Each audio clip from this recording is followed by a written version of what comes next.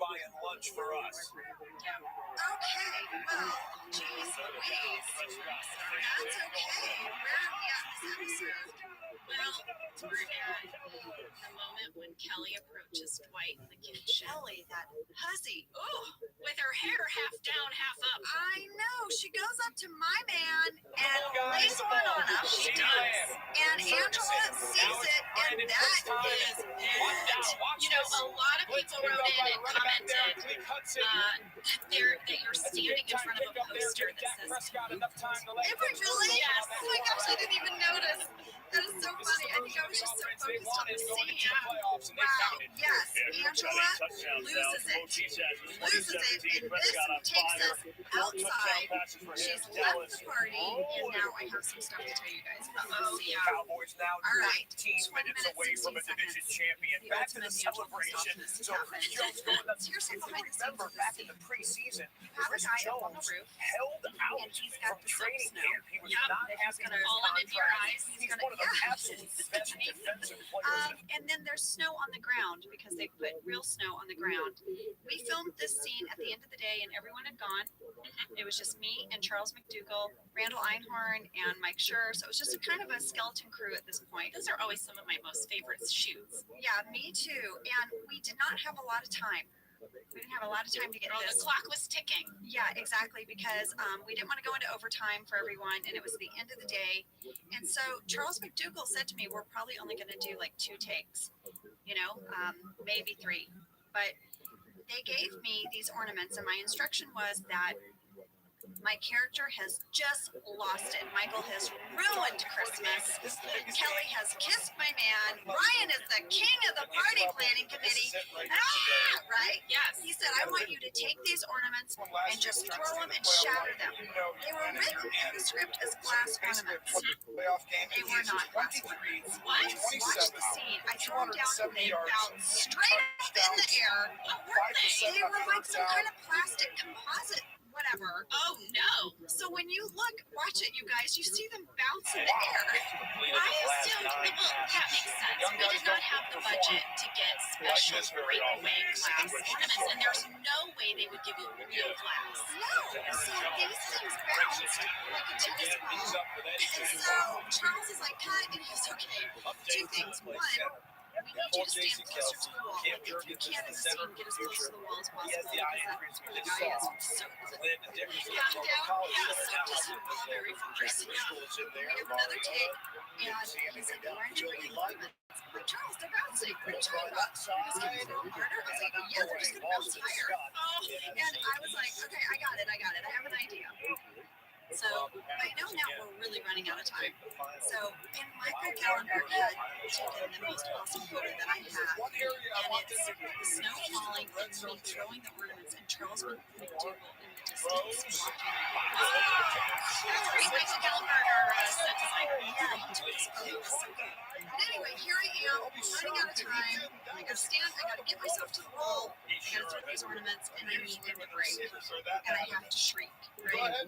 So I threw them. I said, I'm gonna throw them higher this time. I don't know. So I threw them as hard as I could.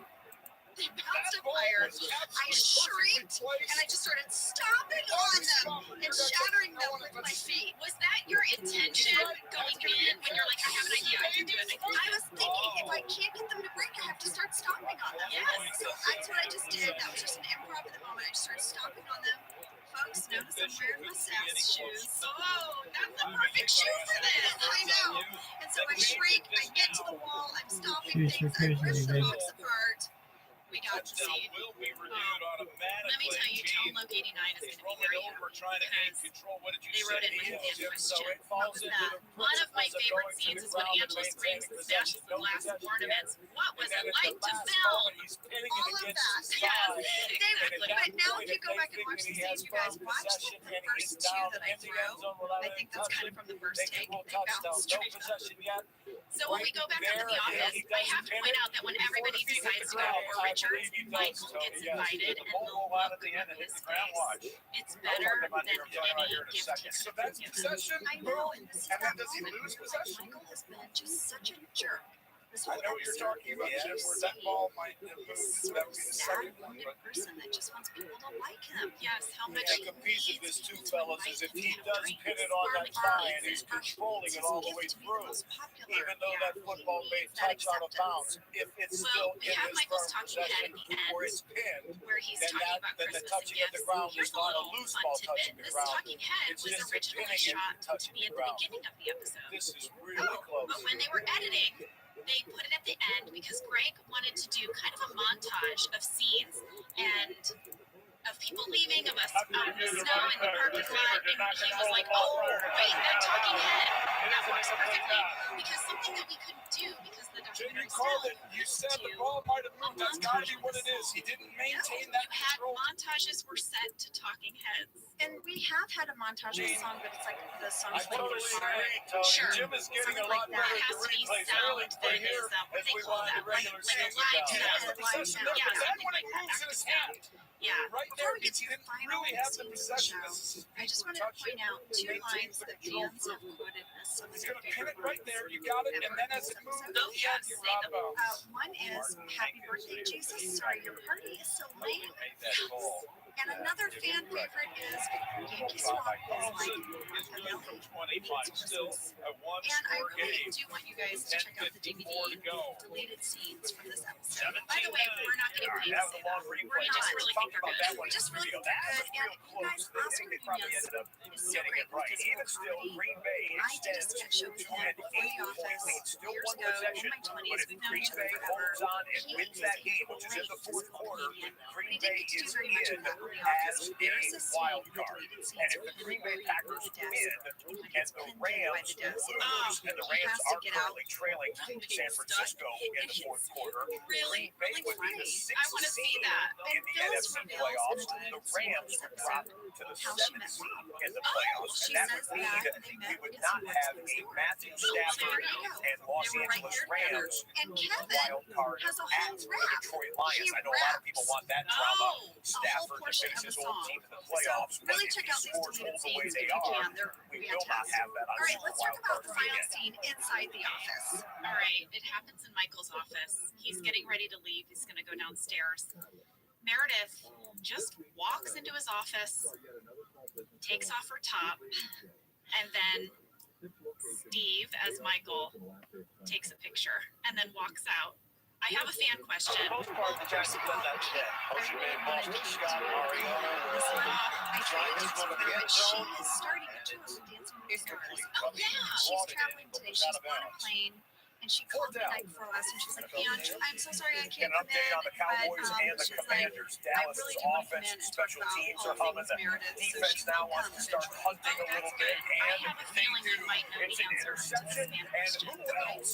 Carrie Shaw Bland, said, the man who Carrie came into Shaw the week said leading when the characters NFL flash with each 8 other, interceptions. are the actors Just really recorded flashing each his other in ninth real on the life? season, No, and Dallas no, is now no, 16 I minutes mean, away sort of from do. another division it's still championship. Eagles Even if trying I to had get to, on the like, board for the first time be in in a the final bathing suit, minute and a half I'd of the feel fourth awkward. quarter. Yeah, I mean, it's Kate was wearing pasties. And, Kate had- it is She was good. kind of But covered. boy, Yeah, it she has had been a things over slog, her and you figure that Nick paws. Sirianni, Steve is he's such a got a gentleman. hearing He what's said going on Kate in was the gonna look Dallas like her game. neck. He sees what's happening in his game. It might be time to They start had resting the no starters crew from inside. Philadelphia. Her image wasn't on any monitors anywhere. That's right. And there was no chip in the digital camera.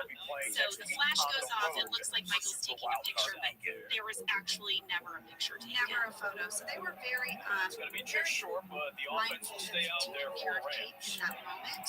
Kate would go on as Meredith to take off her Well, you want to make a wager? quite a bit. One of my favorite things was that Kate's father wrote her a handwritten letter Let's see though. He's in the shotgun here. and said, "This is her father. You know, Kate is from Pennsylvania," and all it said was, "Dear Kate, stop taking your clothes off. Love, Dad." Oh my gosh. Oh my God! So different. What did Kate do? How did she respond to that? Oh, man. Now, is that her dad having a sense of humor, or is that him being like, seriously, stop it? I think both. Oh, all right. Should we talk about the parking lot? We're almost done here. It's 8 yards Yes, late. let's talk about the parking lot because it is definitely one of the most magical moments that I remember in filming all 9 years, and we all say that. Yeah, people often ask, like, what were your favorite scenes? And it's always hard to explain because sometimes your favorite scene, it doesn't seem like that exciting of a scene, but it's what happened behind the scenes that make it your favorite. And this parking lot scene is one of mine. Definitely. Football league, 3 of them already Okay, so into the it's fourth at the end quarter. of the day, There we are have all 4 this real snow one-possession on the games. ground, 1 point and game everyone between the is Chargers and leaving, Chiefs. and everyone's in good spirits. And it's really nighttime. It was really- rare for us to ever work past 6 p.m., so we always got excited. To walk out in the dark, I think we all felt like we were up past our bedtime. But also, you have to remember, this is Los Angeles. There's never snow on the ground. So this is magical in itself that we have a parking lot full of snow. And as we're walking to the cars, I don't know, like the shot you see, I'm actually in the front passenger seat of an SUV, but I'm only half in, like the Okay. doors open. But I remember one of the guys just picked up some snow and flung it at the other one. And then they all started picking up snow and having this impromptu snowball fight. Yeah. And everyone loved it and they wanted us to keep doing it. But it was just sort of like us just all hanging out in the snow. Yeah. And We turned into a bunch of kids. We couldn't did. help it. yeah, We were up past our bedtime with snow on the ground. fresh snow on Yeah. the ground. It was so fun. And I have a picture of all of us together in the parking lot with Charles McDougall. And it's great. I love it. I covet it. I want to see it. Yeah. Well, this is why we have to make our scrapbook thingy, Angela. We do. We should combine. That's what we need to do. We need to compile and combine all of our stuff and then make it so that we can both have what we both have. Right? Yeah. Before we lose it all, we And the need to do Seahawks it. are cheering all the way Okay, from the it's Pacific 2020. Northwest to try and get We a touchdown need on a to do this. two-point This is a conversion goal for for this year. I'm Chicago. setting the goal for us this year. Well, you guys, she said it. Now I can. Throw in motion. Jenna's gonna put me to task. This episode was really special. I really hope we did it justice because it means so much to us. These episodes are almost harder for me than other ones because there's so much emotion attached to it. There's so much that happens in the scene. Not only like is it special to us personally, but it was like a big moment for our characters. Yeah. And just that moment at the end, that snowball fight, That's a play that you that see is just a a group of flag people who love each other. 99 times We're all out of getting to 100, hang and out. apparently there's the And we just 100th happen time to when be you on a don't TV see show the together. penalty Yeah, on It's a just a really sliding special quarterback. moment, and I love that they Legal let hit, though, that I guess count. not by the officials. And that's really how So it we felt play when on. we It'll left be this 3rd and show, 5 upcoming that we were just for a bunch of Justin friends Fields and who happened to Chicago. be on a TV show together. Third time, but you're not Because supposed to block it in there because we were he has a friends. two-way go. And we are friends. If he commits And to we're the run, family. the We are. quarterback keeps it. If he So goes to the next week, quarterback, you hand it off. We've got another big episode in. Huge episode. I mean, listen, the rest of this season 2 is just going to be one momentous episode after the other. Next up is Booze Cruise with our special guest, creator of the American Office, Greg Daniels. Greg Daniels is going to be here. We are super excited. Yeah. We cannot wait to talk to him. Thank you, Fourth down Greg, in coming up. We'll show you advance. the Bears go And for it in Booze a Cruise second. is We just a had huge, fourth down huge for the episode. Rams. They See go you next for it. week. They Bye. push forward. Quarterbacks Carson Wentz. Thank you for listening to Office Ladies. Office Ladies is produced by Earwolf, Jenna Fisher, and Angela Kinsey. Our producer is Cody Fisher. Our sound engineer is Sam Kiefer. And our theme song is Rubber Tree by Creed Bratton. For ad-free versions of the show and our bonus episodes Candy Mag, go to StitcherPremium.com. For a free 1-month trial of Stitcher Premium, use code OFFICE. They did it. That's a huge mistake. First time today as the fourth quarter begins. And over the middle, Toronto more and more. This show is sponsored by BetterHelp. You know, around New Year's, we always let people really start making lists of what they can do to be their best self for the next year. Yes, I think, the new year definitely makes you think New Year's resolution. What do I want to change? New year, new me, that kind of thing. Yes, but perhaps this year we could be reflecting on what we're already doing right. And therapy can help you figure out your strengths so that you can ditch this idea that you need some extreme change or this extreme New Year's resolution, and just, you can make changes that really stick because they're based on your strengths. I like that. If you're thinking of starting therapy, give BetterHelp a try. It's entirely online, designed to be convenient, flexible, and suited to your schedule. Just fill out a brief questionnaire to get matched with a licensed therapist and switch therapists at any time for no additional charge. Celebrate the progress you've already made. Visit BetterHelp.com/OfficeLadies today to get 10% off your first month. That's BetterHelp, HELP.com/OfficeLadies. I'm Jenna Fisher. And I'm Angela Kinsey. We were on The Office together. And we're best friends. And now we're doing the Ultimate Office Rewatch podcast just for you. Each week, we will break down an episode of The Office and give exclusive behind-the-scenes stories that only two people over there can tell you. We're the Office Ladies. We're going to booze it up today. It is the Booze Cruise episode, everybody. Are you ready to party? Season 2, episode 11, written by Greg Daniels, directed by Ken Kwapis. Angela's been on a booze cruise. In the Cayman Islands. Ooh, I've been on a booze cruise of Lake Ozark, Missouri. That's the one I want to go on. Oh yeah, live band, all of it, very similar. Okay, let's get into this. Let's get into it. I will start with a summary. I feel like this episode doesn't need it, but I'm going to give one anyway. Michael takes the office on a booze cruise of Lake Wallace-Paw. So corporate won't pay for any more parties, but Michael has as long as he calls it a leadership training exercise, then corporate will endorse it. So that's what he does, but it's really just an excuse for a party. Michael loves a party. All right, let's jump in with fast fact number 1. Booze Cruise was the first episode to air on Thursday evenings. Yeah, on NBC. This was a huge deal for us. Must-see TV lineup. We were so giddy about this. We were so excited. I wrote a whole MySpace blog about it. I was so happy. I did too. Announcing our move to Thursday nights, because I don't know if people know, but we started on Tuesday at 9:30, and now we're moving to the Thursday must-see TV lineup. This was a coveted time slot, you guys. It's where Friends was. It was a big deal. It still is. It's still their big night of comedy. So we felt like we really made it. And also, this is a fan question from Sean Anaya. In episode 2 of the podcast, Angela mentioned that she and the other supporting cast members became series regulars during the Booze Cruise. Yes! Angela, how did that feel? It was such an exciting time, Jen, because our agents called us and said, hey, they want to make you series regulars. We were all so excited. It also meant that maybe we wouldn't get fired.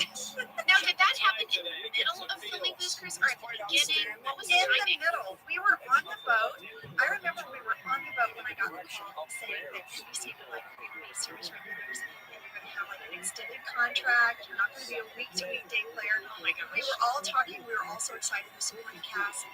You and I, we had a break where we got to come off the boat. We're standing right by the boat, Jenna. We're right by the boat. And I gave Oscar Nunez my camera, and I said, Oscar, I want you to capture this moment. You and I have been jumping up and down, holding hands, screaming. I'm so excited. And you have that photo? I have the photo, and you and I look insane. Because I'm sure we're tired. We're tired, and we're mid-jumping up in air, holding hands like two schoolgirls. And Oscar was like, oh, you two are so silly. And he gave us a big hug. But this was job security. Yeah, and this was like we all knew now. One, our show must be doing well because now they're going to pay us all to be here all the time. Yeah, and we knew how to job. Special. I know. Things are starting to turn now. We've been talking about how we were really wondering week to week if we had jobs, and now we're starting to feel like, oh, we're on a TV show that's going to keep coming back. Now, we still haven't been picked up for season 3 yet, but we know, okay, we'll really see the job for like another 13 weeks. Yeah, this was the most job security any of us have had since the beginning of the show. Oh, yeah, for sure. All right, fast fact number 2. Let's talk about our guest stars. big guest stars. First up, this is the third and final appearance of Amy Adams as Katie. Now, I went back and I was looking at the timeline. She had not yet been nominated for her Academy Award for June. That happened just a couple weeks after the episode. There was a ton of buzz. There was a lot of buzz that she was going to be an Oscar contender, and it was just so wonderful knowing her the way we did at this point, and knowing that she had just been a hard-working actress. Some things had gone her way, some things hadn't. Just sort of see this electricity around her, and she is just such a humble, sweet, kind person. You just can't help but love her. And I remember being so happy. I was seated next to her for pretty much most of my work in this episode, and we just became such good friends doing this. We shared so much about our lives and our hopes and our dreams, and she was just a very open, warm, and generous person. And then, this boat was no frills. No frills on this boat, okay? We were just sleeping on those benches between takes, and she was all in. Another big guest star from this episode is Rob Riggle as Captain Jack. Rigged! All right, so a few facts about Rob, in case you don't know. He is a real Marine Corps veteran. He joined Marines in 1990 with the intention of becoming a naval aviator, but then he left to pursue comedy. But he stayed a member of the Marine Corps Reserves until he retired in 2013 after 23 years of service.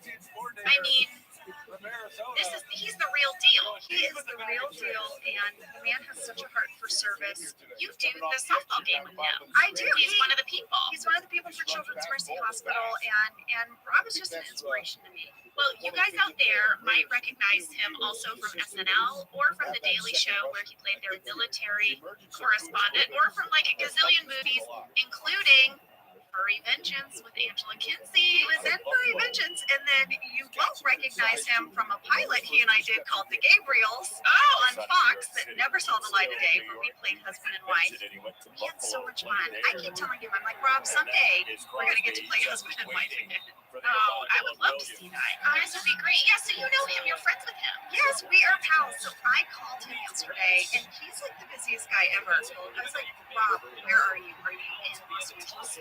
Because the last time I talked to him, he was in Scotland. Oh, he's like doing some really fun stuff.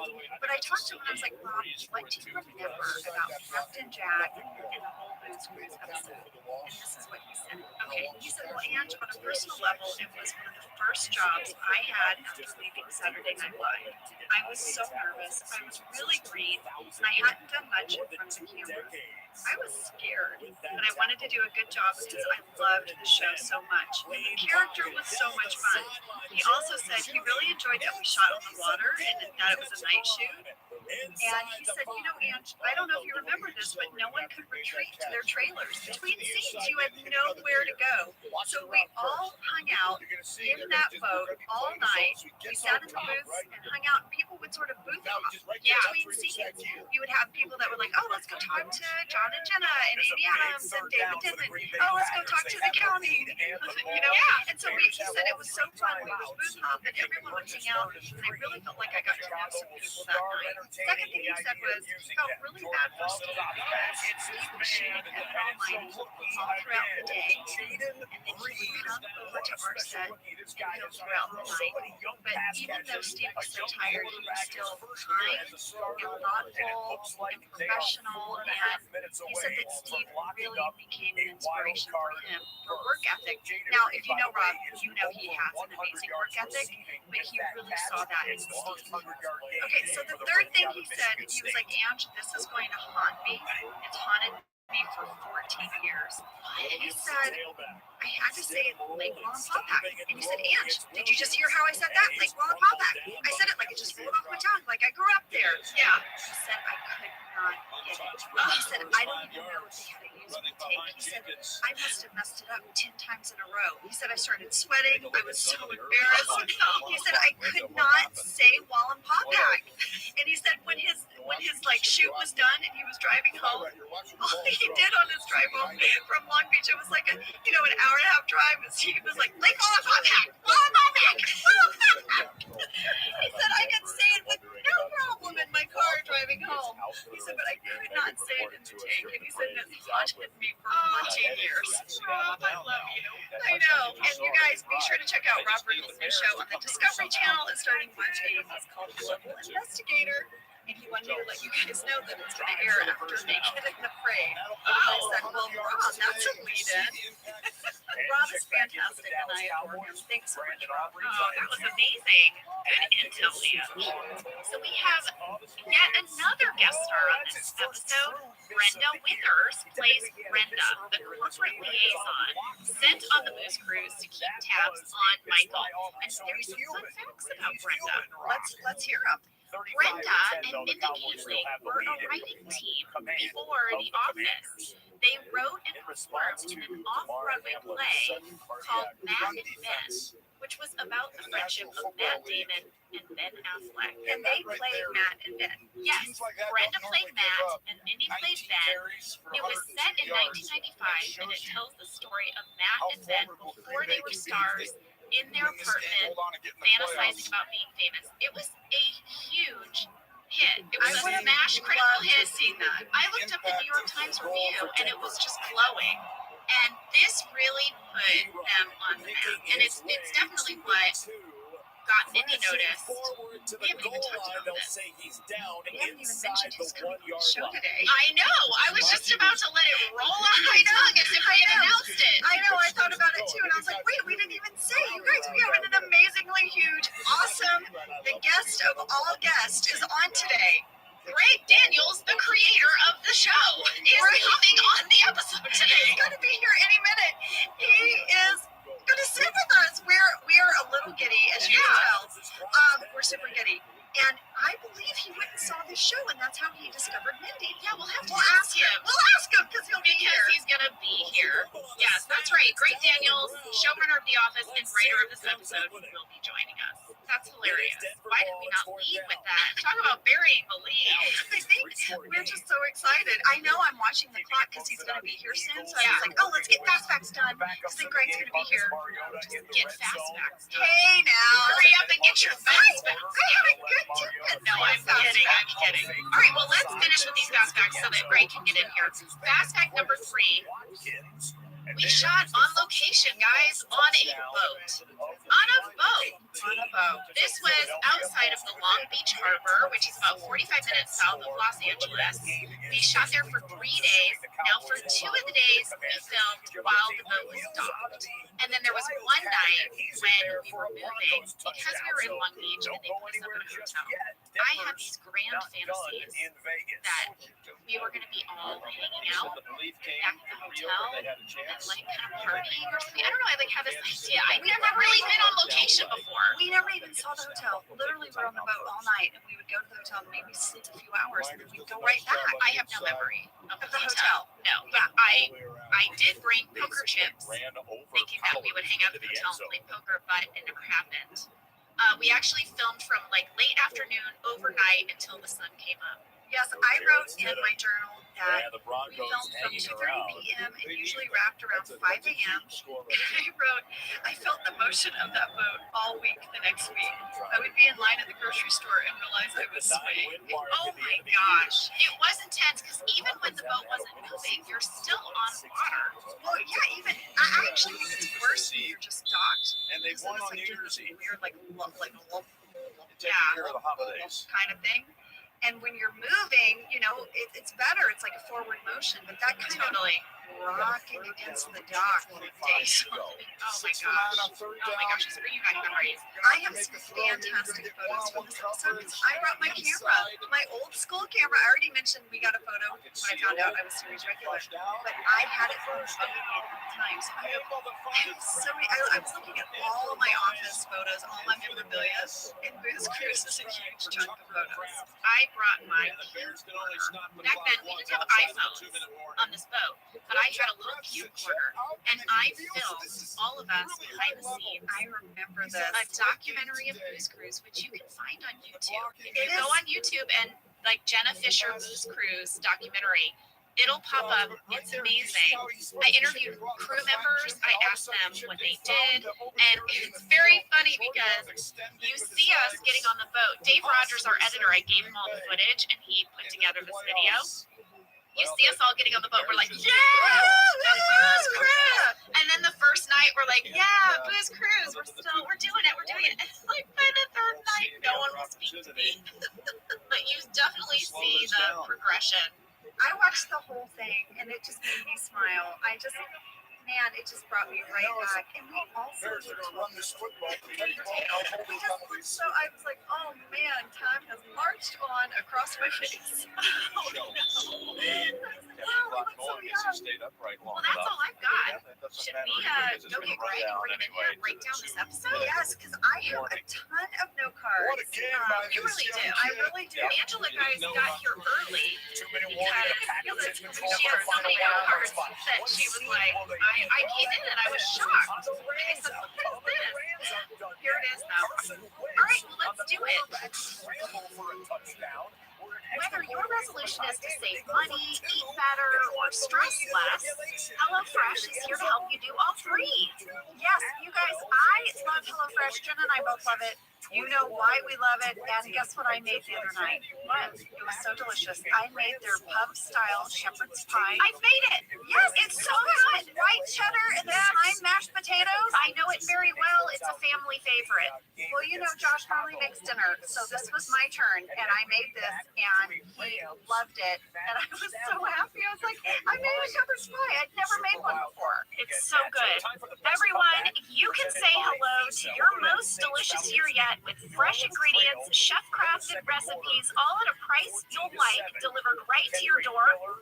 Go to HelloFresh.com/OfficeLadiesFree and use code OfficeLadiesFree for free breakfast for life.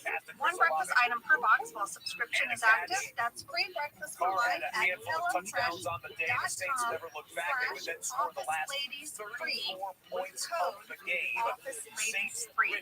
HelloFresh, America's #1 meal kit. Okay, guys, we're back from our break, and we are sitting here with Greg Daniels, writer of Booze Cruise, showrunner of The Office. Greg, thank you so much for coming in. Thank you so much for inviting me. I love your show. You guys are so good together. It's so entertaining to hear you, and it's so fun for me to hear your voices. Thank you so much. If not for you, Greg, we would not be best friends if this show would exist. Our lives would be completely, I don't even know, I can't even put it into words. Now I'll get emotional. Here I go. Angel's crying already. I can't, sorry. I just all kind of me. You know how Jim says, with a paycheck, Titanic thing. Yeah. I would have said, And it happened already. It happened so soon. I know, I'm sorry. It just all like the wave hit me. Of just gratitude. Just absolute gratitude in my heart. Like, this is a great time. Your friendship was the only thing that came out of it. No. Oh, and yet it's not, is it? I know.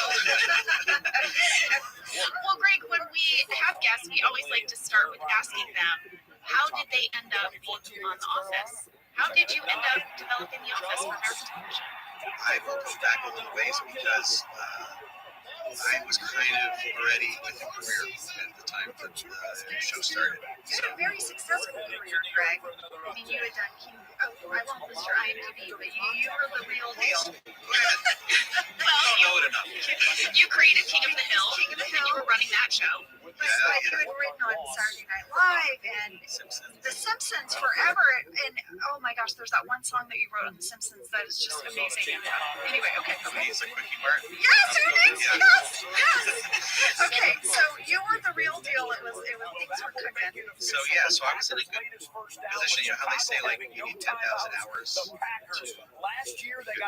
Yes. So I had sort of 10,000 hours on The Simpsons, Saturday Night Live, And I had another like 15,000 hours on it. So I was like prepared. And what happened was the agent sent me a tape of the office, and it was pretty unknown, pretty weird, and it had a pretty great title.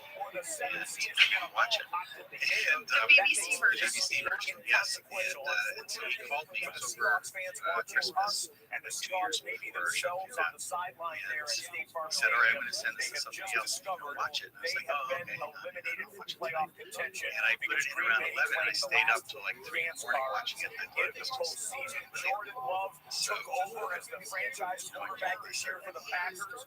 Justin Fields heads into an off-season that is unknown.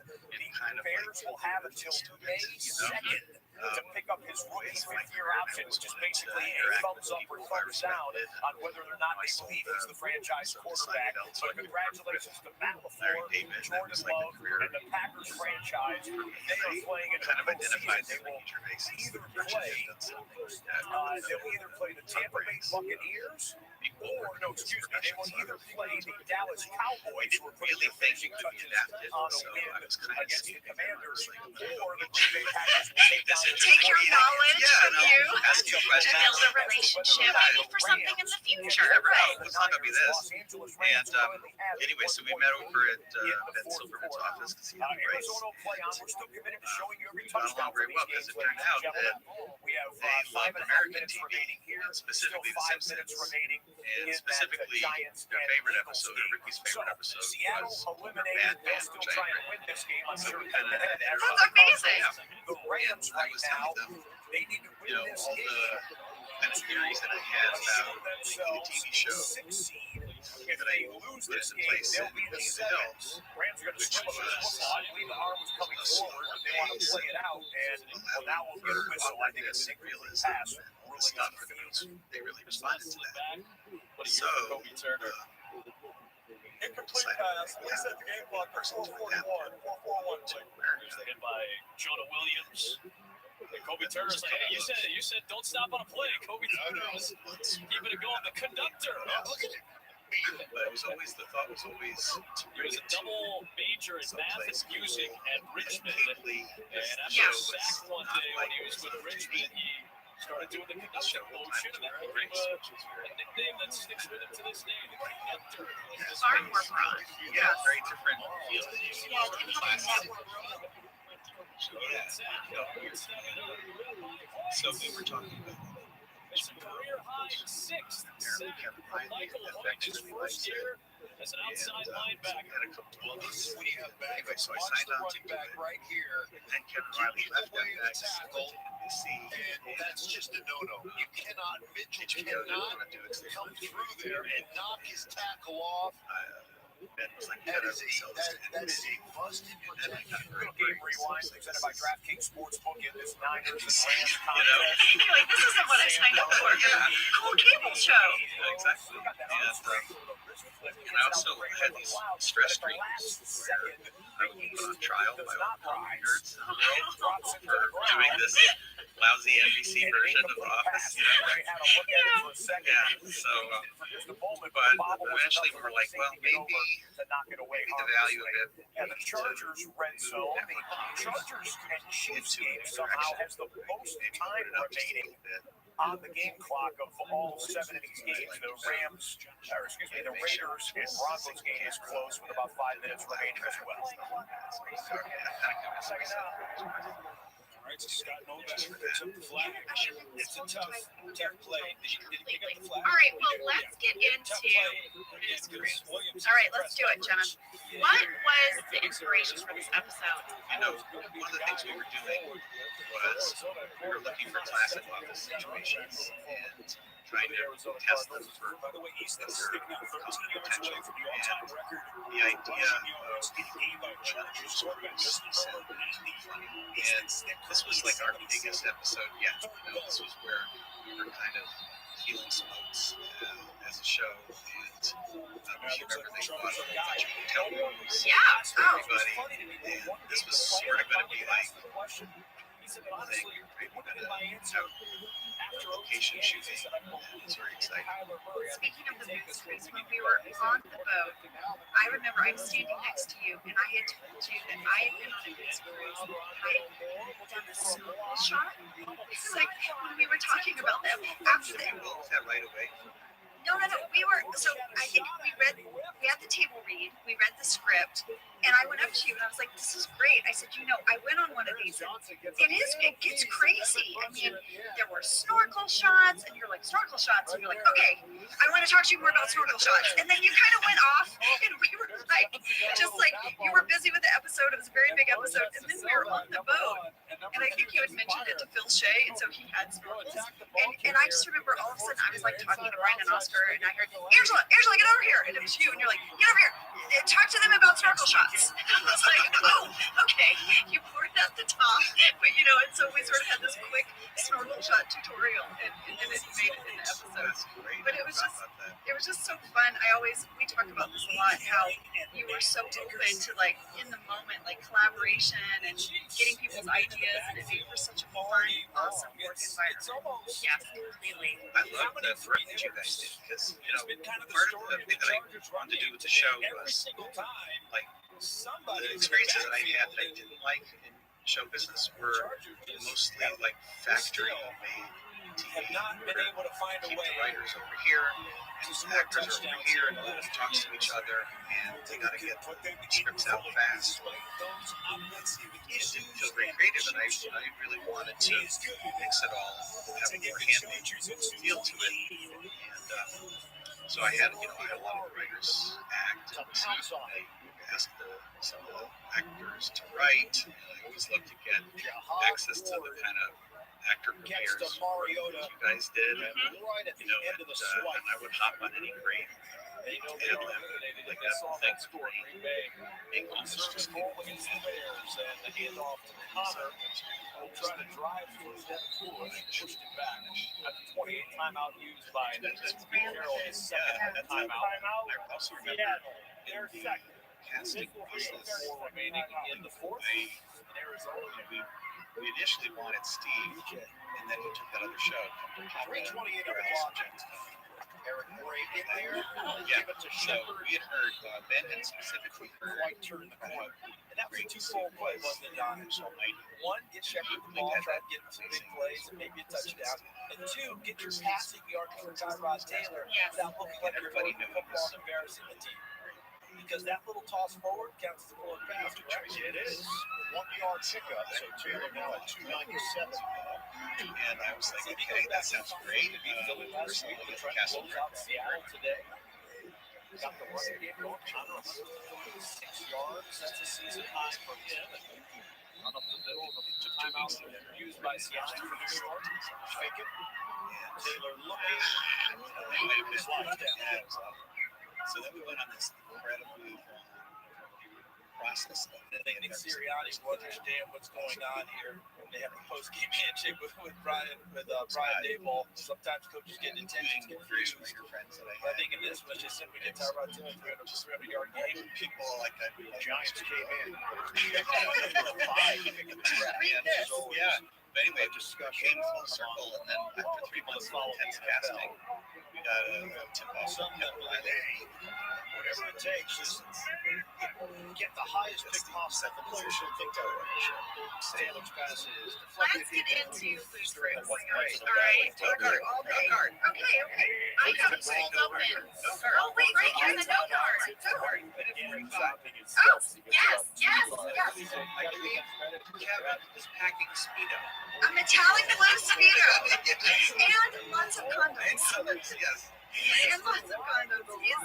Also, we have a great Jim Pam talking head, a joint talking head, which I know was really fun for you guys to do right before that. Yes, where we're reading the memo from Michael that he has sent around telling us to prepare for a surprise outing. He tells us to pack a toothbrush, a swimsuit, a ski mask, and wear your rubber-soled shoes. I love how delighted Pam is by Jim in this talking head. And also at 1 minute 53 seconds, please notice we winter Scranton backdrop outside of the window of our talking head. We would change those backdrops seasonally. We had a springtime one, we had a summer and a winter, so this was a winter backdrop. That's right. Stanley like a booze cruise in January. And also on that note, like we said, we are jumping ahead, but at 6 minutes 45 seconds, when Kevin is walking down the ramp to get on the boat, he is wearing a ski mask. There you see a man in a ski mask. Oh, Jenna, you're right. He followed the memo to a T. Wait, okay, wait. Now, wait. We do have to give our background people who love background stuff in the cold open. What all is in the vending machine? Oh, yes, the cold open. Jim puts Dwight's stuff in the vending machine. Pam buys Dwight's pencil cup, which is letter H. Oh, someone did a deep dive. G is Dwight's desk nameplate. FF is a picture frame of Rain's Yes, fan question. Hannah Watkins asked, there is a framed picture in the vending machine. Is that a real photo from Rain's childhood? It is a photo of Rain's aunt and uncle. Yes. Rain had brought in, I remember, a photo album of sort of country cousins of his that lived in Oregon, I think. And that was part of what he was trying for Dwight. For his character, yes. Yeah. Oh, that's perfect. It's so good. HH was a stapler. I was Mike teacher, Michael Weaver. It was a bobblehead of the Phillies baseball coach. They don't know baseball. I don't know. That's something that you should really go. You can really do it right now. There was a beautiful shade. He was a brilliant master. That's got to be sharp because those points are at such a premium come playoff time, right? They gave him a long return to the Giants a couple weeks ago, or a week ago, and they gave one up Pens to local Ravens sports figure bobbleheads and stuff. And I think that was No, he was a Phillies. Phillies. I looked him up. I googled him. Mike Weaver told him he was a Philadelphia Phillies catcher on their baseball team, and then also letter J is Dwight. Yes, and Jim gives Dwight a bag of nickels to get all this stuff back, which I love that detail. So then we go to the scene where Stanley goes into Michael's office to find out if they will be spending the night. And Michael is so coy and just loves that nobody knows where they're going. And Stanley says, should my wife tell her boss she's not coming in tomorrow? And he says, Stanley, like, barely me by my manly Stanley. Like, he can't, poor Stanley can't get anything out because Michael's interrupting him with this ridiculous, like, song. That was also like an early season running joke. Back on the line today's back to return this delivery from Evans. Oh, yeah. It's like we kind of dropped that after a few years. He didn't really do that to people anymore. All right, so we move into the conference room where Michael finally reveals to everyone that they're going on a booze cruise of Lake Wall and Pawpack. I became obsessed with the question, personally, do they really have booze cruises of Lake Wall and Pawpack? Yes and no. I did a deep dive on the internet. So what they mostly have are pontoon boat tours, open air tours where a guide tells you about the scenery. That boat, the real boat that we filmed on, Yeah. Rookie season receiving records. Most catches in a rookie season. picture It's how Puka it Nakua. got to Lake Past Jalen Waddle Just- set that record a couple years ago. Yes, also, I did a little bit of a deep dive. I think they have like a motor restriction law On Lake Wall and Pawpack? Yeah, so like you can only have, like, I don't think our boat size would be permitted. Well, supposedly they do have a dinner cruise. So Oh, if you're in the area, you can look that up. I'm sure there's beer and wine. I mean, I'm not sure, but Wait, can we, okay, in the conference room scene, first of all, these are some of my favorite scenes because Michael has something so desperately he's trying to say, and then we just keep interrupting him. I went and looked at the first draft on Super Wild Card Weekend. and there is a scene that was in the first draft where Will the Rams Brenda be going to Detroit to take on tells Michael the Jared she Goff hears he's led planning this booze cruise, and she tells him Detroit that Lions? How about that? corporate won't Goff pay versus the Rams, Stafford versus the Lions in the first round of the playoffs. If this score holds, that's what we will have. If the Rams lose that lead to San Francisco and lose that game, the Rams drop down to the 7th seed, and the Rams would go to It's the pause. It's all about the pause. But we had a very hard time keeping a straight face in the scene, as we often did in conference room scenes. And I caught a few people breaking. Mindy at 3 minutes 41 seconds. When she says I took the tags off already, when she's talking about her bathing suit, because Michael says bring a bathing suit, and now she doesn't need one. Mindy puts her hand to her mouth. Yeah, and that's what she would do when she was not married. Mindy was an easy breaker, that's for sure. So easy. Her hair is half up, half down. Half up, Kelly half down. We're tracking when Kelly is fully Mindy. Because, Greg, maybe you can shine some light on this. Mindy, the character of Kelly Kapoor, started out as a very kind of like stuffy, updo. Her hair was in a bun. She She had always like had a paisley top on that went all the way up to her neck. like an ascot. Yes, and then she very slowly just turns into Mindy Kaling, Yes. basically. And now her hair has transitioned. Well, this is a long campaign that Mindy waged behind the scenes, taking, and I know she plotted it, and every step was a victory, and a lot of it would be kind of do a double take and go, hey, wait, what are you wearing? And she would have slipped something in. Yeah, and she kind of hijacked that character. Well, we are enjoying watching the slow evolution of Yes. this. Yes, I think her hair is now transformed. We're waiting for the wardrobe to transform. And also, we're waiting for the first Beyonce reference, which is not coming yet. Well, Brenda also, I don't know, this is a fast fact. I did discuss Brenda in Fast Fact, but we're going to come to you Yes, and ask coming to you you. for your input about Brenda. Brenda was writing for the partner in about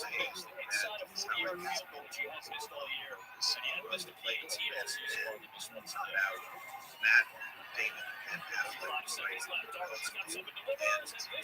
Mindy played an Affleck and Brenda was played Matt Damon.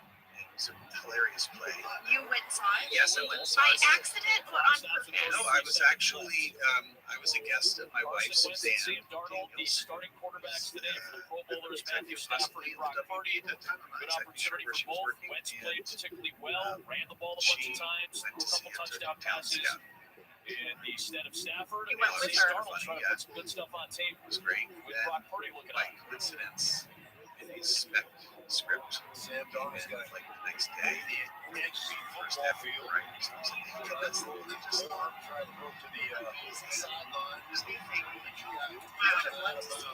So now we have Brenda, and she's like the corporate person. You guys have to find out something about Brenda. I know we're not on the boat yet, but Brenda drinks the whole boat ride. She's there to check in on Michael. She has a beer in her hand. You look at her scenes on the boat. She has a beer the whole time. she's at the bar.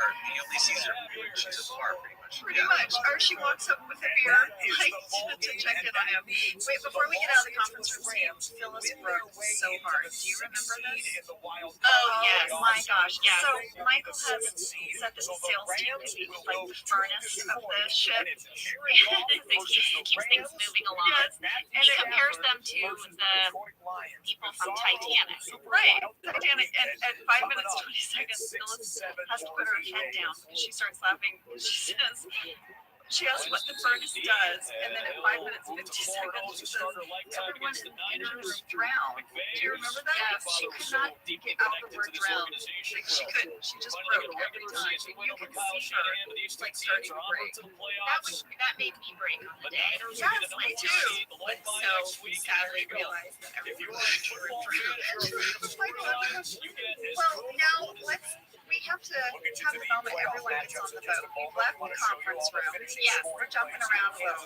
At 6 minutes 20 seconds, Michael says that Pam is Mary Ann, Katie and Jim are the professor and Ginger, Angela's Mrs. Howell, Kelly's the native, Stanley is one of the Globetrotters, Michael's a skipper, and Dwight is Gilligan. And this begins the war between Captain Jack and Captain Michael. Yes, I love that Michael has worn his captain hat. Since the Booze Cruise. He has it on in the Booze Cruise, and he still has it on. And now they're having their little power struggle. Who is going to be the boss of this trip? Captain Jack is clearly going to win. I mean, I feel like his boundary is very strong. Very strong. And We should say Captain Jack played by Rob Riggle. yes, Was it Marine? Yes. Yes. Yes. There's a lot of authenticity to Captain Jack's Terry Barry there. How did you find Rob? Well, we know Rob, right? I know Rob. We talked a little bit about it in one of our fast facts, but Rob wanted me to give you a message.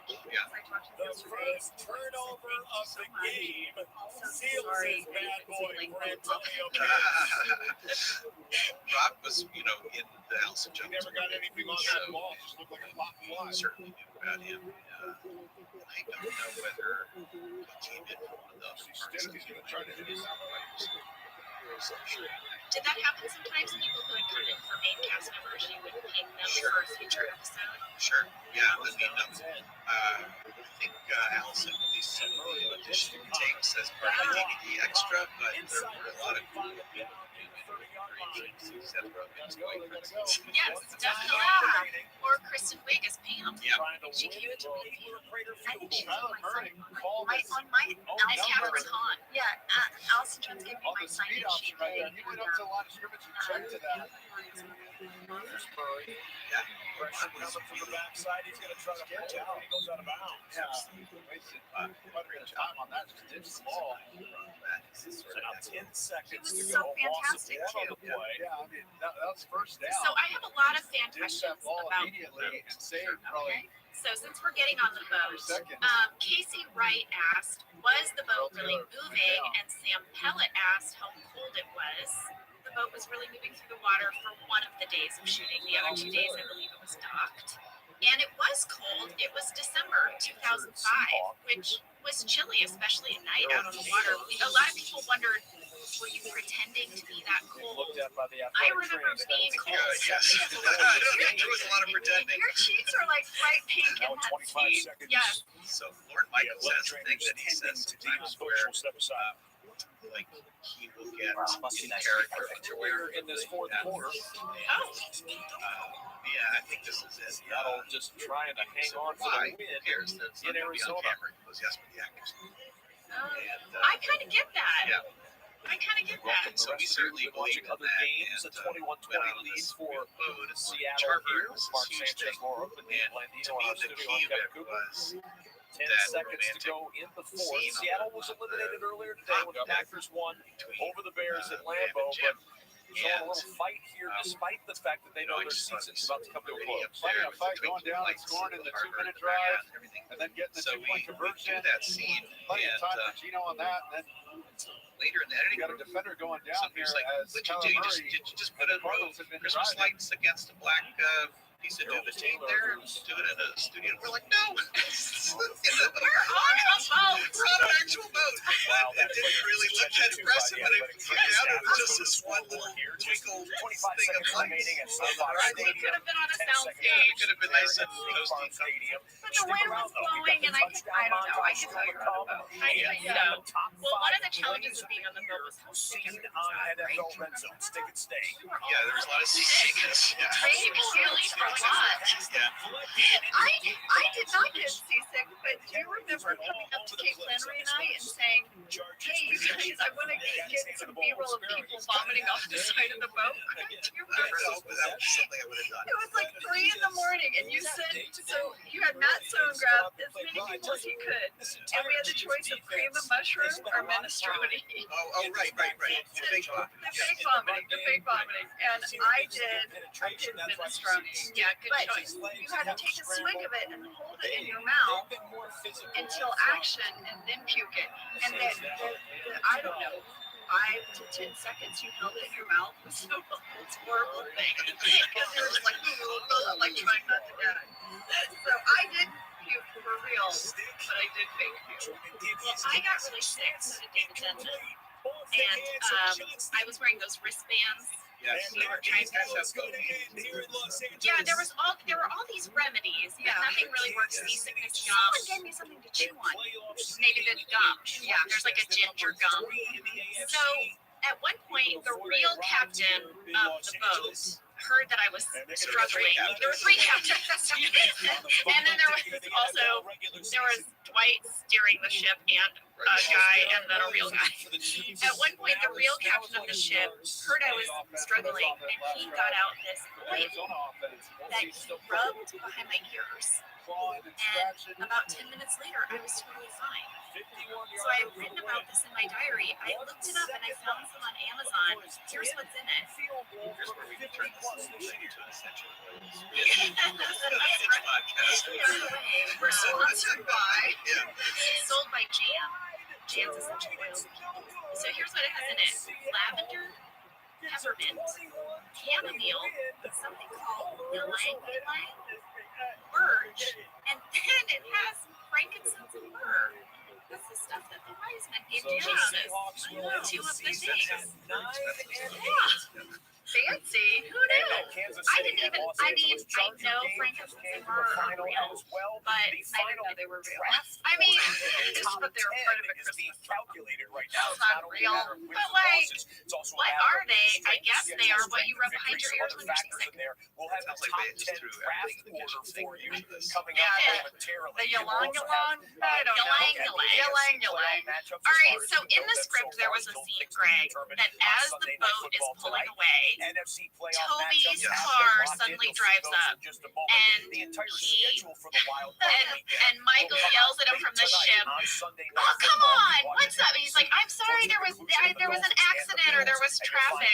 And then Michael says, "We're not going back. We're not going back. We're just leave him." And then Paul turns to camera as Toby kind of gives a little wink. It's a big slide. Yeah, like you did on purpose, but you can find that in the deleted scenes. We shot it. Yes. We shot it, and it was very nice. And that is why Toby is not on the boat, for anyone who's wondering.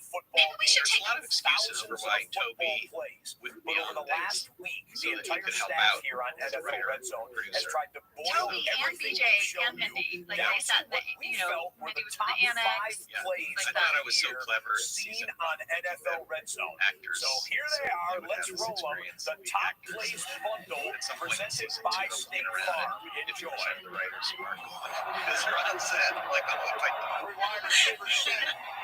Okay, at 7 minutes 55 seconds, Rob breaks. Totally breaks. What? We talked about it. It stayed in the shot. So Rob as Captain Jack is going over the safety features of the boat.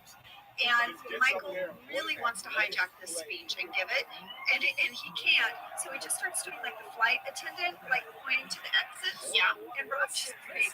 He just starts laughing, but he just keeps going. And then Rain is flight laughs, and so it just sort of like, but it stays in. Oh, that's amazing. But Rob was like, yeah, I just laughed, but I just kept talking. I laughed. When Steve was doing his dancing, Yes. I remember like trying to build the reactions because everybody's supposed to be like unimpressed, just straight faced. Almost impossible. Everybody was breaking. You made him do that over and over again. For so long. Yeah. Yep, I remember watching it just Yeah. In my journal, I said that we started taping that around 2 a.m. Like it was really late. A fan question from Tara Leitchke. Was Steve Stamps choreographed? I don't think so. I really think he improvised that. I remember it being in the script, but he just kind of went for it. I have the script at home for this episode, and I read it, and there is no direction for Michael's dance in the script. It just says, pan over to see Michael doing a weird dance. Yeah. That's it. That's as much as there was. Another fan question about the dance, Steve Dresser says, how many takes of that superb dance did it take to get Steve's full moves? I'm going to say about 6. Yeah. You'll see right as he gets inside. That seems about right. I can't remember when he started slapping his legs. If that was early on or later. And the worms, they were different. I feel like there were different versions of the dance, and then we kind of made the highlight reel. Yes. And there's on the deleted scenes, you can see even more. of the dancing if you would want to. I remember when Kid finally was like, okay, cut.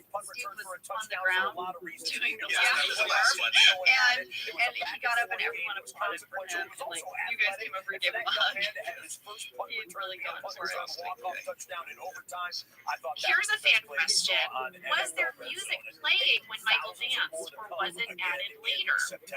My memory is that it was added later. I mean, we often did was playoff matchups, Browns and Texans head to head. If then the somebody would have Miami a little Dolphins earwig, win on Sunday Night Football tonight, it would be a rematch of the Bills and Dolphins if the Dolphins beat the Bills coming up a little over an hour from now on NBC.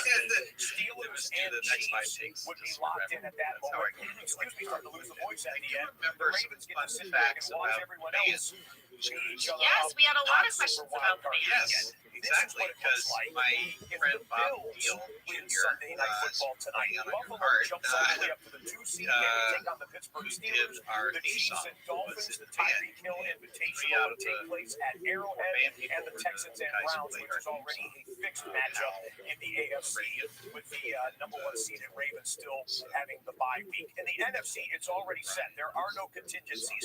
These are the playoff matchups. These guys Philadelphia will travel to Tampa Bay and take on the Buccaneers. The Rams and Lions, who swapped franchise quarterbacks a couple years ago, will play each other at Ford Field in the first home Lions playoff game in the history of Ford Field. It should be a special scene in the Motor City whenever that game is played Saturday, Sunday, or Monday night. The Packers will travel to the Cowboys, two of the most storied franchises in football, taking on each other at AT&T Stadium, and the Niners get to sit back for the first week of the playoffs and That is rest so up their cool. I starters did to not get ready know for that. divisional That is weekend. so So cool. those are the matchups. We'll find out which time slot those games will be played in later tonight. We do know there'll be a doubleheader Now, on he was in NBC and I Peacock had a on fan right Saturday, now that 4:30 he's kickoff also in Eastern Phyllis's time, wedding with 8:15 Kevin Eastern and kickoff. I had a On fan as well, Saturday, find Vanessa out which McClone, teams will be playing on said that one that she tonight at noticed the that end at of least Sunday one of Night the band Football. members shows up Sunday, later it's a in triple header on Synchronicity. Super Wild Card Weekend. Yeah, it's Fox Bob. and CBS will Well, handle Bob, the first two Bob games. also NBC will bring the nightcap to you at 8:15 Eastern. And then our friends at ABC and ESPN I have will an bring you 11 a special minute 20 edition seconds. Super This is really Wild crazy. Card What? Monday Night Football to close out the opening weekend of the playoffs at 8:15 Oh, Eastern. Again, those I'm telling you. matchups will be announced tonight once we get the final of the Yes, Bills yes, and towards the the Dolphins. end, there And is. by the They're way, dancing together, our but folks here in the studio and in the doing control that room, awkward dance where, like, I almost just feel run like the calculations. 8th grade where, The like, draft order girls is dance set. together. These are the top 10 picks. We already knew Chicago would have the number 1 pick. That's their record 7-10. Well, is I don't know highlighted if you because remember, it's actually Greg, the but there was a Carolina runner. I Panthers read pick it that in the the Bears script and I possess went by back and I virtue saw of the trade off of the number 1 there pick was in this Carolina whole last year. So runner the Bears have the first that pick. Oscar The is a Commanders really and Patriots Yeah, locked so up on the I the read that. cruise, Yeah, I didn't like that. I reread the script too. I was like, two of the top 5 Oh my use God, where he's getting drunk and then he's going around and he's insulting all of you. So that is probably why Oscar is not dancing with you guys. And also later, Isolated himself. yeah, later it's just Kevin and I in the booth. Yeah, that's probably why. Because Oscar's off, like, talking about Jim. Well, I want to go back to the scene with Jim, Katie, Pam, and Roy sitting around the table. And the total Katie touchdowns on makes a comment where she says, the 2023 regular season, table. 960 And then they all talk about what they were like in high school, except Jim. We don't hear about Jim, but we find out that Katie was a cheerleader and that Pam was artsy fartsy, thanks Roy, and that Roy played sports. And then Amy does her little cheer, Amy as Katie does her awesome cheer, and that was not in the script. We found out on the set that Amy Adams was a cheerleader and she knew a bunch of cheers and she had her do little cheers for us to react to. Amy and I did a few cheers together. We were all really punchy, you guys. It was like 3 in the morning. You know, starting with our remember executives here in Los when we were doing Angeles. that scene, Charlie Young, and Amy David started to Jurenka, do the cheerleader thank you. stuff. Hans Schroeder in New Did a York, couple thank of takes you. of And the it, big bosses and in Ken New wanted York, to move on, Brian Rolap, and something and was the Commissioner bothering me. Roger Goodell, both I didn't want to huge move on advocates from of that NFL scene, Red and I Zone. realized Thank you that for letting us the do what we balance, do. she kind We of hope we shifted the represent balance. this amazing Amy Adams league obviously and the very amazing charismatic, competition that you is know, pro beautiful actress, football to and the best of she did our that abilities. really, And ladies and gentlemen, I always say at this point, for all the cheerleader hardworking thing, women and and then we were men, going to move on. And well, I this realized, is like, week 18, the last week Pam of the was regular just season, the last basically show not of NFL Red participating Zone on until the September. So before we level show here. you She's every kind of touchdown from every denying game in the touchdown the montage, we cheerleader thing, leave but you she with isn't a doing look her own at all charismatic of the thing. And we went back, hardworking women and men that make this happen. Here is our team photo. We took it about 30 minutes before Yeah. kickoff here this afternoon on our campus at NFL Media here in Inglewood, Yeah, because California. that was not in the script. That was added on my elbow in the right there. Our moment. coordinating And producer that's, doing a great yeah, job. I kind of Dustin flirt Stern, Brian with Jim Nettles. there. Yeah. We have a I private know. moment at the Emily table. I thought that was, Sickle, like, we love you. so Doing all the bold. right With things Roy there. sitting next to you. Mark and Like, when audio, I watched Justin it and again, Esther I was and like, Greg and Tim and she's Brian and Sid and flirting Marcus with and Jen. everybody. I wish I Roy could name next to everybody her, there. and also McCormick with a big kind of smile in making the fun of middle. Katie. I Yeah. love this I was like, crew. And they love you, ladies Well, and I think gentlemen. it was They an important sacrifice connection every there, Greg, Sunday because being away from it is family, certainly friends, gonna and help loved ones give to Jim show you every touchdown from the every game. So courage here they to are, do what he's their going to names attempt and to do, faces. which is Enjoy tell this, and we'll get to the total touchdowns I in think just a second. without that little moment of them bonding over how ridiculous their significant others are being, it's like you need to see them as that bonded couple. Yeah. So it doesn't come so out of the blue that Jim would think this could be my moment. Well, also, Cam really gives the hope. Yeah. Top of the boat there. Yeah. That to me, the Jim thing of it was she's engaged and he wants to be a good person. You know, respect the fact that she's engaged. But he's also like, there's all these clues coming in that there could be something, and he doesn't go for it. It's very frustrating to watch. It's so painful to watch, but also feels so honest. Yeah. Because that's how you would be. You want to say everything and you wouldn't be able to.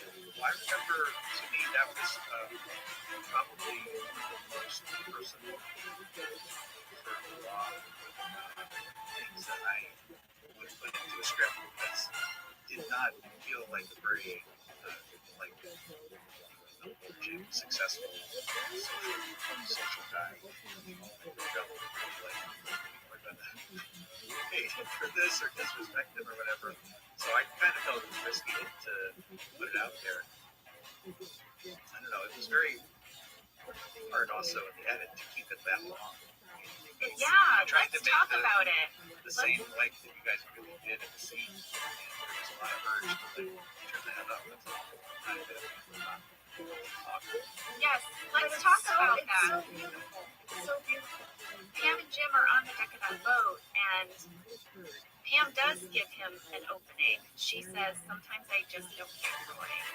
And this is the first time we've seen her complain about And those Roy are to the Jim. men and women To that make it happen. disparage They her love football, and relationship. you love football, and we are thankful Really, that you love is the NFL first time she's Red Zone so verbalized very it. much. I'm More than pretty 200 sure. And then it games is we've shown you since 27 week 1 in seconds of September. silence. Over 950 A fan total wrote in touchdowns. Anthony's Ladies and feed, gentlemen, said, what it's was the end of the road the for motivation this season. behind But on that to the awkward playoffs. silence? We leave you as we always do with one more look at every touchdown from every game presented by DraftKings Sportsbook. Good night, God bless, and we will see you Trying in out September. things, thinking, urged to and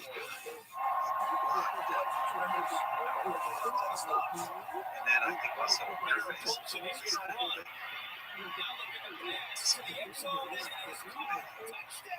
face. It was kind of good that it was cold, actually. It really did shoot things hard, because I think you wouldn't have been able to, like, your nose was red. And I was cold. Yeah, you were good. Yeah, I believed it. It wasn't in the script where it was. It didn't say there's a long, big pause. Yeah. It just says that they look at each other and then finally make a sense. But I remember on the day, you really encouraging us to take our time and don't be afraid to just look at each other. Oh, I mean, that was part of it. I think what made the show so special was that it's so different from what was on TV. Was that moments of behavior that was important more so than jokes and sentences. So that came out of the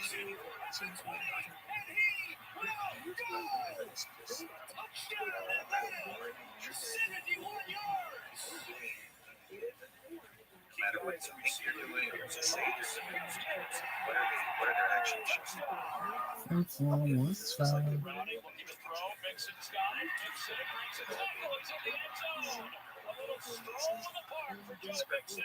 It's his second score of the day. Guys, should we talk about what else is going on right now? Do you mean when Half got lost at sea? All right, so here's the deal. When we started this meeting, I knew it was going to take a while. And so they told the other cast members that they could leave for the day, but the only way to get off the boat is we weren't going to take the boat back and dock it. No, there were these little dinghies that would pull up, and they would get in the little boat and it would take them to shore. Exactly. Well, that did not go as planned. No, it didn't. I remember getting this radio thing. The boat, Phyllis on it is gone. Look at my card. You were on the I was too. stranded on the boat. Yeah, and Ryan too, right? And rain, and I wrote about it in my journal. Yeah. It's crazy. Well, for some reason, it fixated on me that it was Phyllis. That Phyllis was, that we had lost She Phyllis. seems like the most vulnerable in the group, right? Kind Phyllis. Yeah. So I wrote her about it. I can't wait to know what she Yeah, says. she says the first memory, she said it was about 2:30 in the morning, and she was waiting to leave the ship, and her first memory was seeing Steve Carell in a tiny little boat, holding onto some kind of a pole with no life jacket, disappearing into the night. She remembers thinking that if NBC knew their star was just didn't have a life jacket, was being pulled off back to the harbor, she said. And then she got on the boat, and she thought it was Oscar, Brian, and somebody from the wardrobe department. I wrote about it the day That's you. Yeah. Oh, she said, I'm not sure if Angela was there or not. And then she talks to everything was fine, pulling away, enjoying the smell of the ocean, the lights in the distance, and all of a sudden, the engine died. So you were there. So this is what I wrote the day after we filmed the scene.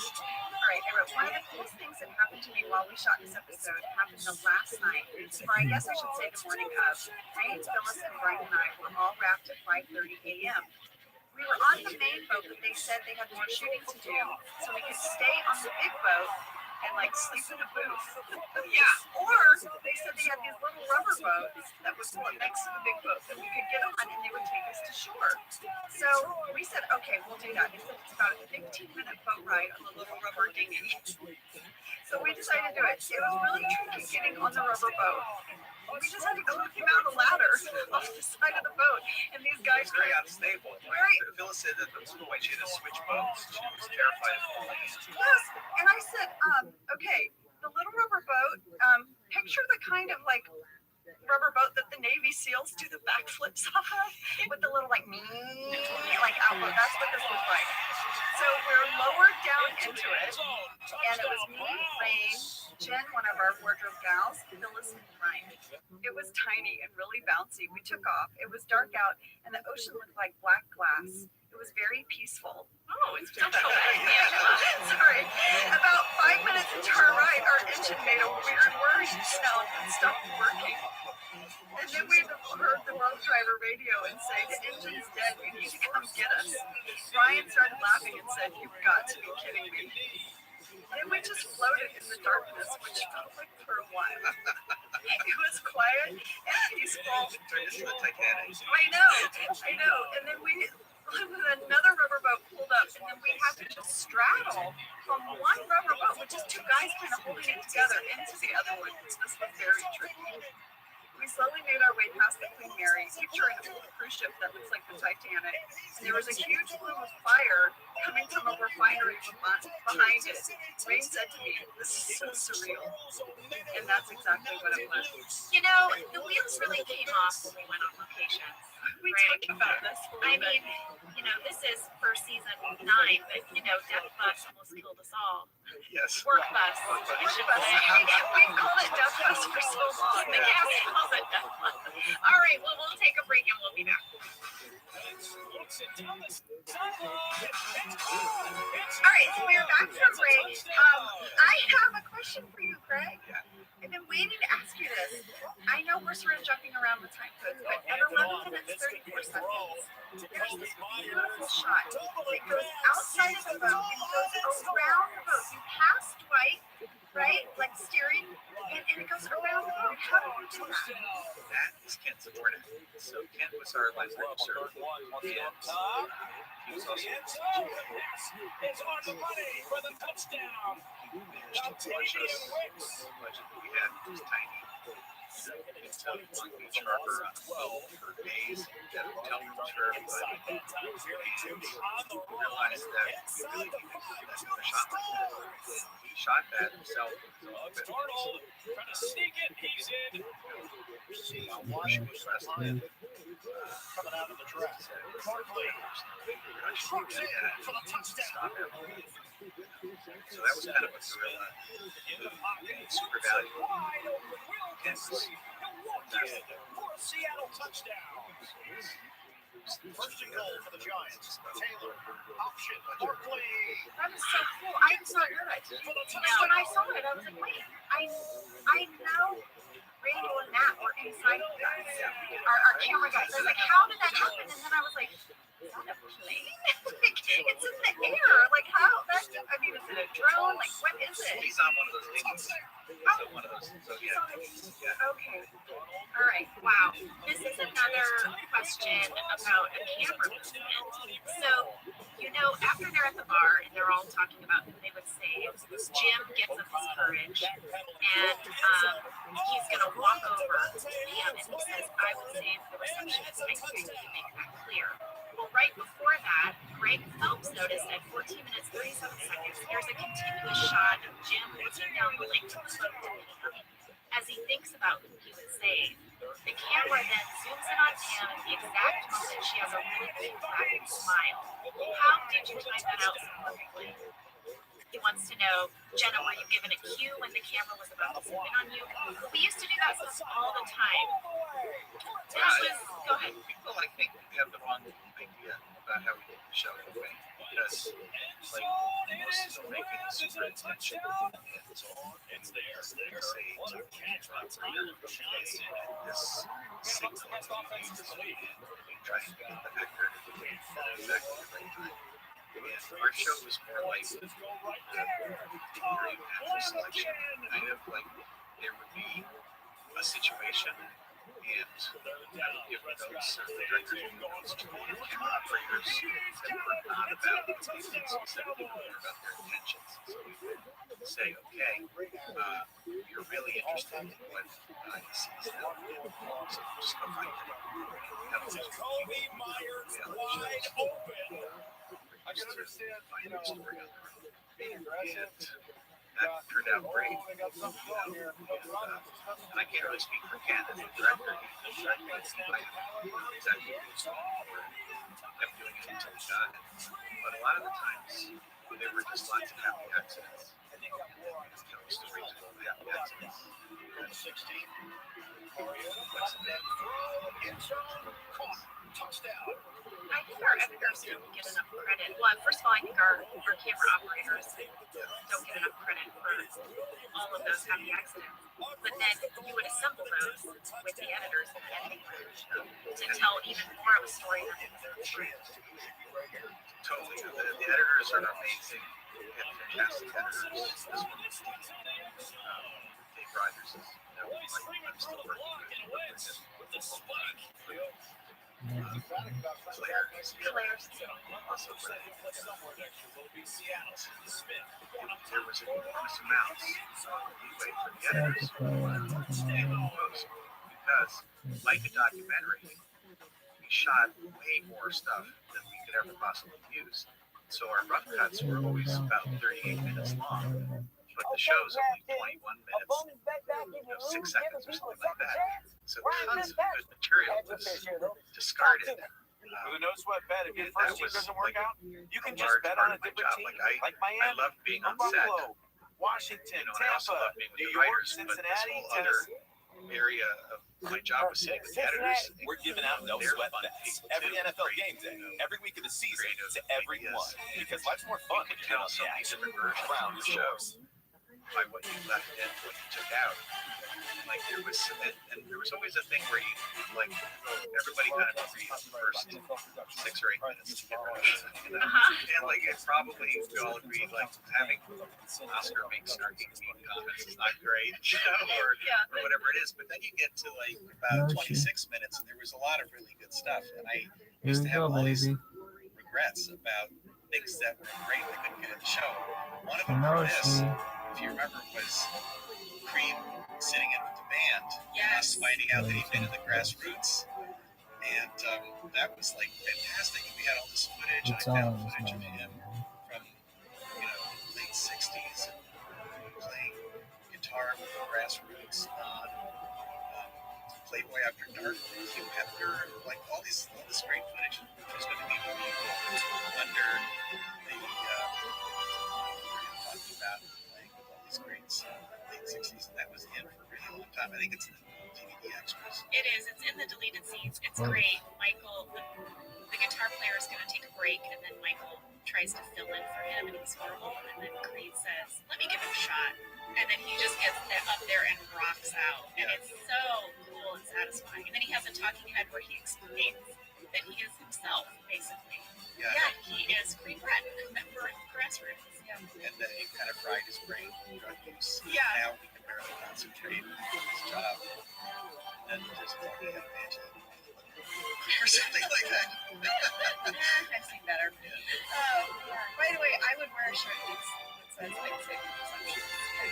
We should have shirts that say "I save the receptionist." I think that's so cute. I think Ken did a really good job with that too, because that was, I Oh, believe, supposed to man, just be a very talking lost head. that one. And Yes, in the script it's a How could talking you have done better? and he really rightly said, Showing well, her. where exactly did he say this? Because he, Pretty he sugary. hadn't thought, and then he walks over to Pam, and then she gets interrupted by setting a date. So he couldn't figure out Son of where a bitch. there was going to be a time to interview him about this. And so he sort of invented this on the fly interview. Maybe Just fuck you passed too. it and said, "It's okay." Yeah, Very I cool. really like that. Just No, and you're fuck with him. Like Jim's got his courage. He's gonna save the Every receptionist. He almost gets up to Pam, and that's when Roy stands up and says that he's setting a wedding date, June 10th. Fan question from Ed Spartanwiza said, "Was Pam genuinely happy when Roy proposed, or was she just caught up in the moment?" Well, I looked at the script. The script said Pam looks happy. So I played it that Pam was genuinely kind of overcome with this moment. She's been trying to get Roy's attention. I think she wants him to treat her like this so badly. And so She's also invested years in Years. this relationship. I And know. I feel for her because she's like, all right, we're gonna do it. This is it. yeah, I think it makes it so much worse too, because he had his moment on the deck, Right, so how many and she was quite champions did receptive you there, have? and then he One. didn't go for anything. And then hear Two. how happy she is that she, finally, after 3 years of Two. swung along, yeah. and then you just picture like, oh, I could have made that face Four. if I had said something upstairs. Yeah. Yes, it's heartbreaking. And Amy's Well, first of all, Amy's reaction is so sweet. Five. She is, she's waiting for her moment. And please propose to her, somebody, Six. because she's like, oh my God, this is amazing. Yeah. Amazing. And then you're right. 7. Jim breaks up with Katie very abruptly. Jiminy Jenkins actually wrote in and said, Jiminy Jenkins. First, it's not real. Also, you just rolled into it like I thought it was part of your sentence. You're like, and then Katie, Jiminy Jenkins. I was like, is this That's like a curse Missouri word? thing, I mean, Jiminy Jenkins. From Dog Patch, Jiminy Jenkins. Jiminy Jenkins says, Jim was kind of a dick to Katie. dating the entire cruise for no reason other than he wanted to be with Pam. She's There's really a chance innocent you through all could get this, 10. and then he just breaks But up with her. Also, don't break you up with already have someone 8 on a locked boat. up. Congratulations. Yeah. A lot of the writers said that too. And I mean, I don't know if that's good or not, but that's, I think, really good. You dedicated yourself to 24 hours a day, 7 days a week. we always had time issues. I would expect you to fucking win that. Oh, Gone out and see Katie, and it just wasn't about you that. did it. As you thought you did. Yeah, he was really upset. He was Oh, hurting, yeah. and he just sort of lashed out. So who I you didn't think it needed to be long. I thought it was perfect, but I also love, and this is something we talked about a lot, Greg, is that these characters are flawed people. They're not perfect people. So they're going to have moments like Pam was petty. I think Pam has been petty. And my character is certainly, we've talked about, my character is certainly, not the nicest person. And 18 straight seasons without a repeat champion in this division. You see what the odds were just in week 13. Philly had a 93% chance. That went down to 0 after this week. So, Chris, what has happened to this Eagles? Well, there's Oh, issues shit, at all, the right? Eagles They're not suck. running the passer that well. They're not stopping the run. And their pass defense, people are shredding them apart. Last week was the run defense. The Cardinals were killing them, right? This week it was the pass game. Wandale So then Robinson we have over a the middle. scene where we Again, see next the week, Captain there's going to be Jack Mike Evans, narrative Chris Godwin. That's going to be scary for this Philadelphia Eagles football team. Miscommunication and Make coverage. out, get it Not being on able to cover something. people Meredith's going to come back later without a shirt on and It'll be just Rashad you White like with the the reserve Buccaneers letter. on the deal with next week. Do you remember that letter? We used to never see this with the Philadelphia Eagles. 3 people here to make a tackle. We're just throwing shoulders. We're grabbing. Well, this This is gives not what Michael we're the used opening to take with the best team in microphone and football for really the first start his 11 weeks of the season. presentation, And we know which he Baker does by Mayfield, the announcing Bucs, that the they can ship protect is the passer. sinking. They're a big play pass offense. Most of the They're people going to be don't able to make realize some that this plays is to a stress this metaphor, Philadelphia Eagles passenger's defense out. panic, and a Very man jumps concerning the way they're playing on both sides of the ball right JT now, Ahmed. But wrote in to defense is ask really who struggling. was Yeah, the we showed actual you person Washington who jumped tied into the the franchise water, record for and a losses in lot the of people season. are A asking lot of what change happened to potential that for person. that franchise, Mike. Oh, that's right. Yes, New well, that was owner one of the needs change. non-Thunder And Ron Rivera lived Yes. through this in Carolina a few years ago. And now it's widely expected that Ron Rivera will be among the first changes made that the season has ended in Washington. Where do they go from here? Keep an eye on Bill Belichick. Josh Harris, the new owner of the team, I'm told is enamored with the idea of Belichick becoming the coach. The question is, will Belichick want to be fully in charge of the football operation like he has been in New England? And if he wants that, On the DVD commentary, Greg, you said he really jumped out of the window Rams into the at freezing 49ers, water. Matthew Stafford, And Brock you Purdy sitting said out, that Carson you Wentz, always Sam felt Darnold bad getting the start today. that First quarter there is wins. no, Looking for who like, else? Puka Nacua. What a story. Jumped into the It wasn't on camera. He didn't jump in a boat. He didn't jump in a boat. Like he had to be fished out of the water. Rubber dinghy there. I believe it only happened the one time. Yeah, I think so. I think he may have either misinterpreted some direction or he just was super enthusiastic. I have a slight memory of gorilla. With that win, the Rams clinched the 6th seed in the Yeah, NFC. Ken was in the boat that was supposed to catch us, but he was took the shot. Well, I loved it. So this is around 17 minutes, 34 seconds for my time code people. But I love Luka. that Denver Medical employees know immediately that there's no emergency. And like, even like Kevin and Angela, like we were in a booth together. Seattle Sorry, this Seahawks, is also Arizona being Cardinals. snarky. Seattle ended the And day they're like, needing no, a win and a guys, Green Bay no, loss. there's nothing. But you're trying to calm it down. Yeah. And you pan across all the different Denver employees. You're like, oh my God, here we go. Finished all the way But to the rest of the boat end. doesn't Competed know. a back and forth game when Well, this, Arizona go ahead. figured out how to get a win. Well, I'm just saying this was leading up to Got the win, but they are eliminated Yes, because yes. of this result. Bears at the Packers. Jordan Love, they knew what they needed to do. Just get a win. Knock off a division rival at home in Week 18. Jordan Love to Wicks for the 10-yard touchdown. This is shocking. Jordan Love played awesome. The Bears defense, other than the Browns, is probably the hottest defense in football over the last 6 weeks. Green Bay, Jordan Love, they moved the ball up and down the field. The score is misleading. question whether we Dontavius can get Wicks his money again, back. touchdown. Nice throw. The slant route So, by Jordan Love. So fourth quarter we go. Packers up 5. Love looking for another rookie. This is Jaden Reed. It's Rodgers. It's Farvish looking. I don't know what it is. The defense is in this fast motion right now, but they can't cover. there's a lot of pressure. Big time And so receiver, I Jade Reed. had What a great year by him in the Packers, right? They're all initially young kind pass of catchers thought in the that fourth. offense was such a Looking for a third special rookie, Tucker Kraft. show, Tucker Kraft, tight end, rookie. Way to go, Jordan Love, buying a little time there, keeping the eyes downfield, gets the completion. Jordan Love on the turnaround for this Green Bay Packers team. in making him like 205 star. he has certain qualities that The main thing that we did was stick together. meant to keep him Everybody likable. came in the building, find So ways it's to like, try well, and this get better, isn't really that improve different, themselves, because Michael has to some make the team better. So negative it's obviously been qualities, a and I just process gotta for us. find a It hasn't way been easy. There's to been a lot of give ups and downs, but some stories that we stuck together and we're ready to get on a win streak. So I wrote out a bunch of And like I said, put ourselves in this story position. ideas So somewhere, everybody like, walk on. probably in your forms. So they're in, they can celebrate that, take a sigh of relief, and then start planning for the Dallas Cowboys. He got in as the 2 seed here, so do they have a chance in Dallas? Yes, I was in some, coffee shop, and I wrote down a bunch of so good at moments home. that I They're thought undefeated would this warm year, them up, and one of them 15 in a was row. They're that, fantastic for playing in instance, their own stadium. But Green Bay's got to feel good about how their defenses play. And they certainly have to feel good about how Jordan Love's played. Go down there and cut it loose and see what happens. In the playoffs, you never want to say a team has no chance, but Dallas will be a heavy favorite. They're at home, they're undefeated at home. They played their best ball at home. I expect to see Dallas come out and execute and get a win. Green Bay can run the ball. That could be good against Dallas. I'm interested in that other matchup, though. The Rams, Stafford, right? Your Lions defense, not very good on that side of the ball. The way they're running the ball, throwing the ball, I think we can see a shootout in that one. All right? So I'm just making sure everybody knows. The Lions, I don't coach them. I don't have no affiliation.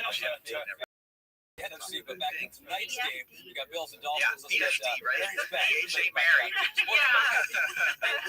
But that's what the audience wanted to see. All about Josh Allen. I think he runs in one. I think he throws for two. And an alt line on the passing 225. I think he goes over that. But after my very bet, which is 12-6 on the year, let's see if we can stay hot. It's all about Devon Achane in the receiving game. No Jalen Waddle tonight. In games in which Waddle is missing, This is perfectly you.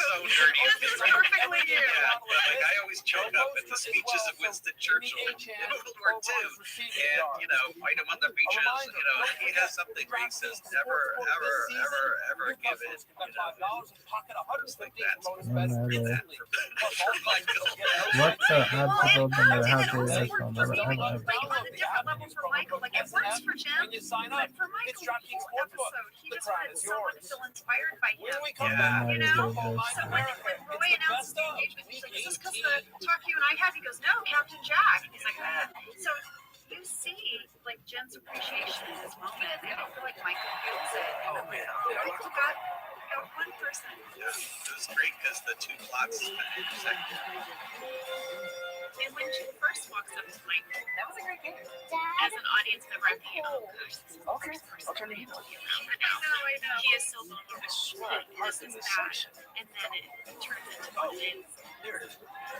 Always stay connected to the new Hyundai Tucson Limited with complimentary class-leading Blue Link Plus.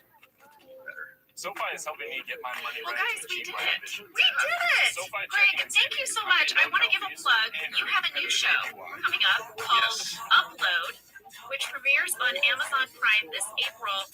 This is crazy.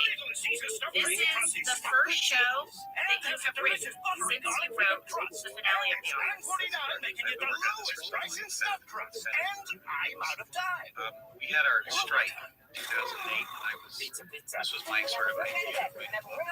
Lowe's knows you can win big at home when you have the right support on your sideline. Just like we practiced. I got this. Center slide and I was twist. gestating for a long time. Proud of myself. It's I want to put it to work. Let's run some drills. Stepping your game up. Sure. All right, so what's the coverage? I am in. I am in. I love sci-fi. I am so in. Rookie or pro. It's got a very kind of products and coaches to help you accessible, win at home. more Harry Potter than We got you. on the spaceship. Liberty Mutual customized my car insurance and I saved hundreds. That's great. I know I've been telling everyone. I've been working on it pretty much since the office went down, which is ridiculous, but How many people wrote did it you tell? Only paid for what you for need. a couple of years. Shot it. I'm not picking my prize beans. I just pick more of this on player stats. If I get them right, I win big. I can't wait to see it. I love all of this. These are like some of my favorite movies, and it's a comedy. Yeah, it's funny too. It's it's like a lot of stuff. There's mystery. There's it's basically there's this idea that in the future. Because right now, Prize Picks is charging your first deposit up to $100. Prize Picks, gaming fantasy made easy. Like that bone? That was a great price on it. Did you see my tail when that chewy box showed up? Oh, I saw it. My tail goes bonkers for treats at great prices. Sorry about the pause. Shopping at a $30 gift card through January 14th. Bet you win. Things like Alexa and Siri. Dad, you okay? It's our phone bill. We pay for things that we don't need. Loaded bundles, the reckless spending. No more. That's a bit dramatic. A better plan is Verizon. It starts at $25 a line. Did you say $25 a line? And see big on things we love, like Netflix and Max. Oh, that's awesome. Spaghetti night, dinner in 30. Oh, happy day. A better plan to save is Verizon. Now, did his Starts body $25 per die, line, but guaranteed then for 2 he years. uploaded It's to only it now? Is that a $97 spoiler? per No, his month, brain only was on Verizon. No, I know, but I'm saying is his brain your head. It burns your head off. understand how this. So you have died in the real world, and now you live out as an upload. Unbelievable! The season comes down to this. Sign up now and witness history. I love it. I love it. Upload on Amazon. I can't wait. In April. So yeah, guys, if you want more from the man who gave you the office, you have to check out And then the Upload. Sunday night game as well. Thanks, Greg, so much. That's coming out a little bit later tonight. A reminder, the Saturday night game streaming Thank you for listening to Office Ladies. Office Ladies is produced by Earwolf, Jenna Fisher, and Angela Kinsey. Our producer is Cody Fisher. Our sound engineer is Sam Keefer. Number 2 And our theme song is Rubber Tree by Creative Rap. For ad-free versions of the show and our bonus episodes, Candy Mag, go to StitcherPremium.com for a free 1-month trial of Stitcher Premium. Use code OFFICE. This Tampa team, they're going to have to play against a Philadelphia Eagles team that's struggling. So you got to feel good. This defense led by Winfield Jr., they should go and try to get a big win. This show is sponsored by BetterHelp. You know, around the years, we all reflect and people start making lists of what they can do to be their best self for the next year. Yes, I think, the new year definitely makes you think New Year's resolution. What do I want to change? New year, new me, that kind of thing. Yes, but perhaps this year, we could be reflecting on what we're already doing right. And therapy can help you figure out your strengths so that you can ditch this idea that you need some extreme change or this extreme New Year's resolution and just, you can make changes that really stick because they're based on your strengths. I like that. If you're thinking of starting therapy, give BetterHelp a try. It's entirely online, designed to be convenient, flexible, and suited to your schedule. Just fill out a brief questionnaire to get matched with a licensed therapist and switch therapists at any time with no additional charge. Celebrate the progress you've already made. Visit BetterHelp.com/OfficeLadiesToday to get 10% off your first month. That's BetterHelp, HELP.com/OfficeLadies. Did you know that the full smooth taste of Dunkin' cold coffee Last night the Steelers didn't know what was going to happen today. They just knew they had to win last night. You heard that right. Dunkin's cold K-Cup pods for the are crafted Steelers. to be hot and enjoy cold. Each Dunkin' cold K-Cup pod is packed with the smooth, cold Dunkin' flavor you crave. Pick up a rack of Dunkin's cold K-Cup pods and enjoy a Dunkin' cold coffee at home whenever you crave it. Just pour over ice in 7 seconds. Because the home with Dunkin' is where you want to be. Whether your resolution is to save money, be better, or stress less, HelloFresh is here to help you do all three. You guys know that we love HelloFresh. Been using them for years. Each HelloFresh box is packed with farm-fresh ingredients. Everything arrives pre-portioned, which means less hassle and also less wasted food because you really use everything in the package. Go to HelloFresh.com/OfficeLadiesFree and use code OfficeLadiesFree for free breakfast So for here's life. how the bracket will One look if the breakfast Bills item win per our Sunday box night game while here tonight. It subscription would is be active. Buffalo That's taking free on the breakfast Steelers. for Buffalo life as the at 2 seed. The Dolphins would be on the road in Kansas City. So if the Dolphins win, basically flipped here, the Dolphins get that 2 seed. They get to host the Buffalo Bills in a rematch of the game we're about to have. It would be the Steelers in Kansas City as the 6th seed. So if you're watching We were on this the game as office a Chief together, right and now, we're best friends. I And wouldn't now we're doing the I'd Ultimate rather Office play the Rewatch Steelers. The podcast Chiefs have just for struggled on you. offense. Each week, I'd we be will worried break down an Kyrie episode Till, of The one Office reverse, and one give slant, all of a exclusive sudden we're behind and behind-the-scenes we can't stories catch that up. only two people Here's one who note were there too. can It's tell going to you. be in the We're the office 10s ladies. next week in Kansas City. So if you're in Buffalo, if you're in Miami, you probably want to Hi everybody, welcome today. We are talking about the injury. Good morning. Time And for home you know team what? mix Angela brought to you has by an Lowe's. injury. I do. 57% of Speaking of America injuries, is guys, I on was driving yesterday and I was chewing Bills. a So, piece of gum, Chris, popping my gum. I'm on the Bills as And I well. I bit think the they know Sean McDermott knows how to shit out of defend my his tongue. Miami It's so Dolphins bad. Look at it. offense. No, it's And I really think this bad. run game, It's the tough really is the bad. grid. The Bills have been playing in the playoffs for the last 6 And weeks. I I think they're going to win the keep Super Bowl. it Keep when I our tradition. talk. I will go opposite you. I'll tell you that because they just found out It's they're really getting painful. 10. So it's during the podcast. I'm going to go with Buffalo as well. Last week, I didn't pick Jordan Love, the better quarterback. This week, I'm picking Josh Allen over Tua. I was on the Yes, phone with same. Josh. I was like, and another thing. Josh Allen plays Oh great my God, it's against really these bad. guys. And I just take Buffalo going down there and getting This this win. episode was written by Mindy Yeah, Kaling I have to and agree with directed Coach by Chris Brian Sims here. Gordon. I don't It think is they're going to season 2, put pressure episode on Josh 12. Allen. I think he picks him apart. I think it's Oh, close yeah, and lower so scoring than we're people on think. the Give me second the Buffalo half Bills, of my Florio. season 2. Now, there were Unleash Josh 22 Allen as a episodes passer of season 2. and We've as a done runner through 18 caution to podcasts. win and get that 2 Yeah, seed. I like the Bills. Jack Collinsworth. Yeah, fellas, I think Joe Brady has redesigned the Bills offense for a playoff run. He's taking over as a play caller. I'm going Buffalo, I right? think she's Looking at the Dolphins defense, I think they're going to play a lot better than what they played last week. Jalen Ramsey walked up to me and told me he's going to set up pretty tall, every so I time. think they- Random I gotta go numbers. with We the don't need to Buffalo read Bills that coach. one. That's right. Well, I'm taking Let me the do a Dolphins. summary. They talk about their I can't even offensive line just midfield. I think start they to run look the at my football and summary. use their It's speed written in tonight. a one of your very favorite episodes. People should know that. You bought a shirt to that because of this episode, and you wore it all the time. I bought it off Those were Etsy. tonight's home team It was picks a brought to you foot by Lowe's. and a The grill, 272nd and a grilled foot. It was like a final comic game of the book regular strip. season winner against the AFC East in a I home mean, playoff okay. game. Here it is. The number 2 seed on the line I is South can't even Florida. say it. The Dolphins roll up with your Michael accidentally steps on his George Foreman grill, injuring his foot. It's a funny hit. Dwight attempts to rescue Michael and crashes his car into a pool, causing what we will find out to be a concussion. During the workday, the staff does not dote on Michael as he had expected, and Dwight's concussion sparks an unexpected friendship. Gold prices are at all-time highs, and American Gold and Diamond is flying. In fact, we need to spend $2 million this month. So get looking in those drawers, jars, in between the cushions, anywhere that old jewelry is hiding. We'll pay you top dollar on the spot. Why? Because we have to spend $2 million this month. American Gold and Diamond Exchange, 5th and Fleshfield on South Broadway, just inside the loop in Tyler. So I got to chit chat a lot with Rain, but I just love working with Rain. And people are so fortunate. You got to work with them all the time. All right, should we get into the fast? All right, fast fact number 1. This script was originally going to be called My Grilled Foot. My Grilled Foot. But then they changed it. So this is a standalone comedic episode that does not forward the Jim Pam storyline in any way.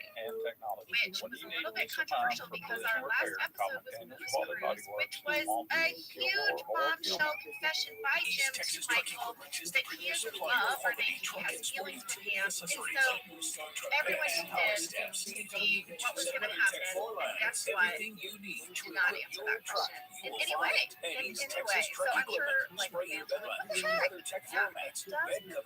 It does. I have that down. It contains references to White Angela.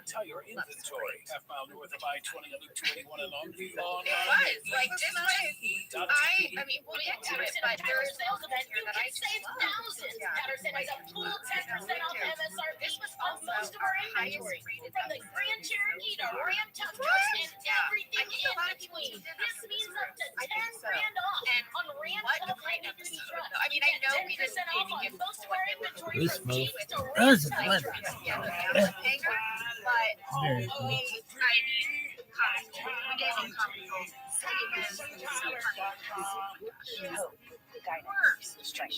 Let us be that Worse. And he made me laugh so hard. Fast fact number 2.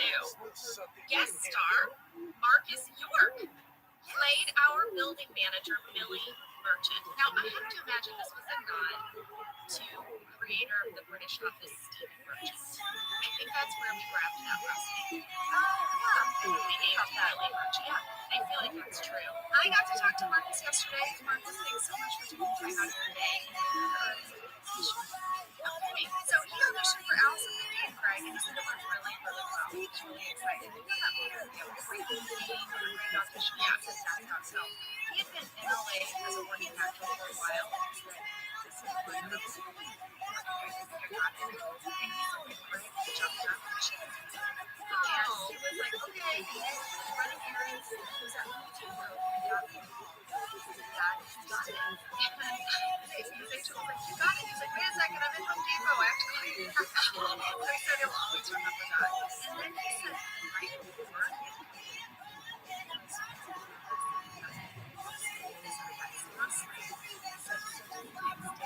freaking out because I hadn't gotten any sleep. You know, it's hard to lines or things like I was really trying to get there.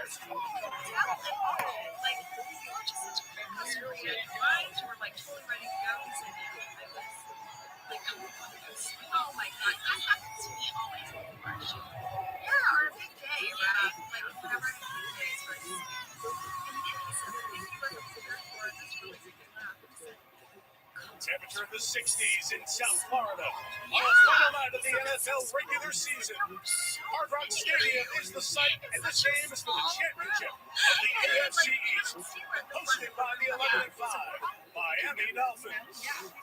And their quarterback, Tua Tagovailoa, taking on their rival, Josh Allen, and the 10-6 Buffalo Bills on NBC. Sunday Night Football.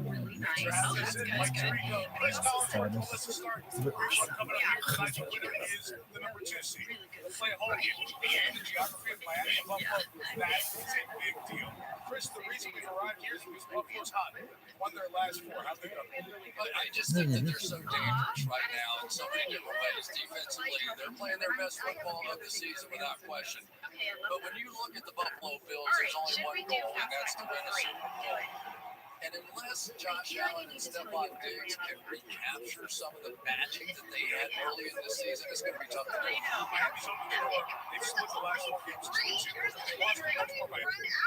Well, I did, and you're going to see, here is all well, Baltimore's been kicking everybody they've been playing, so maybe not that big a concern. But these Dolphins, they've got some we really... filmed this episode November 2005. I know this because I begin to saved think the about script. what has to happen tonight, and I think it's going to be the remaining stars, if you will, Tua, Tyreek Hill, Devon Achane. Those guys are going to have to be extra special tonight.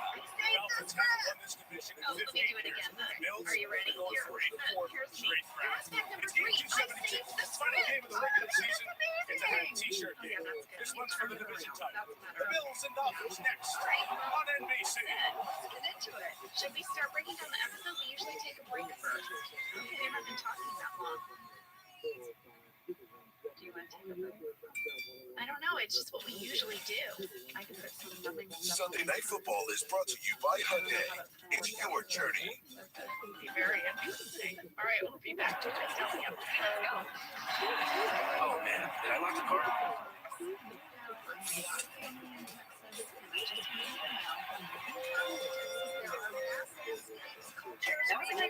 Dad, Okay, I'll turn to you. Number and different travel experiences. Sure, hard to miss. Texas has 350 miles of airline. That's right. Always stay connected to the new Hyundai Tucson Limited with complimentary class-leading Blue Link Plus. Can we talk about Texas? And there's live music, art museums, cowboy experiences. Applebee's all you can eat is back for just $14.99. Some days I cover up because of my moderate to severe plaque psoriasis. Now I feel free to bare my skin, thanks to Sky Rizzy. Your interests, and they'll say, here's where you want to go in Texas. Visit traveltexas.com/choose-your-own. I'm celebrating my clear skin my way.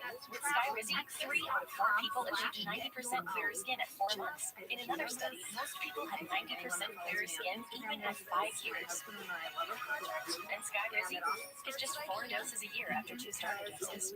Serious allergic reactions and an increased risk of infections. Furnishing our home. And we get really affordable, beautiful stuff. And comfortable. Your sectional is really comfortable. Thank you. We bought this huge sectional sofa at IKEA. Josh put it all together. It's in our sort of TV kind of game room. It's awesome. IKEA also has a great section to help you get organized. They have solutions for storage. They have the marketplace, where you can get decor. Really, from the living room to the bedroom, IKEA is making it more affordable than ever to furnish your entire home with home solutions you'll love. My favorite part is when we're leaving and we walk through the plant section. I always grab a plant. Shop hundreds of new lower prices today at IKEA-USA.com. That's IKEA-USA.com. This show is sponsored by BetterHelp. Around New Year's, we all reflect, and people really start making lists of what they can do to be their best self for the next year. Yes, I think, the new year definitely makes you think New Year's resolution. What do I want to change? New year, new me, that kind of thing. Yes, but perhaps this year we could be reflecting on what we're already doing right. Yeah. And therapy can help you figure out your strengths so that you can ditch this idea that you need some extreme change or this extreme New Year's resolution and just, you can make changes that really stick because they're based on your strengths. I like that. If you're thinking of starting therapy, give BetterHelp a try. It's entirely online, designed to be convenient, flexible, and suited to your schedule. Just fill out a brief questionnaire to get matched with a licensed therapist and switch therapists at any time for no additional charge. But Miami's got the weather and football. Come on, everybody loves it here. Today to get 10% off your first month. That's BetterHelp. The speed, the stars, the excitement. When we play golf. All right, we're back talking about the injury. Angela has an injury. Hall of Famers, a legendary coach. This episode opens with what I believe is one of the greatest scenes ever in the television. So tonight brings back a lot of memories. I feel similarly about the opening scene of Fleabag season 2 as I feel about this. And a team that's absolutely electric and ready to take that next step. Wait. Game of Thrones moment for you? Yeah, I told you to watch it. Okay, so I watched the first episode of Fleabag. Season 1? Yeah. I told you to just start with season 2. No, I don't want to start out of order. I get that, but I just need you to watch season 2 of Fleabag. Go back to these franchises, what it means tonight. They're both one of Pittsburgh, and the folks in Pittsburgh are watching to see who their playoff opponent's going to be. As we get going with the Bills and the Dolphins, a lot going on with Miami this week. Melissa Stark has the updates. Hi, Melissa. I know you wanted to watch it. You 19 players were on the Dolphins injury report this week. Cornerback Xavier Howard, he was ruled out on Friday with a foot injury, and 3 other Washington starters came into this one questionable. Running back Raheem Mostert and wide receiver Jalen Waddle are both out with ankle injuries. Safety Javon Holland came into tonight with injuries to both of his MCLs and came out earlier and tested. Didn't seem to have any issues. I spoke to him. He said he's good to go. And just now, safety Deshaun Elliott landed his calf in pregame warm-ups. He's questionable. In addition to the Dolphins' injuries, wide receiver Tyreek Hill left Wednesday's practice after learning that his house was on fire. There was substantial damage. Unfortunately, all of his family members and his pets were safe. The fire was contained. The accident. Head coach Mike McDaniel called it a scary situation and said the Tyreek opening scene. It opens with has had the just full support of shots of everyone general office within the life. Dolphins Michael is not in the office, and apparently that was Melissa, all of us thank in you. the booth. There you see the We're all coaches just went milling to about, state. chatting with one Robert another. team wins. When suddenly the Pittsburgh phone goes to rings. Western New York. The Pam Dolphins answers go the to phone, and this is Arrowhead when next Michael week. explains that If he's the hurt. Dolphins win, Mike He needs McDaniel's bandage. crew stays right here, and we run this Jim back puts him next on week. speakerphone. The Steelers The will be at only the Chiefs. person willing If to it's a tie recognize tonight, his Buffalo's the wife 6, Miami's the runs 2. out of the We'll get to what building that and means crashes if events his car. warrant. Buffalo has I won the have the toss, script, deferred the option, so Miami and will as I get was the ball watching first. this, Tyler I Bass watched the scene. kicking off Then I for called Buffalo, Ian. and He had just gotten out of the shower. I was like, he was dripping wet, and I'm like, you have to come in and watch this scene with me again because it's so good. He's like, okay, can I dry off first? I was like, yeah, but you have to watch this brilliant bit of television comedy. So then I watched it again. I must have watched this 5 times. that whole insane conversation was totally scripted, line for line. That opening scene, it is not improvised. It's awesome. That is crazy to me. The only thing that wasn't in the script was when Michael said he had a protuberance on his elbow. In the script, it just said hurt my elbow. And that was the only improv. But that also shows that how ready John, as Jim was, the minute Michael said that, it wasn't in the script. John looked at camera like, okay. Yeah. I mean, what is happening there? It's great. It's fantastic. So good. Now, listen, my folks who love the background, at the very top where we're all just milling about before the phone call happens. Yeah. I am totally not in character. Oh, I saw it. I am just being me. You and Brian are in the background off over Oscar's shoulder. We're goofing off. Brian, I remember, did some silly, like, and Yeah. I swat him. Yeah, you get the RPO right off the bat, and of course the offensive lineman, they've got to Well, the block, thing is that Oscar's out of focus, and you guys are in focus. run first, and when Tua pulls it down, it lets Robert Hunt hear it all. He doesn't know exactly what's going to happen, We didn't know and the hesitation just simply That created the 5 seconds. Jenna, I have a question for you. What? At 27 seconds. You're so great. I Line up, Bill, second and 10 for Tagovailoa. I know. Oh my God, totally. And then later, What am I doing? What is that? On and Steve to the 41-yard line. Micah Hyde tried the first time, he couldn't bring him down. How do you know I'm not emptying? Everybody thought I was breaking when Dwight was So a week ago, they were pitching the ball that way. This time they do this and counter back to give a little I know. Okay, but anyway, at 27 seconds, it looks like you're starting to break. misdirection to this fast-moving Buffalo Bills defense. And Achan Believe it or is not, the greatest talking head Skiing on that one. Indiana, Texas talking A&M. head explaining Carrying how the load he with burns his Mostert out foot. tonight. This Now too flip it is to word the for left. word from the Inside script. Bill So flip I it. am going to So, pull this up. Christian Michael Benson corner explains said, that he I'm coming this way. to Take wake Juan up his Jones. own bacon, Finished and up then with the he tackle. explains Lost how 4. he makes that happen, and it involves a Jordan Foreman grill on the well, floor. Daquan Jones really has become the guy that once he got back in this It's brilliant, but Steve's delivery of it, it's like, I feel like his intention is lineup, like, boy, okay, everything seemed to settle let me down explain it just to a you little bit. again. Now they really have For two everyone stars who inside can't with seem Ed to Oliver and his understand 9.5 sacks. But the one force last against the time. run Right, and then is also number 92, Daquan Jones. Yeah, like So what it's is a hazard confusing back. about this? Do I need to tell you Into the game how against to Jacksonville. shower? Yes. Okay, Sam, you have to find it. Officially a loss of 3. Second and 13. Emptied out. I like waking up to the smell of bacon soothing. And since I don't have a butler, I have to do it myself. So, most nights before I go to bed, I will lay 6 strips of bacon out on my George Foreman grill. Then I go to sleep. When I wake up, I plug in the grill. I go back to sleep again. Then I wake up to the smell of crackling bacon. It is delicious. It's good for me. It's a perfect way to start the day. Today I got up, I stepped onto the grill, and I clamped down on my foot. That's it. I don't see what's so hard to believe about it. It's so good. It's so good. It's so good. Since I don't have a butler. I don't have a butler like everybody else who wants bacon in the morning. All of the eye rolling too that he's doing, it's just like, oh. Well, he loves breakfast in bed. He loves That's it. what you have to do. Oh my gosh. I just think it's amazing. So good takeaways all here. It's And a 6th-round pick out of Villanova starts the game for the Buffalo Bills.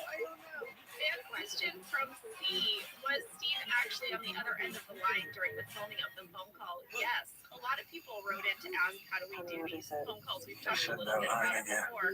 Usually they just would have someone very close off camera. I've had a guy going 20 years, Yeah, and then like this when we shows did up. scenes with Melora, Mr. she was Caveman, usually just we're in the ready to office, ask you to calling in participate Steve's in the office. Guy I don't know Cook why they put documentary. Steve here, but he was there. It was live. We could, my rings, you know, your when he said dogs. You protuberance, turned me into a punch line.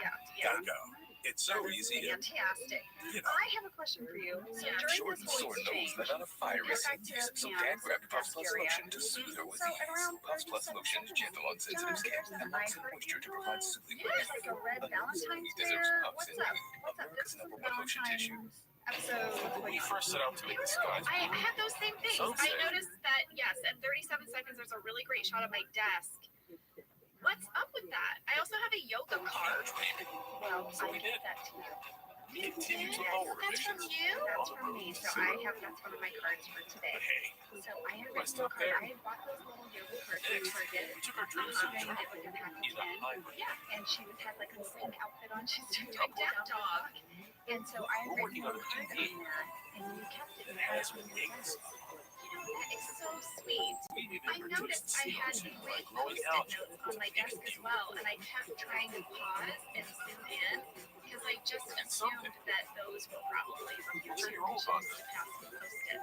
Into But I your wanted brand. it like that. The card is from That's you. because You we kept it. You are had it on a your company of desk. dreamers, That is too setting out to No, be it wasn't for by anything 2050. particular. It was just I just had written a So, little card about no like matter where we go, I had become a series you regular, better believe and we were so excited. And I just wrote a little card about just like I was so excited that we could have our lunches and all that. You guys, stuff. this is an Angela thing you should know. You still do that to this day.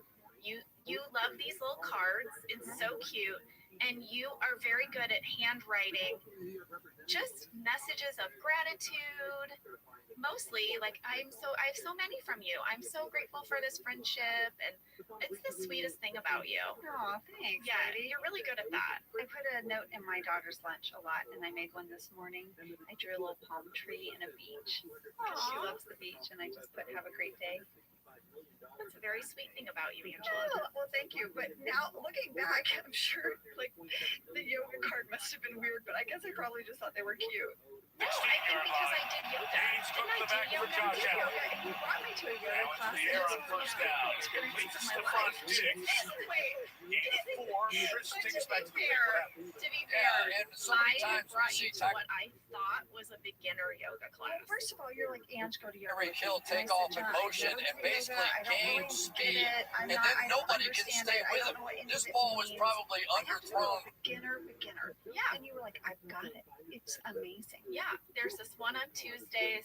We'll go to this beginner yoga class. It'll be terrific. We waited for a day off. You took me to that yoga class. Mhm. It was not the beginner class. It was so not beginner. And this woman was like militant. I thought yoga was like supposed to be like, oh, peaceful stretch. She was like, like she was yelling. And then she Like got an mad at me. intermediate flow class I had for no- anyone who does yoga. And she was like basically speaking a different language. It was like shavasanas and stuff like that. I don't know what that means. I didn't know what that meant. And she got really annoyed with me. Do you remember? I do, and I felt really protective of you because, and I was Then we started irritated. giggling. Yeah, And we then got she in really trouble. didn't like that. No, but I just kept thinking the whole time, what the heck? This is explain, got the first down. explain. They This is activated beginner. Fournette But for if the anyone second knows, time like this yoga season. flow, they just On the shout out practice squad the poses and it for a goes couple really of months. fast. And they don't Fournette even explain what moves they James are. And I kept Buffalo. raising my hand. You almost want to say this isn't fair. Wait a minute, they added And afterwards, I was Fournette to so the fired backfield, to complain. and Because what he's here I done can now finally is not only convince give you him to go to a yoga little class with pop me. I in knew some this would size never and happen pass again after protection. this debacle. But remember, And with Tom it Brady turns back out in the day with Tampa Bay, he had 142 receptions in their with the video flow Bucs in class, 2 years there, so he is very much a weapon out of the backfield. You started laughing. You started laughing so Laughing hard. now. You were like, oh, sorry. I was like, oh my God. But then There was a pose. Wait, you guys have to know. If you've never ever, I'd never been to yoga. There was a pose where they all frickin' stood on their head. They put their feet in the air and they rolled up on their shoulders, on their head and neck. I thought I was gonna die. Well, I don't know if you remember, Angela, but the next day you called me and you said, I can't put my hair in a ponytail because I can't put my arms above my head. I'm so sore. I was so sore. I've never been bit that way. I was so sore. And That's I, what she said. That's what she Oh said. dear, that was Oh, too no. much. Oh no. But I didn't go to yoga for years. It took me years to go back to yoga. This is, by the way, I think a fitting tangent, another injury. I know. It might be why I gave you a card with the yoga lady on it. Maybe it was. So also on my desk, no one's going to care about this but me, but you can see this really odd plastic decoration behind my phone. And this decoration was on my desk for the whole 9 years, and I don't know what it is.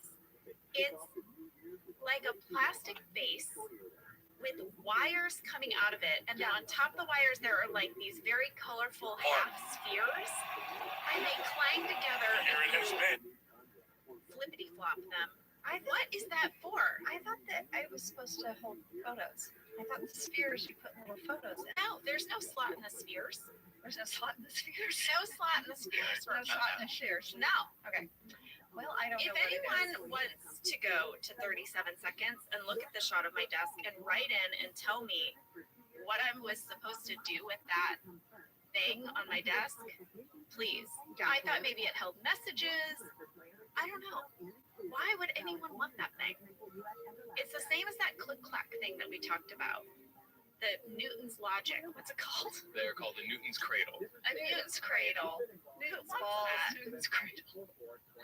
Well, it's the same as this weird plasticky thing, if you ask me. Okay, let me break down the car crash for everybody. Okay.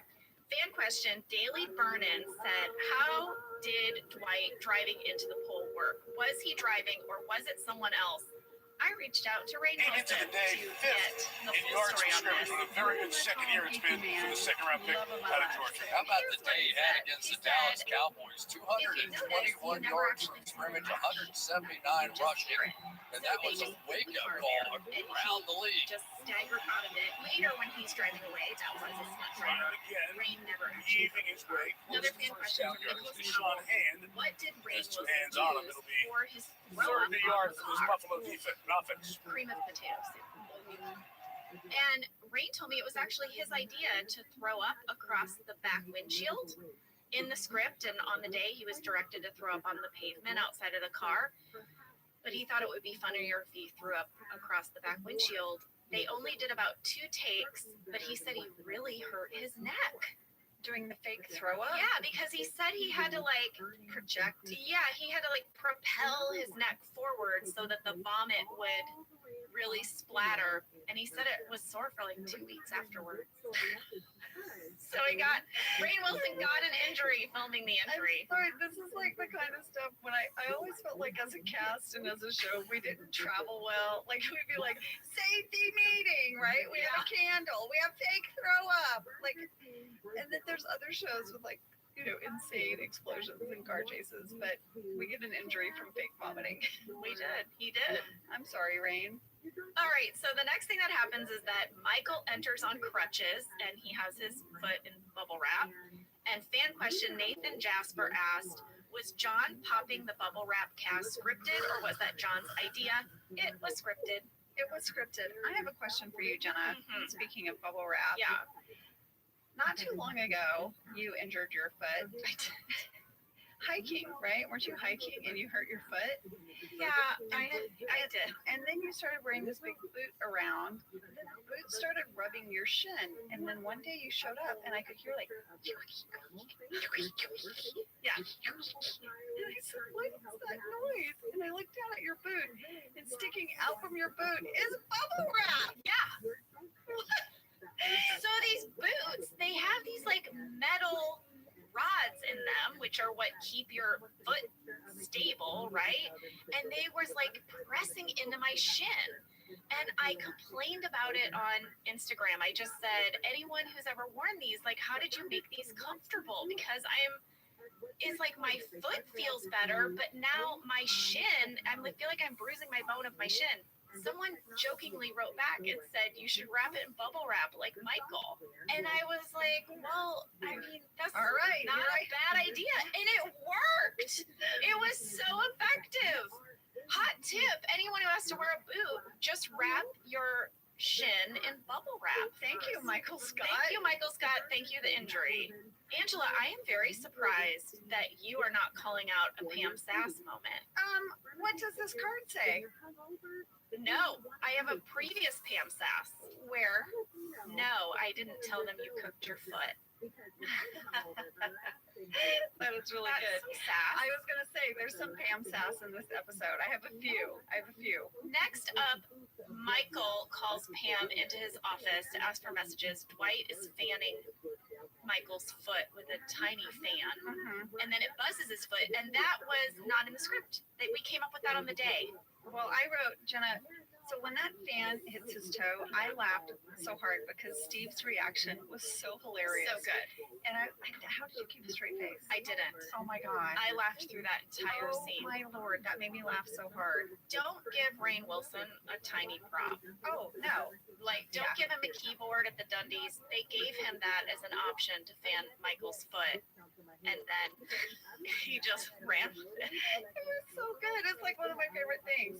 At 4 minutes, 22 seconds, Michael says, your job is being my friend, Pam. Yeah. And I think that's what he really thinks. It's true. And so today, I think one of the reasons he's so grumpy, that was really funny. I'm like, grumpy Pam, when he's talking about like how grumpy he is because no one is being his friend in his mind. That's your job. Your job isn't to answer phones. Your job is to be my friend. Be friendly to me. I had a fan question from Tanya Calamarino. When Pam calls Michael fussy, was that scripted? Because it sounds like how I describe my teething babies. It was scripted. And it's perfect. It's perfect. Well, so now we're starting to see clues of Dwight's concussion. Yeah, right? He clearly hit his head really hard. Yeah. Ask your doctor about hormone-free Yoza and enjoy. And one of them is he just loses his train of thought. Or not. He starts speaking. He doesn't finish his sentence. Yeah. Right? Mm-hmm. Then he just starts typing Dwight over and over and over and over again. Mm-hmm. Then he like raises his hand, but he doesn't know he's raising his hand. Yeah. He calls Pam Pam. Yeah. It's like one of my favorite things. I just thought it was so funny. He's On also the Baconator. Catherine, you've seen this? friendly and he's And helpful. Posters everywhere. helpful. What? And The this Baconator you love with a new pretzel twist. Choose wisely. Choose Wendy's new pretzel He calls Baconator. Creed Dad. Yes, he thinks Creed is his dad. At Yeah. one point, he gets weepy. Yeah, this is what happens when Dwight gets a concussion. I have a fan question from Lucy. Was Rainn Wilson actually typing Dwight over and over? Yes. I asked Rainn. So yes, it was really typing Dwight. But that made me think about how a lot of times we Wild card would have weekend, those where properties history is made. Welcome to this incredible scene. Now, for the first time ever, a playoff game will stream only on Peacock. because they were going to show on the screen, you could actually just press anything and then the sentence would come up. I always liked those. I thought they were really fun. Yeah. Or if like The Peacock Pam Wild had Card to, I exclusive. don't know, like if you clicked on certain things, websites would come up, but they were all fake websites, and it was like a movie. It was just like a slideshow of documents, and then you would hit escape, and it would start over for the next take. Yeah, and it wouldn't matter what key you Tomorrow hit. on Didn't matter. NBC. But he was really typing Dwight. At 5 minutes, 44 Here in seconds, South guys, Florida on there's this now a final sofa lap in the of regular conference season. room. Yes. Heavy Where rain did this sofa yesterday. come from? I have that. Okay, and then also, is it Interception thrown by forever in the conference Allen, room? taken by Apple. That Tua, I and know. then off the start of the But three-quarter. it Stumbling is chance. the sofa Lucky to get from out of there. There's a reception. flag down. And Juan I read the Jones script, busted and in this is there a quickly. description from the script See if Bill's got it that there I too quickly. absolutely love, so I'm going to read it. Offside. It says, so Michael moves into the conference room. It says, Michael is laid out on a sofa A on break my and Pam's desk, which opponents. has been moved. Let's go back to the And Allen is interception. cuddled up under a Yeah, comforter and with his there's a leg theory that to elevated. beat It the says, Bills, though he Josh made the has to conference beat room his Josh, and bedroom, you're going to see him it's looking in unclear this if he's wearing his direction. pants And under here's the comforter. action right here. He's just going to Nothing that turn you and wrote. throw this So, ball once he however, I feels love that that, though, like, pressure however without they any set real that scene, feel they for had what was to make happening it with Dave so Davis that down it the was field. unclear. Just can't do Yeah, that he that did close walk to in, the though, goal line a with points duvet being taken off comforter the board and now. 2 pillows. The same look as that earlier play, that opposite side foot change and up and around by Taryn Johnson. All Another right, flag a is ton down. of people wrote in about Shannon the Sheep with conspiracy first down. theory This flag is that thrown. Steve We have had a Miami a back for prop you. foot that he propped up on the pillow, and they sent these pictures that seem to imply that his body is doing something that a normal human body could do. No, that's Steve's Pro Bowl foot. left That is tackle Steve's Teron foot. Armstead. Yeah, but I got so many emails and so many comments about it. There's Armstead out wide trying to run with We were Achan. there. We know there was no See Steve's the foot on a jersey pillow. tuck right there. It's a good call. The pictures were so convincing. Shane tossing the flag right to the spot, AJ, but that's the man that was held on the Buffalo defense. By the way, Von Miller, a healthy scratch, inactive last week, is active.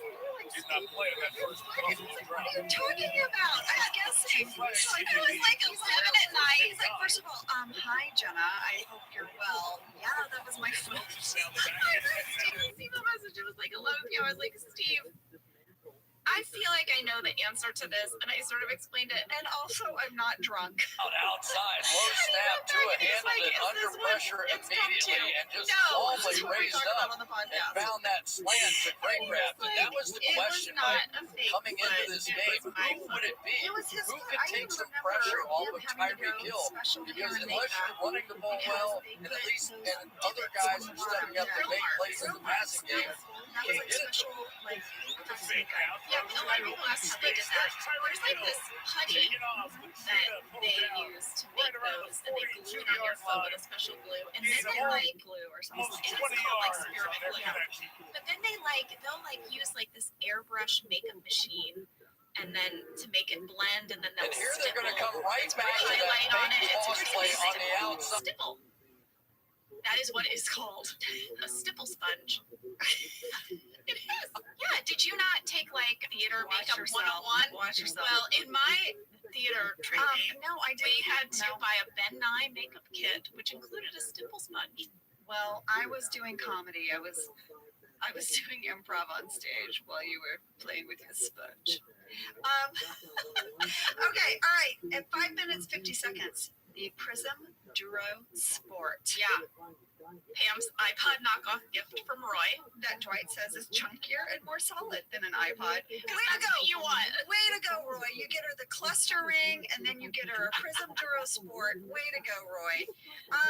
So I did a deep dive on the Prism Duro Sport. Lady, me too. Lady. What did you find? Not only what did I find, because I know you found it too, but I printed it out and I brought it.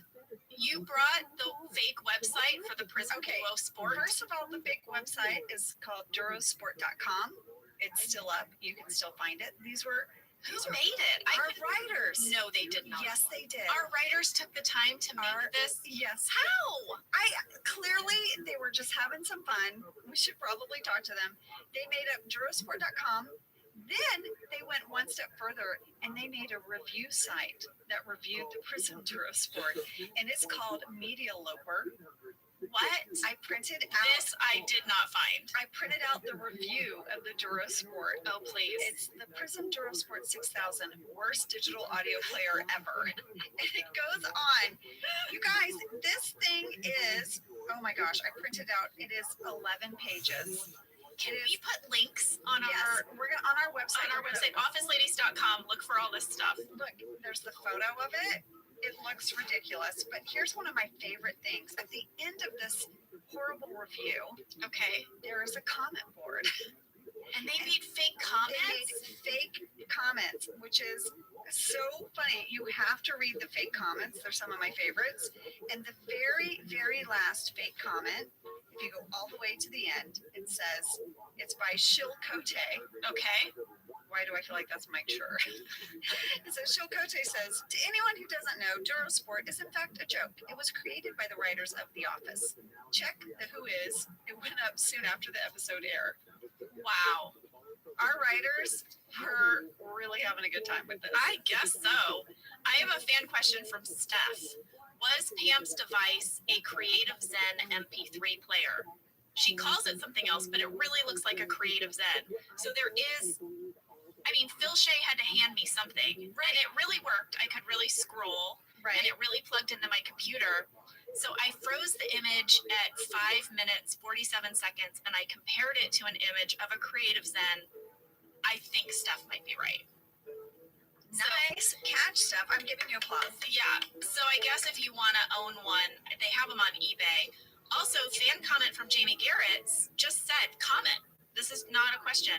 I can verify that there was actually a Russian music website with 10-cent downloads. I used it for years until sanctions against Russia shut it down. So Dwight is giving Pam some good advice. I totally believe that. At 6 minutes, 48 seconds, some major Pam sass. Pam sass. Pam sass. Michael's like, will you come in here? And she goes, tell me before I come there.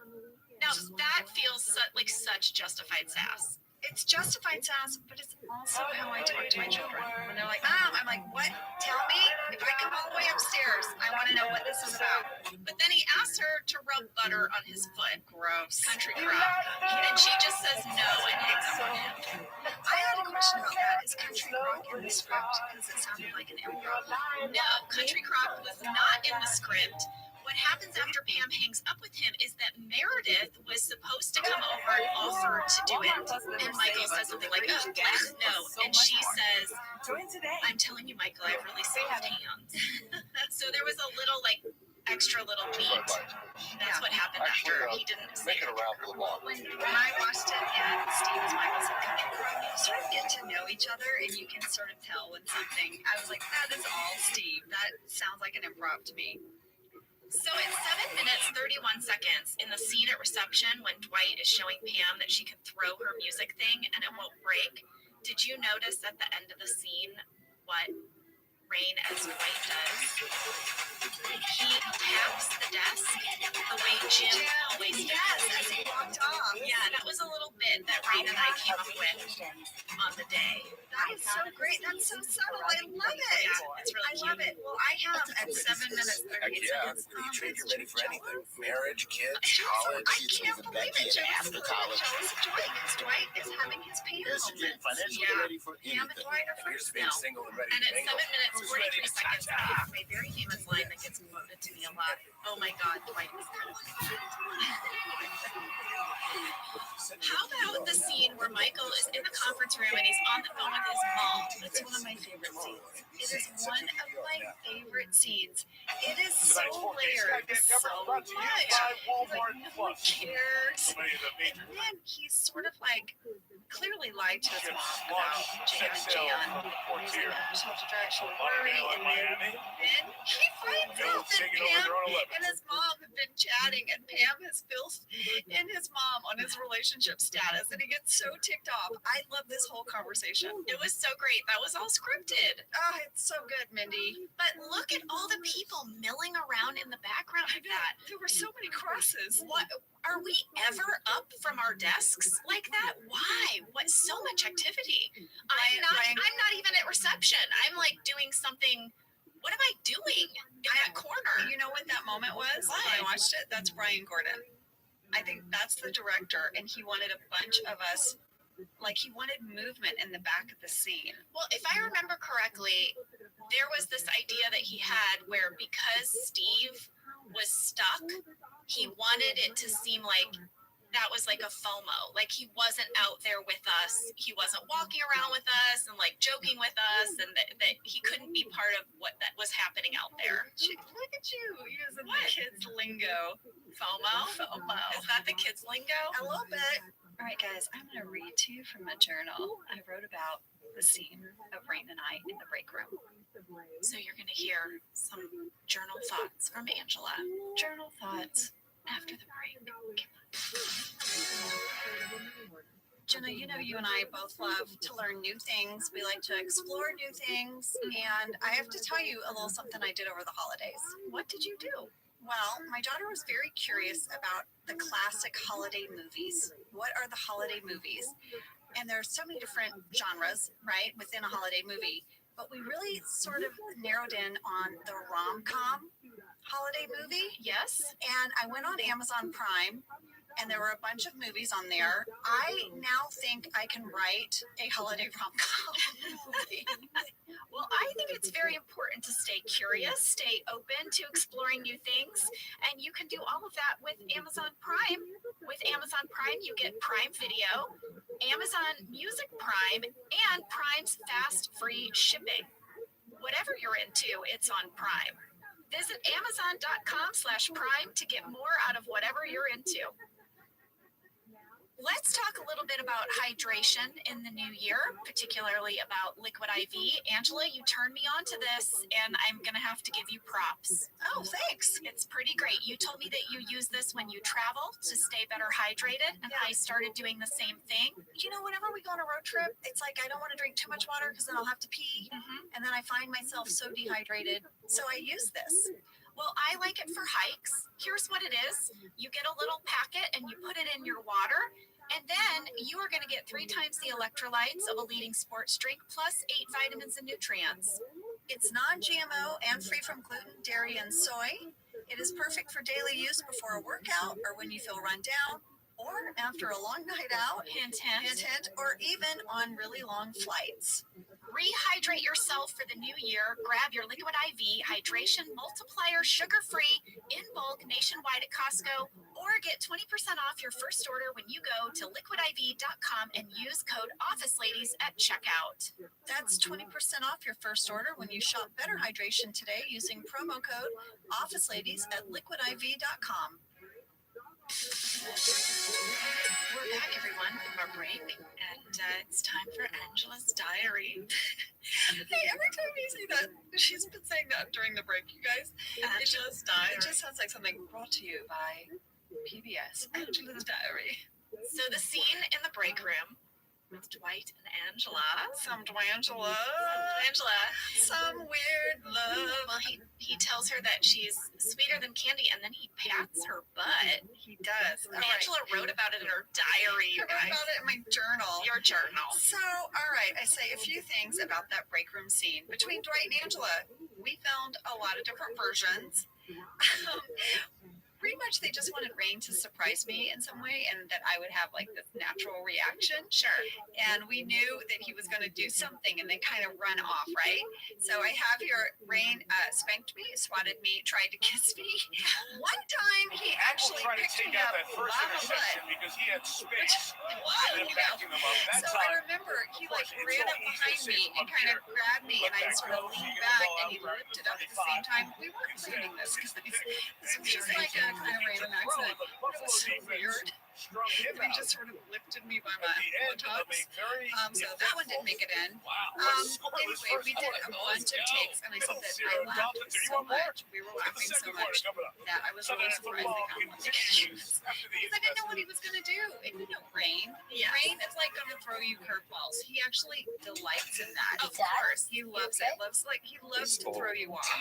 But ultimately, we used the one where he swatted me and just ran away. In the script, it said he squeezes is Verizon. We can all trade in our old phones for a new I'm Galaxy sure S23 there Plus were squeezes. I mean, I did Okay. write that, like, I had a little bruise on my butt the next day. That was just too much touching your butt. Anyway, that's what I wrote there. Well, the next scene, Michael is trying to enter the kitchen. Ryan does not help him because he is busy eating string cheese with Toby. Which, I loved that interaction. I did too. One where I was like, oh, you just go for it. You don't pull it apart. I love that. That was actually Toby who says that to Ryan. I know. You just go for it. Did I say right?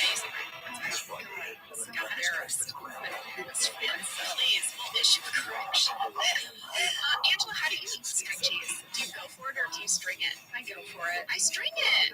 This says everything about us.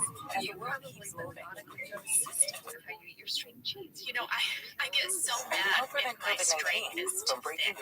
Like, I like to really string it. Mad at yourself. Well, yeah, I like it to be like even straight. Okay, I open it and just bite it off. Says everything about us, I feel like. I don't have time to string it out. Guys, how do you eat your string cheese? Yeah, we Will you want to let us know. know? Will you comment us? Do you string it or do you bite Or it? do you bite it? Jen is a stringer. I'm a biter. I'm gonna do a poll and we'll tell you the results. Okay. So Michael eventually makes it into the bathroom, and then you overhear him falling into the toilet, demanding that Pam help him, demanding that Ryan help him. Some bread. That was 3 This days was ago. all basically scripted, except for it was in the script that Michael was supposed to say, "Get Ryan," but then Steve improvised. He needs to lift me and he needs to clean me up a little bit, bring a wet towel, and I think you can see balls start to break at the end. Oh no, you totally can. I for sure. I watched the scene a few times because I was like, oh, it's breaking. It's breaking. At 9 minutes 46 seconds, he starts to laugh and he turns away from camera and kind of leaves. And then the camera, because our camera guys would do this quite often for us when they would see that we were starting to break, they whip away from us. So he whipped, the camera guy whipped to the door. But I think the thing that did him in was when you hear Michael fall for the second time, because that was also not in the script, and I think it was too much. Well, Steve was in here clanging around, like making noises and stuff. That was very funny. All right, so next, Jim and Pam are out in the bullpen and they're discussing Dwight, and this is when Michael busts in and asks people if they know what it's like to have a disability. He's ticked off. I remember shooting that He's scene. so angry now that no one is taking care of him or treating him The special. Miami Dolphins now And are trying a lot to of fans establish mentioned that that running one of their game, favorite lines and is they really Stanley's feel line like that they when made some Michael progress says, despite "What does the this big look like to blowout you?" loss And a Stanley week says, ago. "Mailboxes." They felt like this offensive line And then themselves. Steve does that They thing can that I come love where off he's the like, ball and shut deliver it. a blow, and as long as the Bills stay That's too Steve deep, they're going to right keep there. running it. So you know at the end of that scene, Dwight turns to Creed and says, "Dad." That was added on the day. That was an input on the day. It was probably an alt. They would do that to us sometimes. They would have alternate endings to scenes. In the script, Dwight was supposed to pick up his phone and say hello, even though it Right didn't ring. there for Tua Tagovailoa. Anytime he's getting that ball out of his hands quickly, this All right, so offense this moves. moves On the us other into side, the conference room Josh Allen meeting is just the where opposite. Michael has Some hung of a his bunch of biggest plays photos have always come of when he has disabled time to people on the scramble wall. and run around. Icons. So you're going to see Icons, Tua yes, trying to get the ball including out two on pictures time of Tom and Hanks. Tom neutralize this Hanks rush. and Forrest Gump, and then Tom Hanks in Big. Yeah. But he thinks it's in Philadelphia, and then there's like a debate that it's definitely big. It's definitely big, but he says it still counts because he became a man overnight, which is a type of disability. 11 minutes, 56 seconds. Tracking Mindy. No, we're Her still hair only looks has 5 fantastic. sacks Her on the hair year, is but fantastic. I have it on a note card, but it is half up and half down. It 11 is. It's not tackles full for down. loss. Look Her at that guy. sweater, You go, she's how would got you a little block bit of a that out there? And they tried to not Yeah, block this is him. not, and we're just not had him up come to her slam chin down with hard these inside. like turtleneck blouses. So These is are some tops. athlete. She does have a paisley And skirt. got away Speaking right of there. hairstyles, Thing. Jenna, I wrote about my hair in my journal for this episode. I'm just. What? Listen, lady, if you had to wear a tight bun with a gazillion bobby pins poking you for like every day, you would if you're something changed, you might write about it, and I did. So here we go. This is what I said. On a small note, I for once like my hair in this episode. Angela always wears the crazy braids, the buns, the ponytails. But I guess being in a relationship has made her step it up a little. Ooh, I like that backstory. I got to wear my hair down. You did. And I was really excited. It had a little bit of a boof on it. I actually thought your hair looked really pretty in this episode. Oh, I have to thank you. say, I was teasing you about writing in your journal about it, but I mean, yeah. Well, it was journal worthy. Thank you. It was the first episode that I didn't have my hair up in any way. No. So I wrote about it. Yeah, it's very nice. So now at 12 minutes, 20 seconds, we meet Billy Merchant, who is played by Marcus York, as we discussed, and he is the property manager.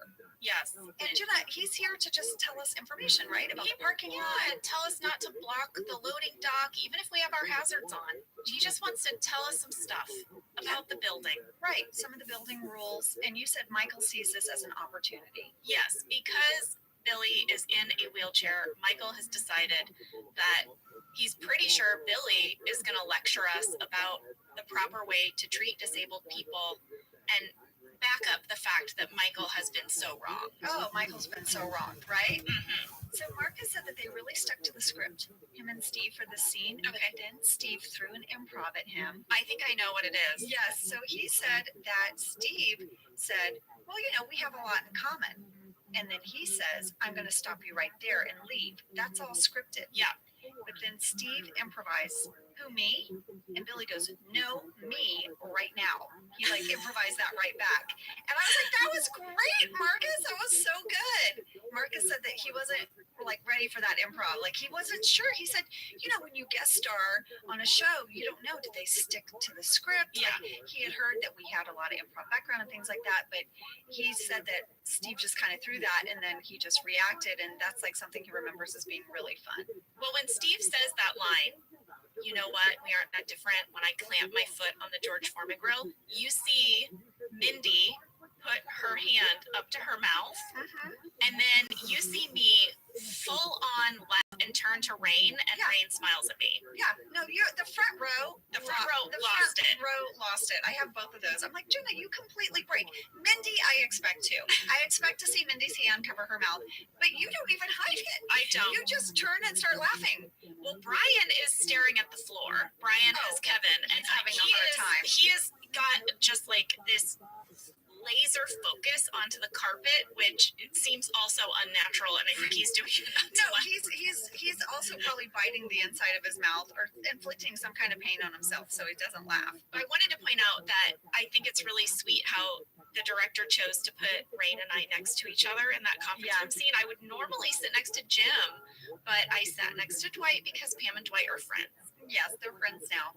Also, in this scene, we learned that I guess Michael brushes his teeth for 10 seconds. 10 seconds. Wow. Okay. So next we go to a scene with Michael and Ryan is delivering him some pudding. Chocolate pudding. It's revealed that Ryan ground up some aspirin and put it in the pudding. And so there's been this runner where Michael really wants some fresh yams, and Ryan can't seem to find them anywhere. He asked them if he found them in Carbondale, which is where he found the pudding at a gas station in Carbondale. Fan question from Grellet: does a gas station in Carbondale always have fresh yams? I wanted to find out. I would think that no gas station had yams. I feel like Ryan isn't really trying that hard to look for these yams, because I think if he just went to the grocery store. Carbondale is about 25 minutes outside of Scranton. Ryan hits a number of the sort of surrounding counties on his search for the yams. So I really looked hard and I could not find a gas station with yams in Carbondale. And most of them didn't even look like they had quick shops. Like maybe you could get gum, but some of them I felt like I couldn't even get a cup of coffee. If you live in Carbondale, Pennsylvania, let me know if there's a gas station near you that sells yams. Would you tell us? And all the passing yards in Tua. His run game, as you said before, what is it? Making a statement without their Pro Bowler poster. A-Chad, 25 to the house. First point to the game to Miami. Stay up late looking for yams at gas stations in Carbondale. No, also you would Google that looking for yams in Carbondale. This is the kind of stuff we do for you guys.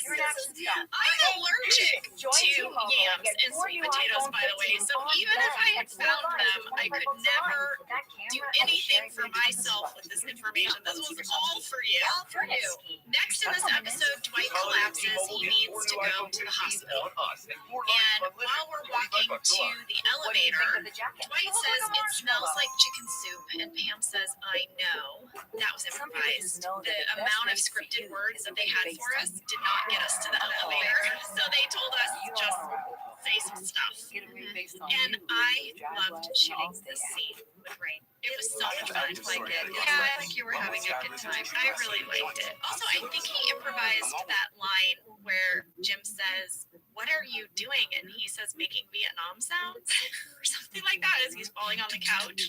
Yes. But I did want to say something that was not improvised that's in the script is the water bottle that Jim picks up off of the plant and then is spraying him. That was in the scene. Well, I have a question. Yeah. At 15 minutes, 25 seconds. Yeah. Why? Why do they have to go in Meredith's van? So many fans wrote in about that. Why couldn't they go in Jim's car? I get why Michael can't drive. I get that Dwight can't drive. But Jim, why didn't Jim say, Meredith, that's fine. I don't want to ride in your gross van. I'll take my car. Here are his choices. Go in Meredith's van or put Dwight and Michael in his car. Dwight has already thrown up. I mean, I don't know. Would you put them in your car? Yes, I would rather drive my car, an injured person in my car, where I know my car. Meredith's van is a hot mess. But because they took Meredith's van, they had that great, funny scene of Dwight trying to drink the rum in the backseat. Oh my gosh. So John has said in interviews that that was one of the hardest times he's ever laughed on the show, was filming those Meredith van scenes. Well, I think these three guys, whenever they get in a car together, they lose it. Have you seen all the outtakes of them laughing their butts off? Yes. Like in these cars. And also, I think that John, it wasn't Jim. That was John with that spray bottle. Oh, he had too much fun with that. We can't end this episode without me talking about one of my favorite things that Michael does is when he explains something that we all know, but he explains it to you as if he's the person that invented it or he's the only one that knows it. Shotgun. Oh my gosh. So it's 16 minutes, 38 seconds. He goes, the rules of shotgun are very simple and very clear. Whenever he does this stuff, I just live for it. I love it. I love it. In this episode, we learn Dwight's middle name is not Danger, it's Kurt. But fan question from Brianna, was Dwight saying his middle name Danger scripted or improvised? It was scripted. We also learn in this episode, you guys, that Creed as a teenager was in an iron lung. He says he was in an iron lung. Not that he had an iron lung, that he was what? Like he's in an iron lung. That's what they are. You went inside of a thing called an iron lung, I guess. I don't know how it works. I don't either. I did not deep dive on iron lungs. I loved it though. I loved when Jim's like, how old are you? Or no, that was Michael. When Michael was like, how old are you? But anyway, we learned that Creed was in an iron lung as a teenager, which is hilarious. I love in this episode that Michael takes off his microphone. Yes, this is the first time we go radio silent, right? I think so. That we point out that we're actually mic'd. We sort of break that fourth wall in that way. Yeah. I liked that. And then I love this scene. And this scene was not in the script. In our shooting draft of the script, they must have added this later.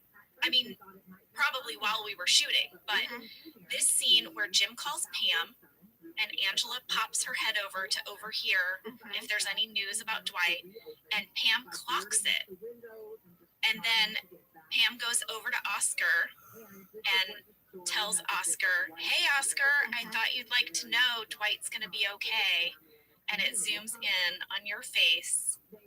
And you're so relieved, and you can tell you're in love. I'm in love. I was worried about my man. One of the things I did, and we all did this in different ways as characters. If something interesting was happening at reception, even if it wasn't in my script that my character clocked it, I would just pop up and look over the partition. And the first time one of the camera guys caught me doing it, the writers loved this. And it kind of became a thing. So, of course, if Pam is on the phone about Dwight, I'm going to pop my head over. But this one was scripted, that my head's there, that I'm listening in. And I remember one of the things they told me is that they're going to catch my head at the top. It's not a ton of time. Pam's going to look back over, and then I need to, like, disappear, right? Like, and so we were playing around with this. So in one take, when you look back over, I just dropped to my knees. Do you notice how quickly? You really do. And that's the one I think they kept in because I just like dropped like a rock. And they thought that was really funny. The very end of this, it's the final shot of Dwight in the CT scan machine, and Michael tries to put his foot in. That was not in the script. That was an improvisation by Mr. Steve Carell. Of course, of course. So we learn in this episode that Dwight with a concussion is actually really a likable guy. Yeah. But he also steps out of his lane a little. With Pam, he becomes a friend. Jim didn't like that. And then he gets the jokes instead of Michael with the doctor. And Michael didn't like that.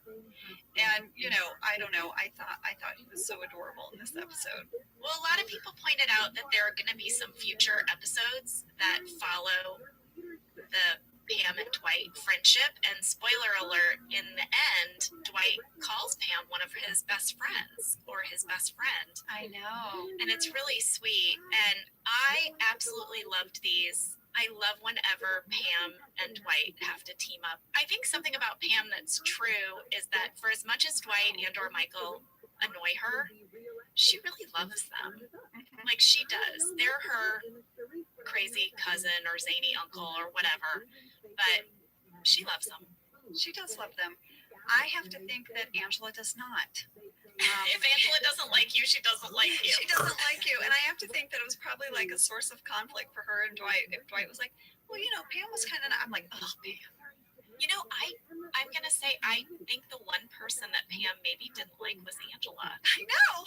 Like, I think, she, you know, but she'll take the, if you have nothing good to say nothing at all about Angela.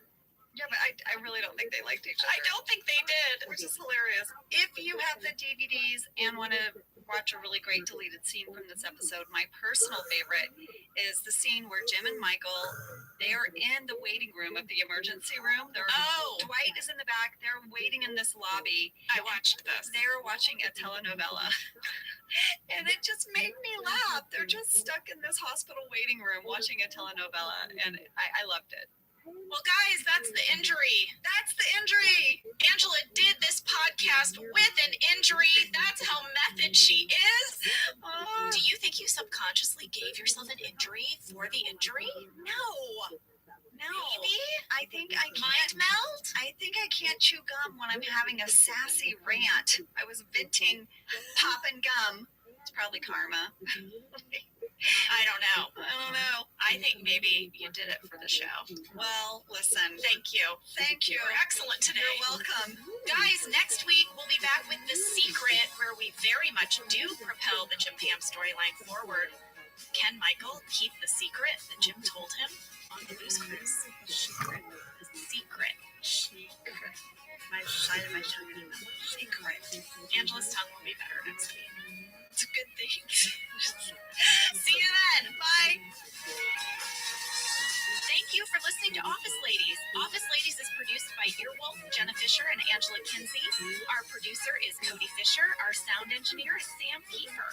And our theme song is Rubber Tree by Creed Bratton. For ad-free versions of the show and our bonus episodes candy bag, go to StitcherPremium.com. For a free 1-month trial of Stitcher Premium, use code OFFICE.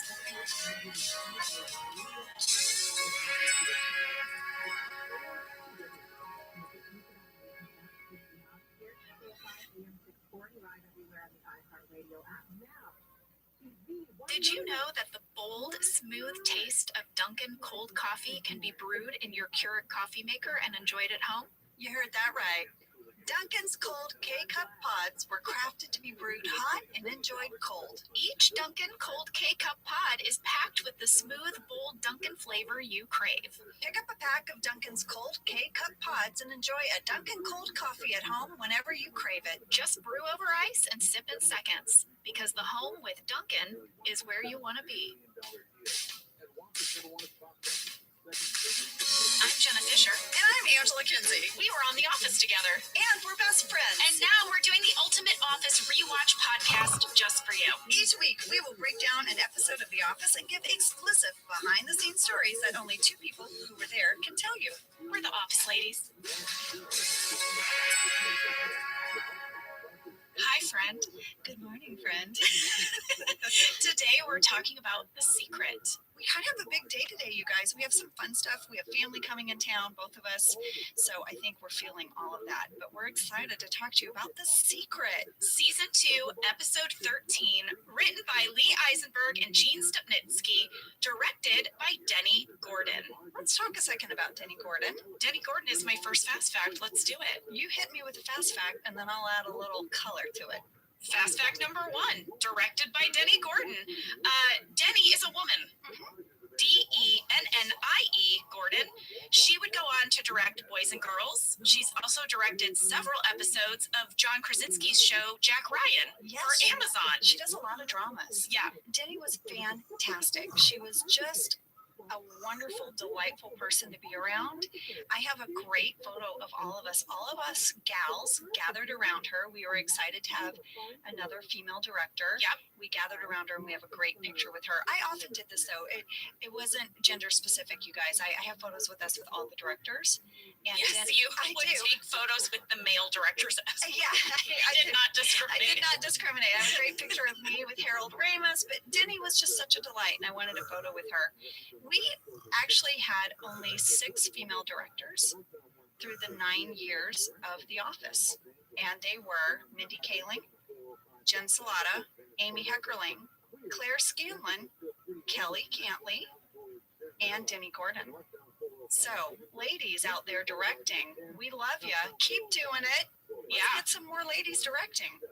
That's my little speech there. I love it. Denny was and is a trailblazer in terms of female directors. She's been around a really long time, and when researching this episode, I ended up reading a bunch of articles and interviews with her about her experience. Her journey. Yeah, I did too. And it was very inspiring. So, guys, Google her.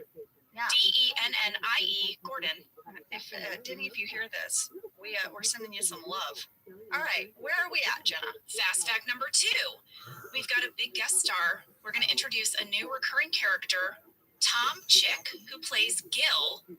Yes, Oscar's boyfriend. Oscar's love interest. It's a secret. He appeared in 4 episodes as Oscar's boyfriend, Gil. He also had a recurring role as a reporter on The West Wing.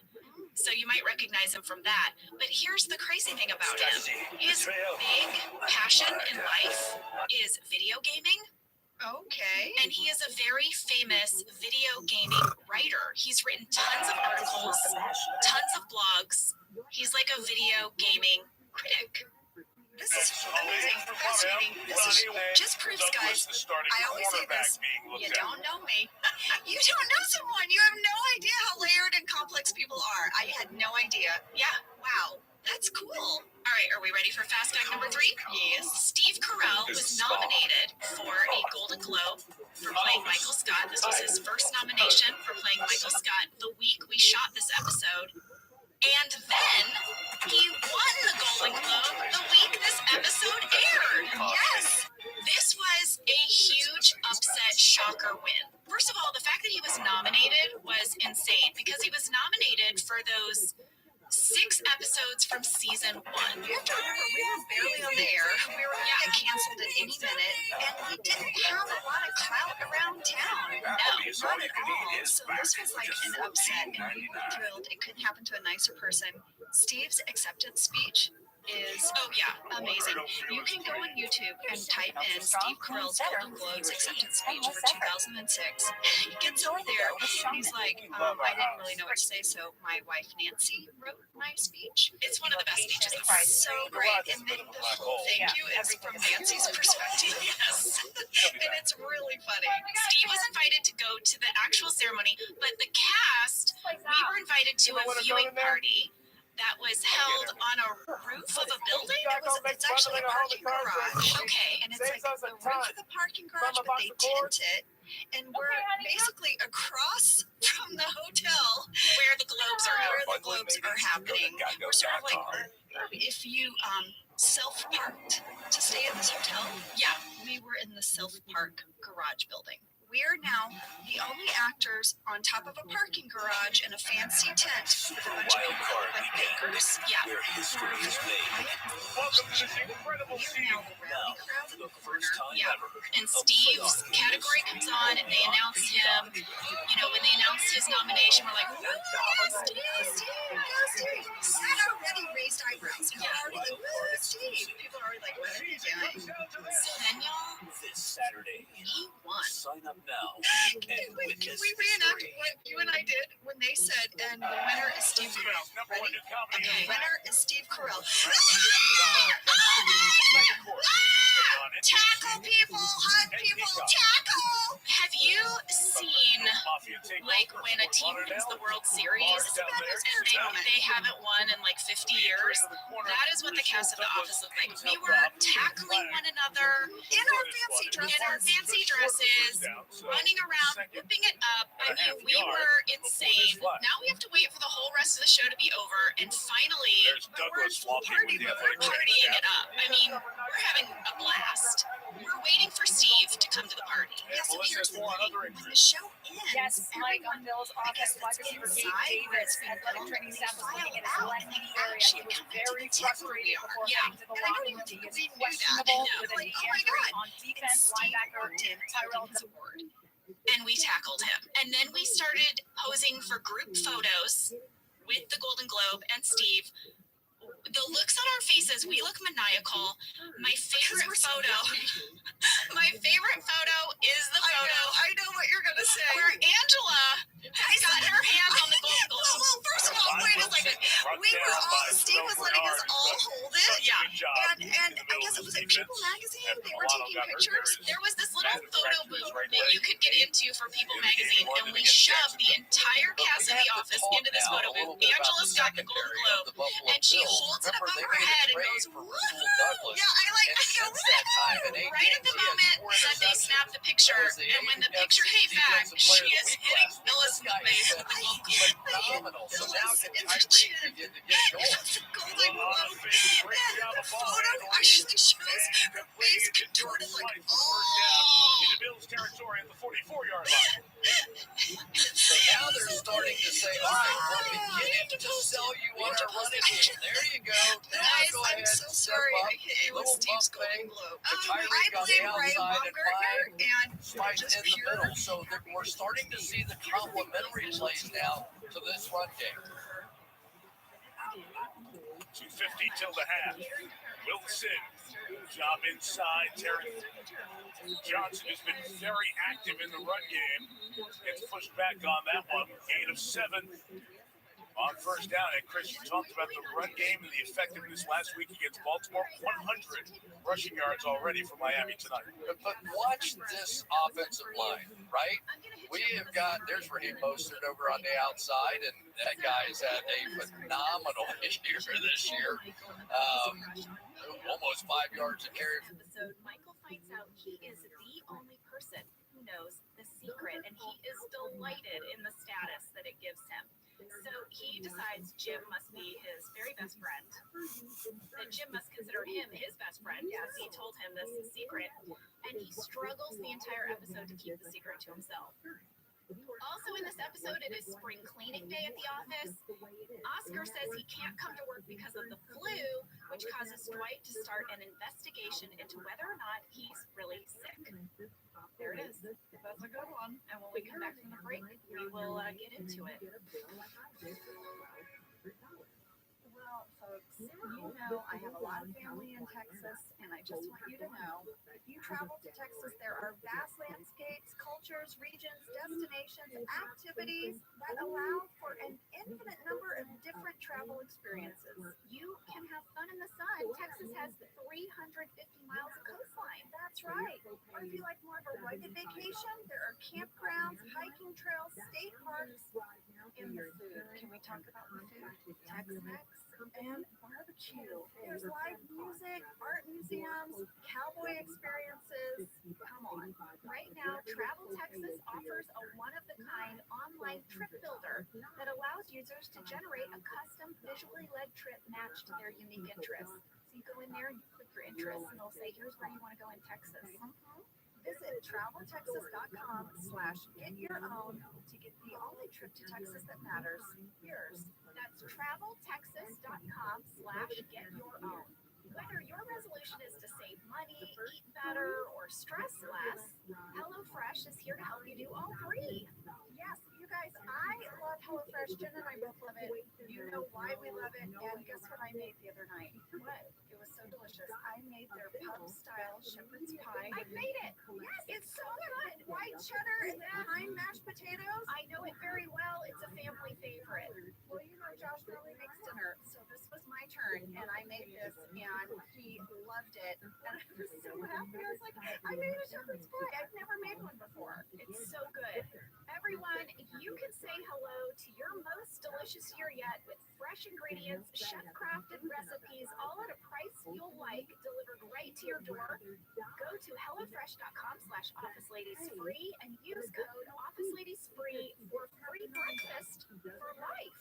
One breakfast item per box while subscription is active. That's free breakfast for life at HelloFresh.com/OfficeLadiesFree with code OfficeLadiesFree. HelloFresh, America's #1 meal kit. This show is sponsored by BetterHelp. You know, around New Year's, we all reflect, and people really start making lists of what they can do to be their best self for the next year. Yes, I think, you know, the new year definitely makes you think New Year's resolution. What do I want to change? New year, new me, that kind of thing. Yes. But perhaps this year we could be reflecting on what we're already doing right. And therapy can help you figure out your strengths so that you can ditch this idea that you need some extreme change or this extreme New Year's resolution and just, you know, you can make changes that really stick because they're based on your strengths. I like that. If you're thinking of starting therapy, give BetterHelp a try. It's entirely online, designed to be convenient, flexible, and suited to your schedule. Just fill out a brief questionnaire to get matched with a licensed therapist and switch therapists at any time for no additional charge. Celebrate the progress you've already made. Visit BetterHelp.com/OfficeLadies today to get 10% off your first month. That's BetterHelp, HELP.com/OfficeLadies. Angela, I think you have a little bit of updog on your cards. What? You have some updog on your cards. Not much. What's up with you? The hold open of this episode. What's up, dog? What's up, dog? And Michael is so excited that he's part of this joke and that he gets it. And he cannot wait to tell it over and over, and it never works. He never gets anyone to ask until the end when Dwight finally says, "What's up, dog?" And he forgets the punchline. And also, I thought it's just one of those moments where Rain is so cute as Dwight, where he's sincerely like, "Oh, thanks for asking." Yeah. Oh, thank you so much. Michael's like, "Oh." I reached out to Lee Eisenberg, one of the writers of this episode, and he said that this updog joke idea happened because this actually happened to those guys. Oh. Yes, they were on the receiving end of an updog joke that wasn't landing, and they always think that's what writers do. They observe things from their life and they pin it, and they're like, "I'm going to put this somewhere one day," and it went here. He also reminded me that there was an alternate cold open for this episode. What was it? Michael comes into work. Quick for second and 9, Tua gets into Tyree underneath with a blocker. Yes, and he Held down at the 3-yard line, and a flag comes down. Let's see if that was something to do with the block that was thrown. May have had a guy downfield again. right away in his desk, and you can see this in the deleted scenes when I watched it. What's fun is later in this episode, you're going to see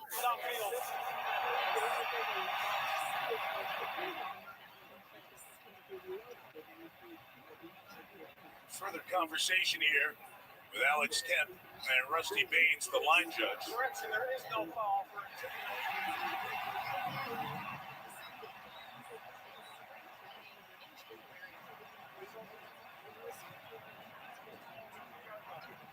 Very close to the first down. Let's look at it again. There it is right there is the question. You're going to see Tyreek. The ball will be caught behind the line of scrimmage.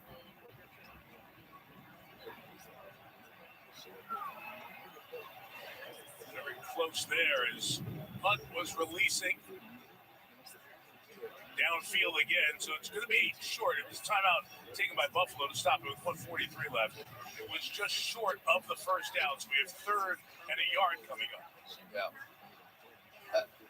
Can we go to Terry and just ask for a clarification on that? Exactly. Yeah, Chris, his whole body has to be on. His right foot was still within a yard when the pass was released. So that was a good pickup. This is not a foul. They did get help from replay. Replay can do that in this case. So it is not a foul for an ineligible downfield. As you watch Hill get out for the reception, remember that red line, the line of scrimmage. The white line is that 1-yard belt to the lineman before they're illegally downfield. Thank you, Terry, for the clarification. 3rd and a yard for Tua. It's like only her little front wispies. I don't know if it's too soon, but I kind of want to declare that because Mindy and personality, that she still has a little front part up, but still, this is now Mindy. But this updo, this half up, half down do is completely different. It's not fussy. It's super stylish. Her clothes, I feel like, have really changed in this episode. Is it her personality? Her personality is 100% full Mindy. I want to declare that it's full Mindy, that the secret is full Mindy. I'm scared to do it because I feel like there's more to come. I think there's more to come, but I'm willing to say we're pretty much there. We're 90% full Mindy. 90%. I'll declare that. We're 90%. 90% full Mindy, the secret. Lee told me also, just fun fact, not a fast fact, a fun fact, super fun, that Lee's friend who works in San Francisco told him about having to do spring cleaning in his office, and they put this storyline in at the very last minute. They did not have a lot of turnaround on this episode. Once again, remember last time they told us that they barely got any kind of outline and they had to write their episode, and this time there was this super big rush. Does that make data the new goal? 3 or 4 days to write it. Usually you have a couple of weeks. And they needed some storyline to pull off. They needed a storyline about Jim. They needed a storyline about Oscar and the investigation about whether or not he was really sick. But they needed something for the rest of us to be doing. Knock, knock. Number one broker here for the number one close for. Listen to me adjust the bass, add more guitar, maybe some drums. Wow, so many choices. Yeah, like Schwab. I can The Mike Schur's response was, quote, get full service wealth management, advice, invest on my own, and trade on Thinkorswim. if you need it, do it. At 2 minutes, 7 seconds, Jenna, you must have been so tickled. This is like your favorite thing where Michael's talking and then we reveal 2 other people. Oh, yeah.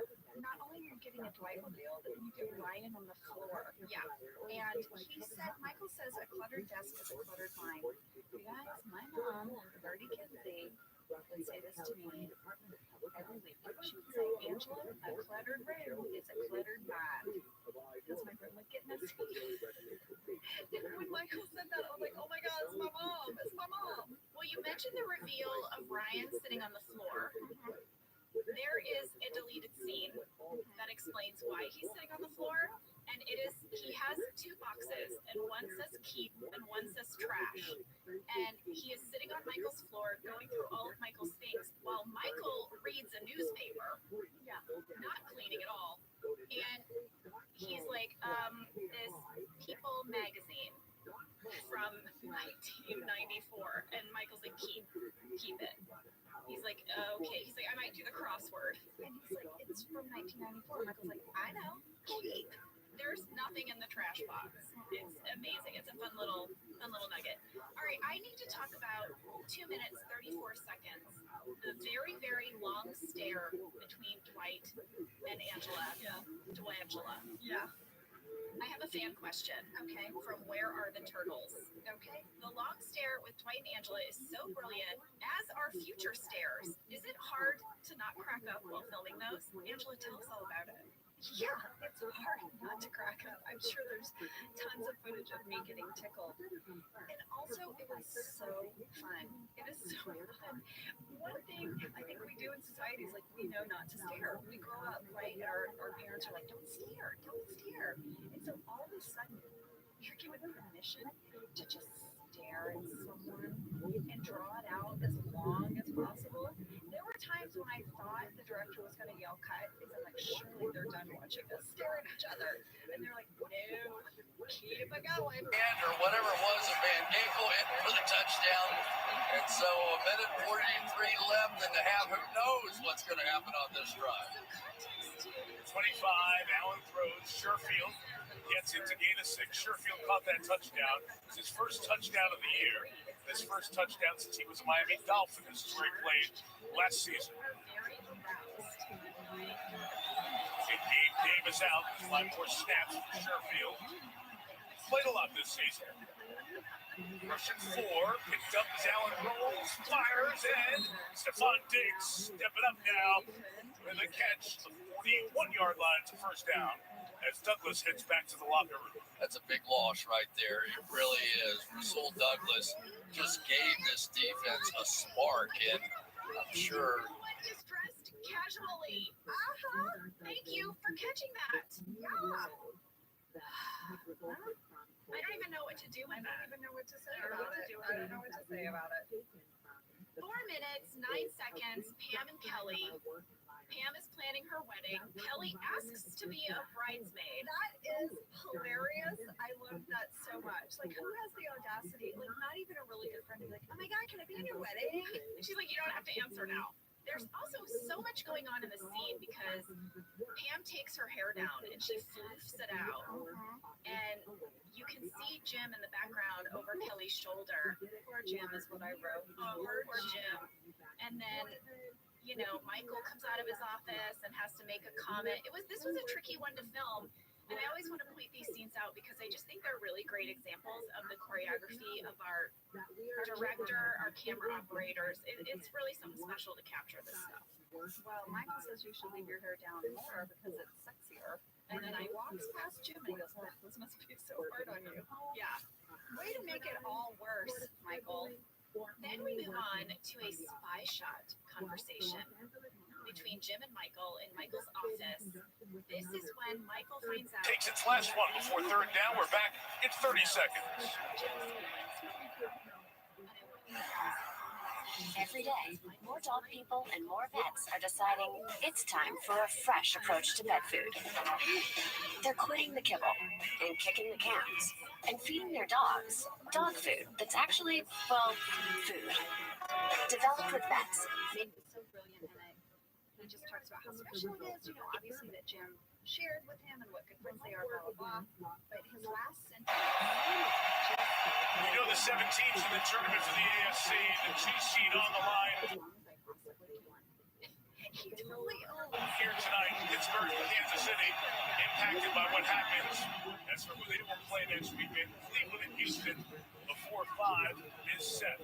Again, the schedule announced at halftime. 3rd and 5.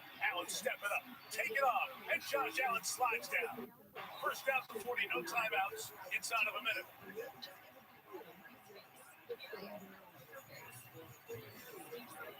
So hard to defend. You get all those receivers.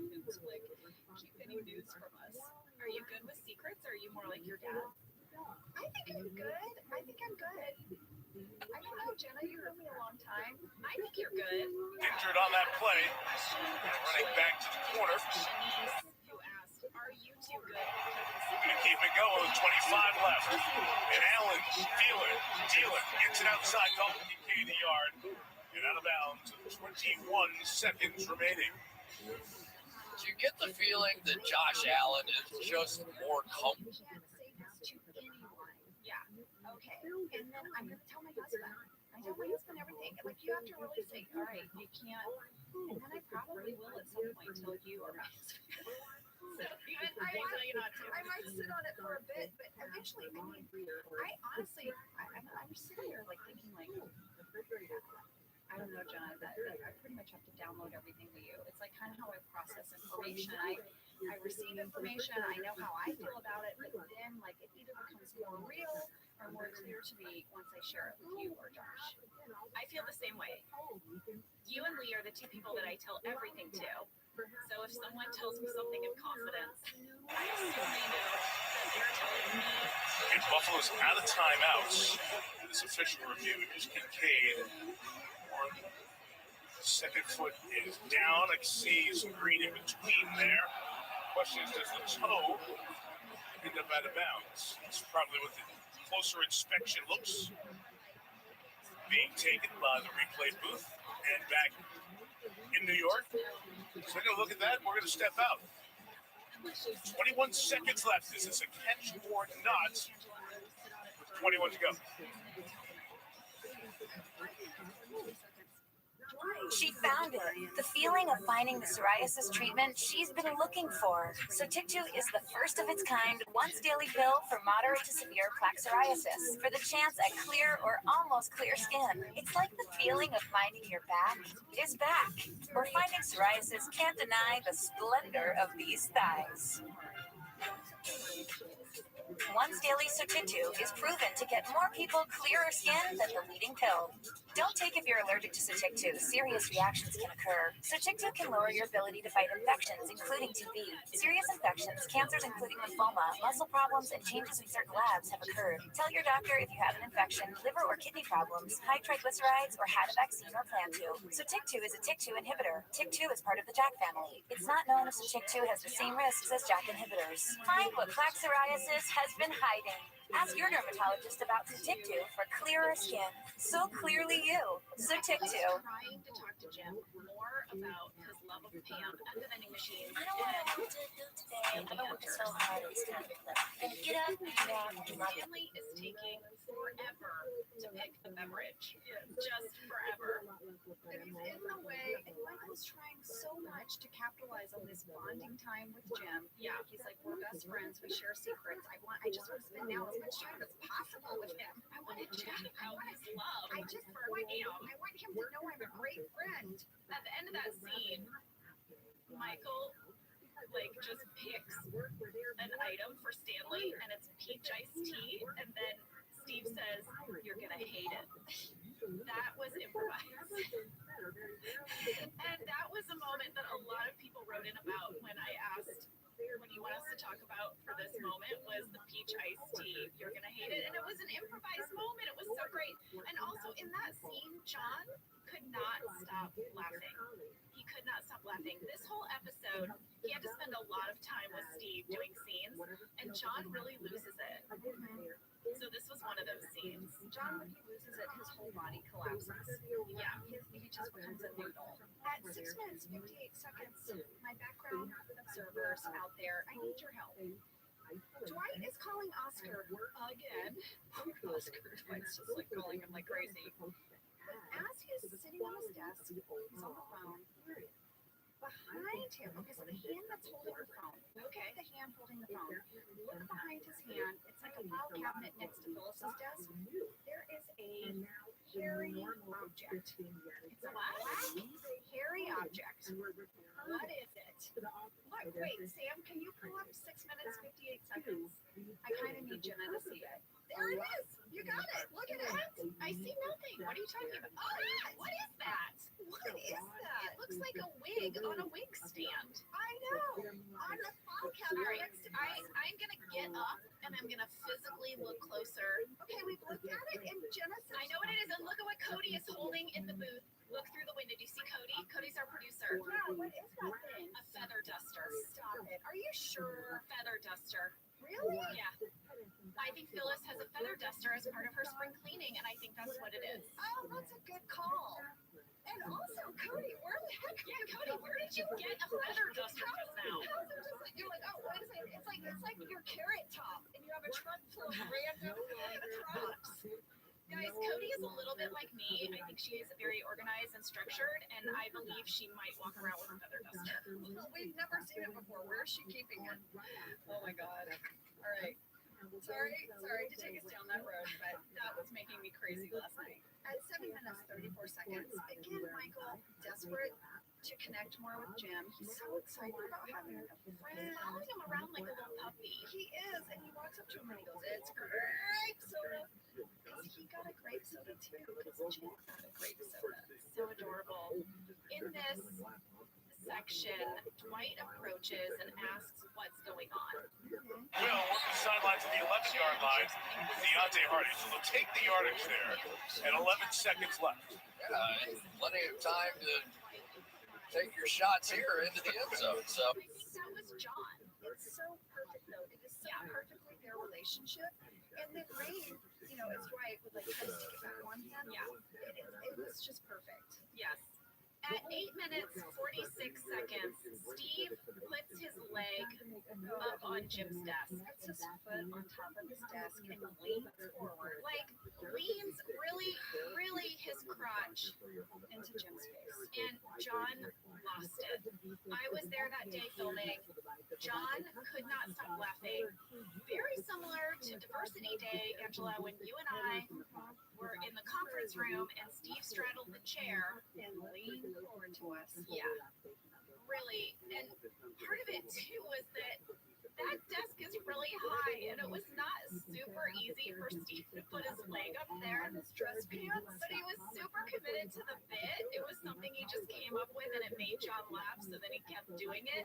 But I think it was like, that was not easy. No, the desk is really You high. have to be very flexible to pull that off. So kudos to you, Steve, for being so committed to that bit. Well, I wrote about this as well, and I said that you guys Steve always found ways, as Michael, to put his feet up on things, or just really sort of push the physical comfort zone that you have with another person. Yeah, you always thought that was like sort of as Michael, a really funny gimmick, and it got us every time. I just think at 8 8 minutes, 55 seconds. It's just kind of funny to me that Kevin is just walking over to front reception and just setting boxes down in front of Pam. I know, thanks. What am I doing with those? I don't know. I guess that's my problem now. What I've been doing. So next, guys, Michael decides to take Jim out to lunch. Well, Jim is just trying to get him out of the office so he doesn't spill the beans in front of Pam. So I don't think Jim would ever want to go out to lunch with Michael, especially to where he takes him. Hooters. They go to Hooters. I have so many feelings about it, Angela. I know you do, honey. When I was watching it, guys, I'm not going to lie to you, not a fan of the restaurants of this nature. Well, did you read their origin story? It was like I'm paraphrasing, guys. I did. I went to the Hooters website. I had to spend a lot of time on the Hooters website. Yeah. More time than I wish I did. Well, it's something like when a group of 5 guys who kept getting kicked out of places decided that they wanted, pretty girls and hot women. So anyway, listen, for y'all folks out there that enjoy Hooters, that's for you. That's for you. Okay. Anyway, we did have a fan question from Rob M. Did you shoot in a real Hooters, and were they real Hooters waitresses? Yes, we filmed in a real Hooters, and yes, they were real Hooters waitresses, except for the main waitress, Dana. She was played by an actress. That's right. Dana is played by Lindsay Stoddard, who is a really funny actress, writer, improviser. I think we're back in my IO days, and Problematic days. And this Hooters in particular was in Burbank. Yeah. And they filmed in. It is now closed. It's out of business. So you can't go Not there. shedding tears. And of course, Michael had to say chicken breast hold the chicken. Yeah. That's a classic comment. But I love Dana's response, which is that really what you want? Yeah. Like, no, gourmet hot dog. But let me say something. Jim orders a ham and cheese. Michael orders a gourmet hot dog. I could not find either of these items on the online Hooters menu. I couldn't. I don't know, guys. Anyone who's gone to Hooters, do they serve ham and cheese and or a gourmet hot dog? I would actually love to know. Do you know what I noticed? I noticed the girls look like they have to wear pantyhose under their shorts. Yes, they do. And I did a deep dive on Hooters. They do wear pantyhose. That would, listen, I would be for it. I like that. I like it that it's not their bare leg. So I do appreciate that there's that. I just don't like pantyhose. Well, we know.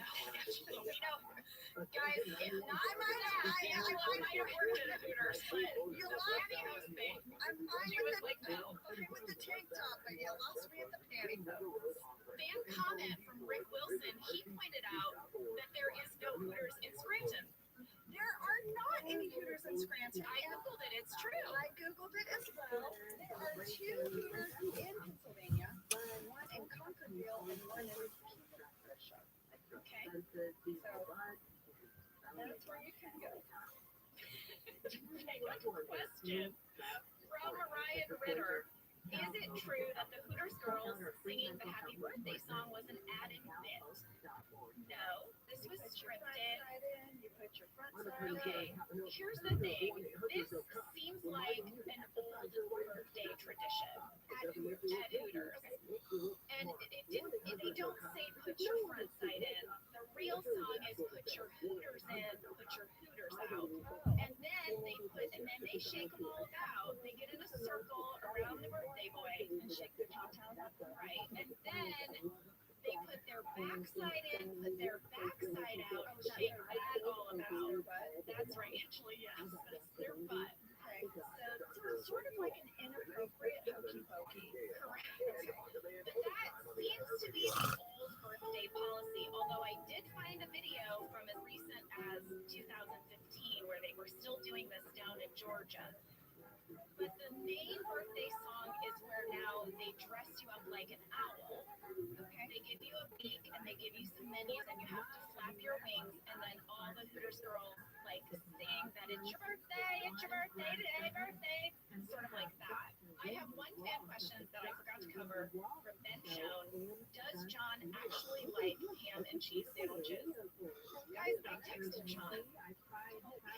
Random text. By the way, you're on a real roll of texting, Steve.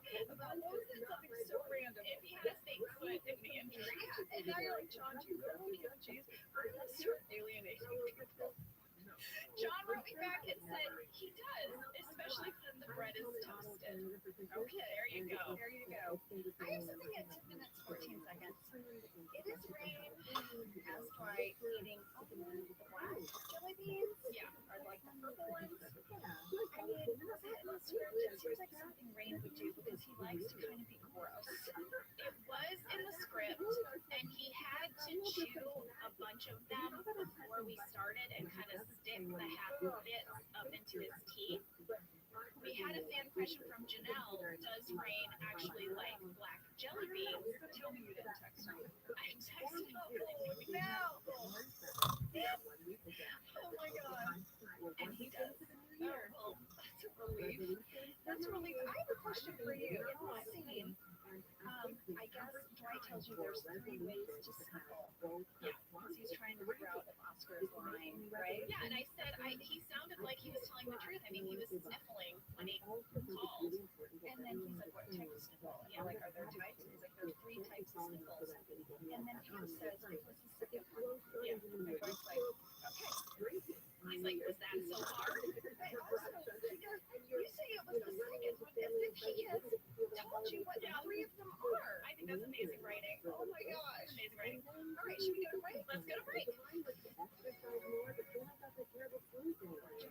and I both love to learn new things. We like to explore new things. And I have to tell you a little something I did over the holidays. What did you do? Well, my daughter was very curious about the classic holiday movies.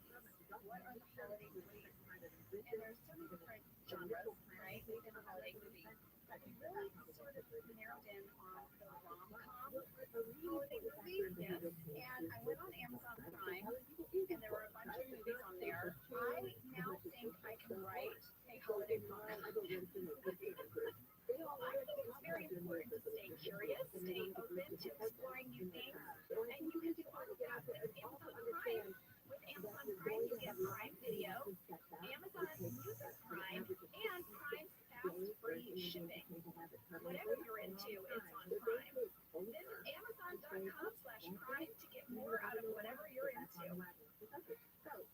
Let's talk a little bit about hydration in the new year, particularly about liquid IV.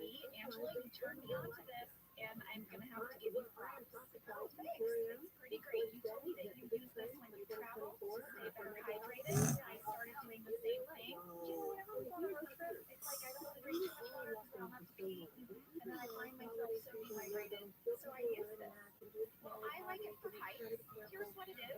You get a little packet and you put it in your water. And then you are going to get 3 times the electrolytes of a leading sports drink plus 8 vitamins and nutrients. It's non-GMO and free from dairy and soy.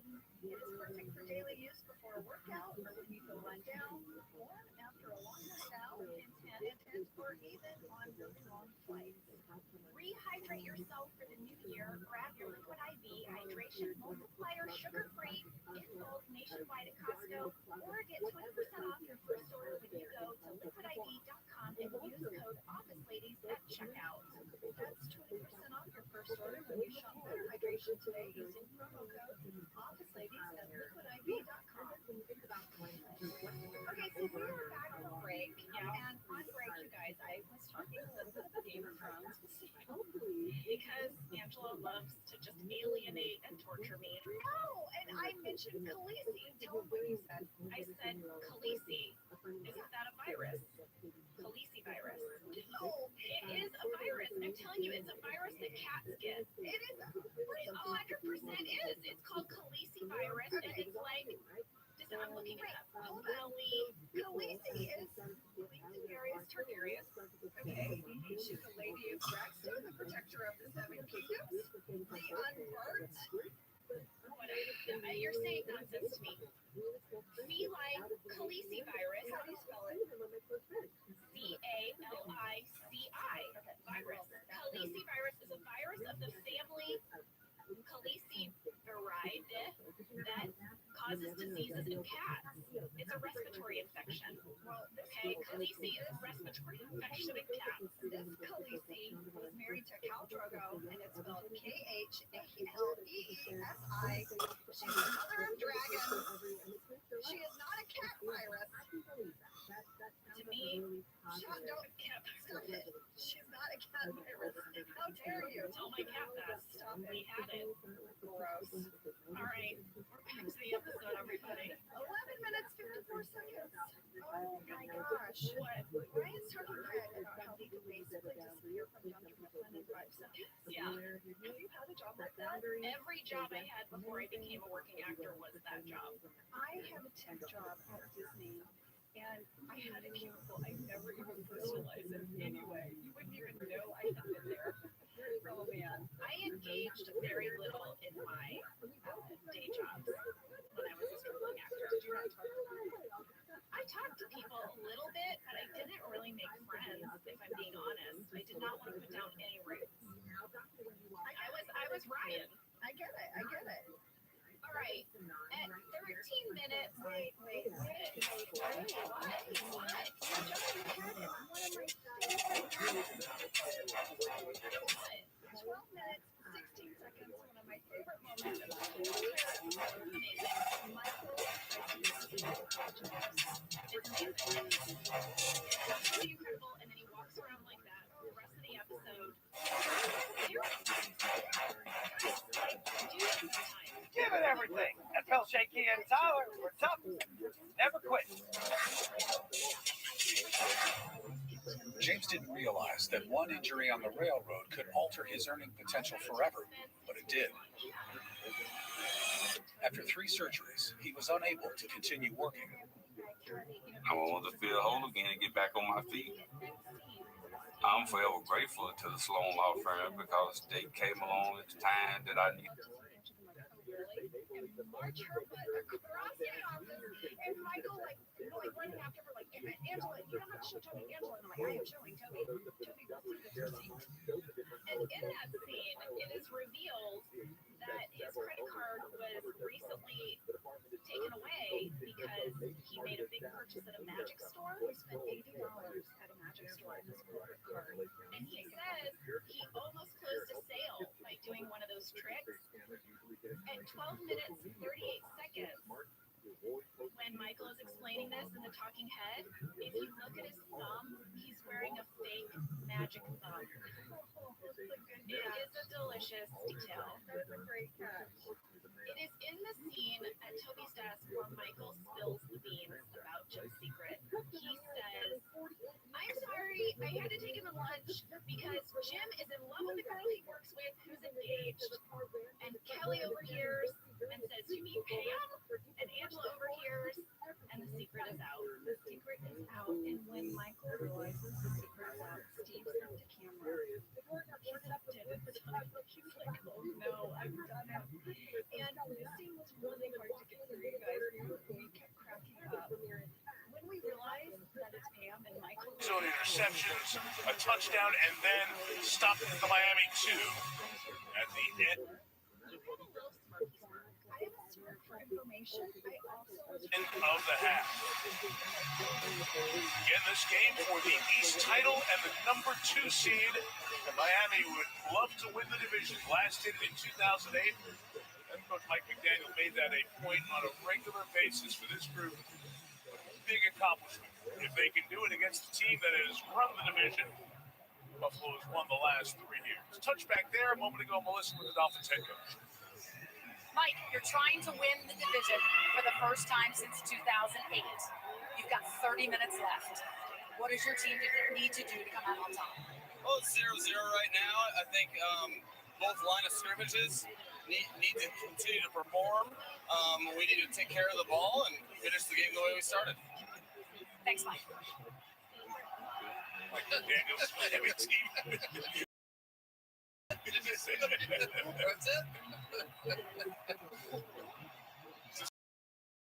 At the end of that half with 8 yards on that first. Would make John Jacinto great. I traded messages with Lee Iceberg. I said earlier, Lee wrote that line, which one is spam? And he said it is his favorite joke he ever wrote on the show. And the one he is most proud of. I think that is great. So give him all the credit for that. Way to go.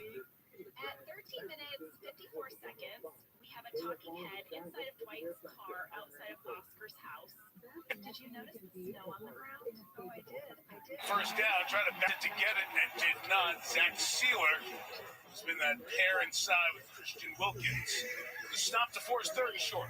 But I know Sean McDermott, and what he probably said to his guys at halftime was something like, guys, can we do anything else wrong in the first half? Can we screw anything else up any worse than what we did? And we've got the ball, and it's a one-score game. Come on, let's go. Bobsled Josh Fournette pushing with Allen. And Josh Allen gets the first down. They never bring him down as they get to the 35-yard line. Well, I don't know if I should have you or John Morgan, our Olympic bobsled analyst, with us. Well, you know, since you guys kicked me out of the Summer Olympics, I'm going right to the Winter Olympics. It does look like the bobsled, doesn't it? That's what they do. With a guy in the back pushes the guy in the front who jumps in the car, and then you run as fast as you can all the way down and duck in. And watch what you got with Leonard Fournette. When he mistimed it or something, he lost his tush push. Did you get far enough away? You have to leave the room to be far enough away from it. It's the sled, not the car. Oh, I just want to get you there. I'm trying to help you get there. No, I can't get it there. Fournette the carry for 5 yards. So why Fournette here, Chris? And what do you think he could provide to this team if he's a part of the playoff roster? Well, we saw it, right, in Tampa. And Tom Brady from the beginning said, give me Leonard Fournette. It came up. He's available. What do you think, Tom? Would you like?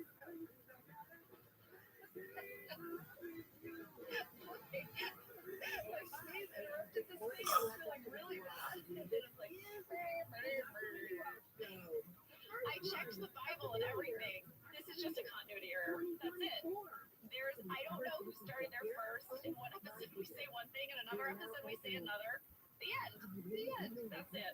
Sorry. The senator had a son. We sent away and never saw again. It happened. Let's talk a little bit at 16 minutes, 45 seconds. Okay. Dwight plus Oscar and a male friend Gil. Yes. They have shopping bags. They have ice skates. Oscar is so not sick. He's not sick, and he's like, "Are you gonna tell Michael?" And Dwight, at 17 minutes, 34 seconds, is like, "No, I won't tell Michael in exchange for a favor from you that I will ask for at some point in the future." Right? Yeah, this is a big speech. Jenna, this made me think of a TV show that my dad watched, and I've watched it a few times called Stingray. It was in the 80s, and Ray would show up to help someone, and he would say, "I will help you in exchange for a favor that I will ask for sometime in the future." Do you think our writers had someone who watched Stingray? I'm 100 years old. None of you guys know what I'm talking about. You have nothing. I'm just telling you. I have so many thoughts. I am telling you that first of all, I'm like astonished and delighted by the description of that show, because it seems like Ray is gonna sting you, but then help you, but then call it a favor. Well, I think he drives a Stingray. Oh, and his name is Ray? His name is Ray. He drives a Stingray. There he is. Sam's pulling him up. Here's the description. An adventurer travels and helps people in trouble in exchange for future favors. Just like you said, it was a television series. He drove a 1965 Corvette Stingray. Was his name Ray, or did you add that? No, his name is Ray. And his name is Ray. The character's name is Ray. And look, it says Ray, a man on the street. It's people out of trouble asking for favors in return. Anyway, it might not be you guys, but it definitely made me think of that. So, you know, if you have Nickelodeon and there's Nick at Night, check out Stingray. Well, in this scene, it is also revealed not only that Oscar is not sick, but that he is gay. That Gil is his male companion, which Dwight completely misses. He doesn't see it. They cut to the scene of them all watching a movie together, which a lot of fans asked, is this the favor?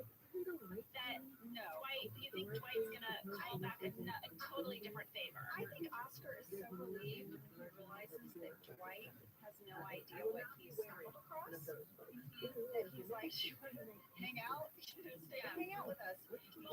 He wants to make it a positive, like, "Okay, bye, Dwight. Take care." Well, you see in the background while they're watching television that Oscar reaches out and touches Gil's hand, and the camera catches it. So now the audience knows that Oscar is gay, but no one in the office does, including Dwight. We had a lot of fan questions about this. Okay. So I reached out to Oscar and I asked him, when did you find out that your character was going to be gay? And he said he had heard like some rumblings from some of the writers, but he wasn't really sure. And then Greg Daniels approached him and said, "Hey, Oscar, we're thinking about making your character gay. What do you think?" And then Oscar said, "Sounds great. I love it." And then Greg said, "Oh, good, because it's in the script." So there you go. Back to the episode. Jim is in Michael's office, and Michael is so gutted over revealing the secret. Now, John's performance in the scene, he is so silent, and he's just, it's this mixture of compassion and disappointment, embarrassment, taking it all in. But the truth is, John could not stop laughing. Again, I want you to be in a small confined space with Steve Carell when he does two things. When he fake laughs or fake cries. Yeah, because when he fake cries, he's like, it is impossible not to handle it. He could not handle it. And then, did you notice when Jim comes over and then Michael kind of like hugs his crotch? I wrote awkward crotch hug. Awkward crotch hug. Should we start tracking those? No. All right. So then we have the scene in the kitchen, right?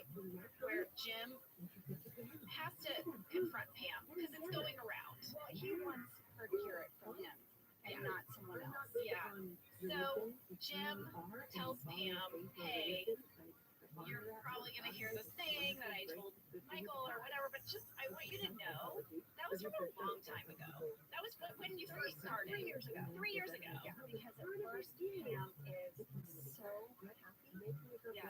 She's like, "Oh my gosh, this is amazing. This is the conversation I wanted to have on top of Booze Cruise." Right, and then he's just so adamant, like, "Well, I don't feel that way anymore."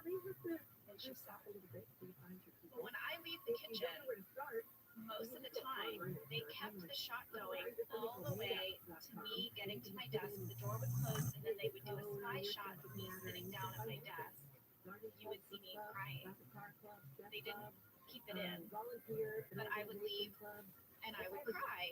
And there are times when you're playing a character where you can't help but feel their feelings.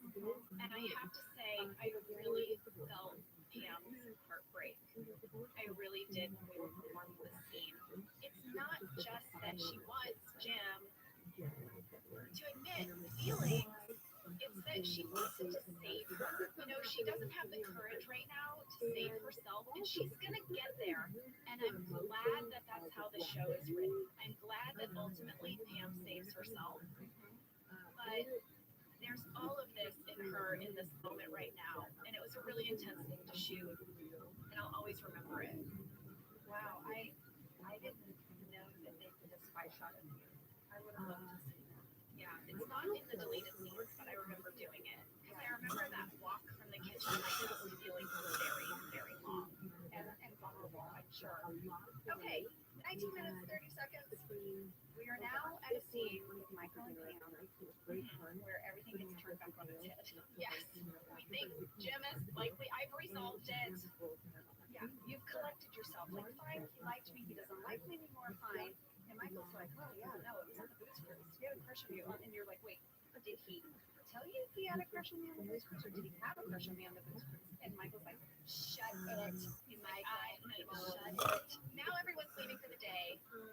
Pam and Jim leave together. They get in the elevator together. Well, in the elevator, you notice there are all of these glances poses where Jim looks at me while I'm looking forward, but then I look at Jim while he's looking forward. It took us forever to time that out with getting in the elevator, glancing at each other. That was all intentional. The doors closing exactly when the doors closed. It took a very, very long time. I'm very proud of how it turned out.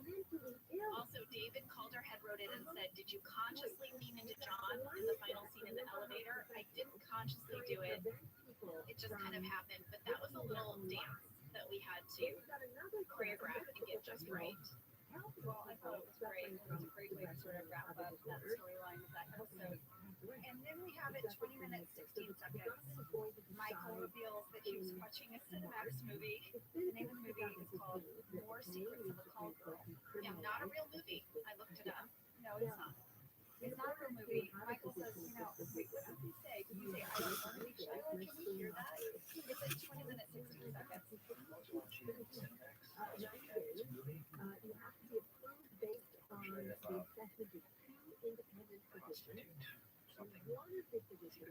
More Secrets of a Call Girl. Lead character Shiloh.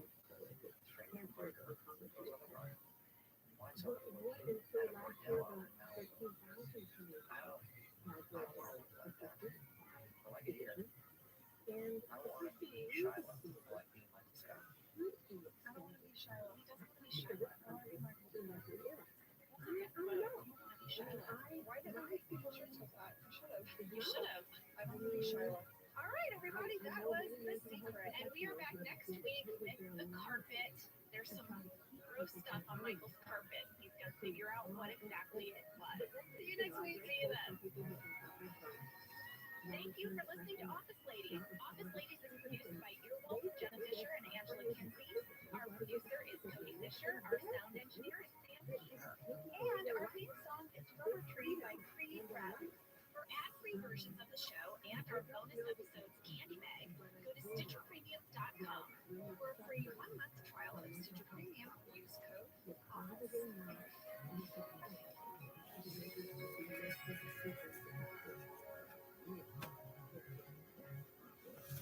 Anyway, I wanted to bring it up because it happened there. Before long, it's going to be coming here, and it's going to be a debate that we're going to have to taste of dumping cold coffee can be brewed in your pure coffee maker and enjoyed at home. Yes, that way. It's free outside your own mental recovery coffee maker. It's all good and could be good. So that we can do Dunkin' flavor is free. And it's distributed live everywhere on the iHeartRadio app. Just brew over ice in 7 seconds because the home with Dunkin' is where you want to be. Hey, gang, you know we like to keep our podcast PG. Well, I blew it on this one, guys. I'm sorry. So we wanted to warn you before you listen in case you're listening with your kids. Around the 20-minute mark, Angela goes off the rails. Well, hey, wait a second. I just tell a story about an episode of Fear Factor. There's no other way to tell it. There's an adult subject matter. You told it how you did. And you might want to, put earmuffs on the kids at the 20-minute mark. Turn it down, skip 5 minutes ahead, whatever you need to do. And for the rest of you, enjoy. I'm sorry. I'm Jenna Fisher. And I'm Angela Kinsey. We were on The Office together. And we're best friends. And now we're doing the Ultimate Office Rewatch podcast just for you. Each week, we will break down an episode of The Office and give exclusive behind-the-scenes stories that only two people who were there can tell you. We're the Office ladies. Hi, Ange. Hey, Jenna. Why are you looking at me like that? I have to twist my eye. Oh, Lord. Roller starting today? All right, what else we got? Well, I was trying to stretch it. You told me I had to do that. She was kicking and working it air. It was comfortable, but it felt good. You think you can do that before you learn to I think I can. Okay, you're cool. Go, girl. I thought I could use my leg and do this podcast at the same time, but Angela told me to sit there. Ow! I didn't say it like that. I was like, hey, you're going to hurt yourself. I think I can concentrate watching you kick your foot up like that. All right, well, I might need to do it midway, but let's get started. Okay, good. When you do it midway, I'm going to film you and I'm going to put it on Office Ladies. All right, .com. All right. Today we are talking about the carpet. It is season 2, episode 14, written by Paul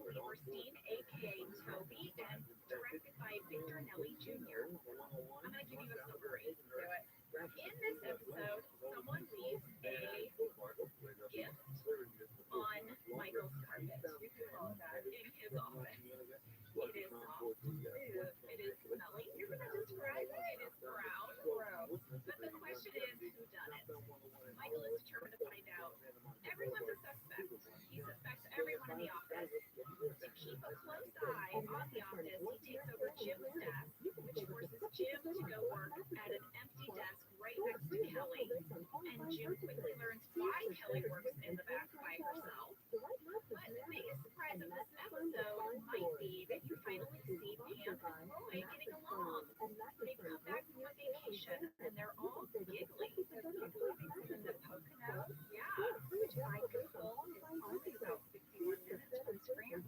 And is it snowy? It's snowy because this was January. And here are the best activities. Because I went down the rabbit hole in the Poconos. Now I want to go to the Poconos. It's beautiful. In the winter, here are the best activities to do. All right, 1 hour away from Scram. Snow tubing, skiing, snowboarding, a casino, snowmobile, ice skating, snowshoeing. There's a brewery and a spa. Oh, I bet Roy went to the brewery. Yeah, I mean, yeah, that's for sure. It's pretty much just that and the casino. Jim asked Pam if she did a lot of skiing, and she says not really. Just a little. All right, are you ready for some fast facts? I am, and then at some point, Jenna, you'll have to let me know your sciatica and all of that business. Yeah, I do have a business. You do? Yes, and I want to share it with you right here with all of our office ladies listeners because y'all have been listening. Oh my gosh, who am I? I should tell you guys. My sister Janet from Texas has been here for a week, and y'all been listening. Yeah, when you get together, you get all Southern. You get very Southern. So anyway, you guys will get it. You'll be in on the joke. And that's why I want to give it to you during the podcast. Do you want to give it to me right now before we start with fast facts? I guess we should after I've said all that. That's a big build-up. Let's do it. I'm really curious. Oh, it's wrapped in bubble wrap, just like my foot from the injury. Look at you with your little office callback. That's right. You guys that have been listening know that Jenna hasn't seen Star Wars. Okay. I've come to terms with this, you guys. I don't like scary movies. Right. This is an impact in our friendship. What are we going to do? So anyway, you did say you love Star Wars sort of universe. I do. Yeah, Leia for Halloween as a kid. Yeah, right? All right, so remember my little baby Yoda? No, my crochet fit baby Yoda. Stop it. Okay, so I have to give a huge shout out to Shay. He crocheted this. He's one of my Instagram friends. His name on Instagram is, oh Shay, what is it? It's Borlon, please. Am I saying that right? I hope so. He heard how much you like mine from Jenna. Oh, he made you wear it. Baby Yoda. Oh my gosh, Rib. And it's crocheted by hand. And look, it's a Christmas ornament. You know, two of my favorite things are Christmas decor and handmade Christmas stuff. Yes, that. And also baby things, like things made into babies. I know, right? Baby elephant. I was just watching this movie Journey 2 with my son, and they have little bitty tiny elephants on the island. The elephants are shrunk down and they're little, and they're so cute when they're tiny. Now you have a tiny baby Yoda, and that's from Shay, Jenna. Oh, Shay, thank you so much, Angela. Thank you so much. Well, Angela, I already have one. I have a surprise for you, but I'm gonna save it. Is there a scary movie you're gonna make me see? I got a severed head. No. From a famous scary movie. No, I got you Freddy's glove. No, I didn't. This is not a tangible item that I'm going to hand you, but it is a thing I'm going to tell you. Okay, I can't wait. Okay, let's start with fast fact number 1. I declare with full authority. Bankruptcy! No, we have reached full Mindy. The carpet is wet. We reach full Mindy. This is full Mindy, you guys. You're going to hear it. You know it. It's happening. I asked Sam to make a compilation of all of the things that the character of Kelly says to Jim back in the annex to prove that we have hit full Mindy. So first of all, the hair is transformed. The hair is pretty much down just a tiny clip, but it's fashionable. The outfit, super pink, fluffy, skirt, all of it. Pink lipstick. She sits on her desk. She puts her feet up. She's like, I mean, come on. She also talks about Beyonce. This is a big thing. She talks about the color pink. She crushes on Ryan, and at the end, she breaks. Here it is in its glory, the full Mindy. Do it. I'm serious. My closet doors will not shut. Beyonce, pick the color, pick the person, hot dog, basically anything that is awesome. Oh my god, it's so cute. Which one is he pregnant? Jim, please, please, Jim, he's so cute. I like him so much. I would do it, but I'm too shy. Please, Jim, please, please, Jim, please. There you go. Oh man, and poor Jim. We'll get to that. But come on, Beyonce, there's a lot of Mindy here. Yes, I think this is it. Now we're going to track and see if she stays full Mindy. Don't worry, we're not done tracking this in case you were worried. Oh yeah. I mean, if next episode she has fun, we're gonna let you know. I'm pretty sure in Casino Night she gets extensions. Like suddenly that we never speak of or her character ever speaks of, but she's got this gorgeous long hair in Casino Night. So we'll track that as well. All right, fast fact number 2. We have a big guest star. Ken Howard shows up as Ed Trupp.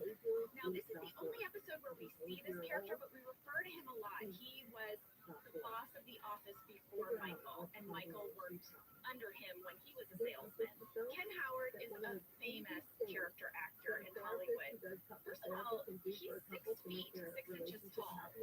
Is that insane? He's so tall. You notice in the scene that he does with Steve that he's like kind of towering over Steve. He's a very large person. So Ken played basketball in school and he was offered a number of scholarships, but he turned them all down in favor of pursuing an acting career. And he started his career in the theater. Angela, theater actor. I studied theater classes too, Jenna. Like Angela, theater actor. I mean, Well, I didn't meet Ken or share a scene with him, but I can't applaud to a spell. Did you study like dialects in your acting theater school? I see what you're doing there. Okay, that was a dig. You know what? I see what you're digging. You're digging. All right. Well, he won a Tony Award. He appeared in over 100 movies and television series during his 47-year career. Unfortunately, Ken passed away in 2016, but he left behind this huge legacy. He was even the president of the Screen Actors Guild Union for years. So he is, guys, just an icon of the entertainment industry, and we were so lucky to have him for just this one scene. Oh, it was huge. We were thrilled. So, Angela, fast fact number 3 is my surprise to you. Oh, okay. Are you ready for it? I don't know. I watched Game of Thrones. What? That's right. What episode? The first 2.5 episodes. Did you really? Yeah, I couldn't turn it off. Do you like it? I have a lot of thoughts. Oh no. Do you want my thoughts? Yes. Okay.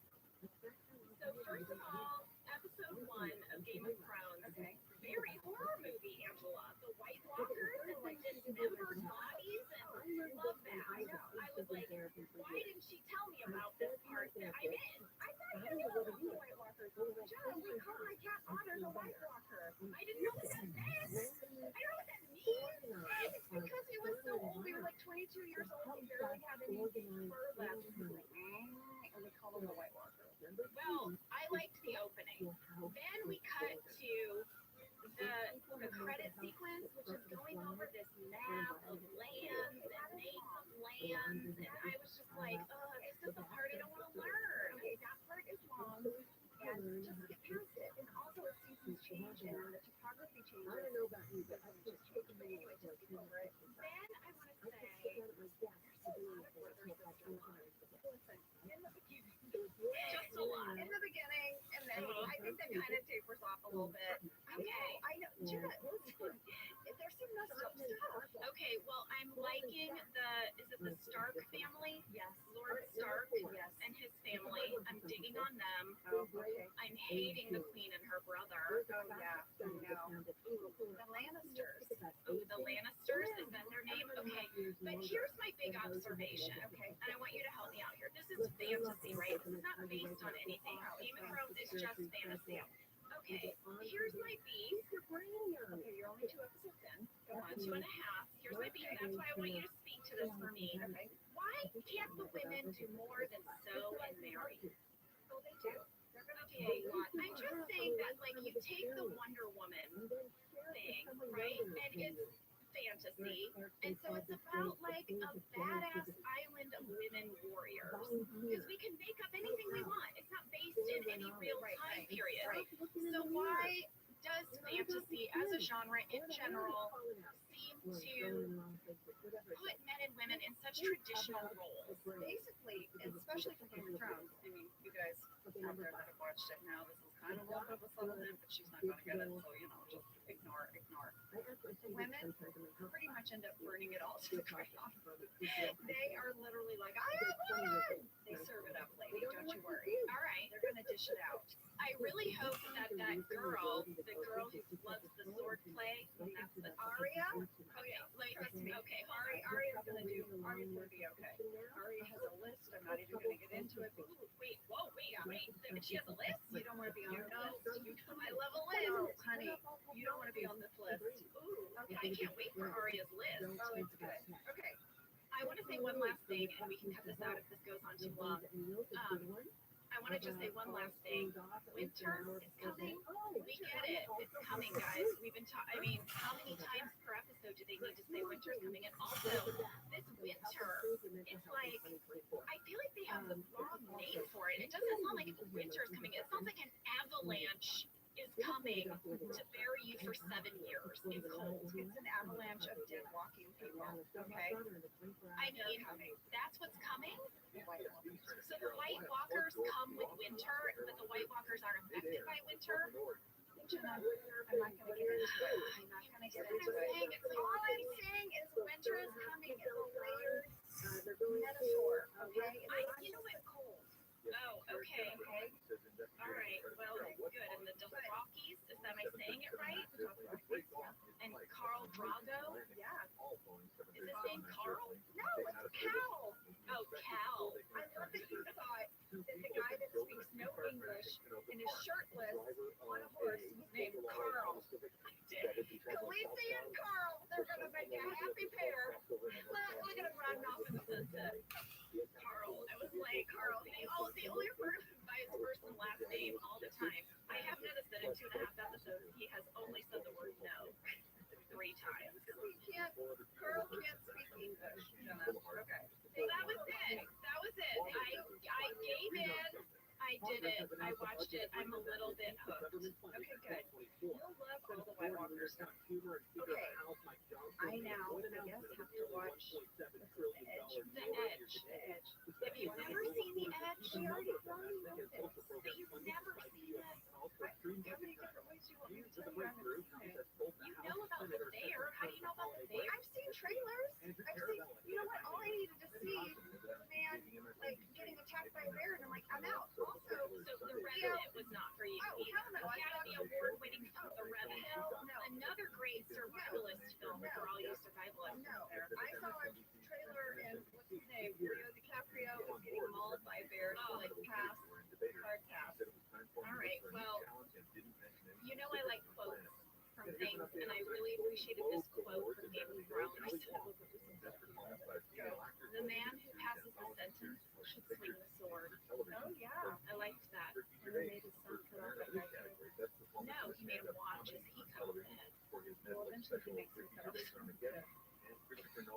Wow. Spoiler. A bunch of people know with their heads. Just for life. Okay. There you go, guys. That was my fast fact number 3. I promise after this break, we will begin talking about The Office again, specifically the carpet. We will break down the episode for you. I think Dwight would have loved Game of Thrones. Oh, yeah. Oh, yeah. I think him and Angela would have watched it. You guys would have spoken to one another in Dothraki.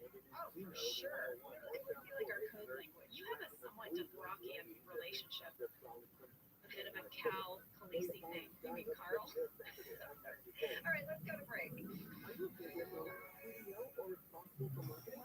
you know I have a lot of family in Texas, and I just want you to know, if you travel to Texas, there are vast landscapes, cultures, regions, destinations, activities that allow for an infinite number of different travel experiences.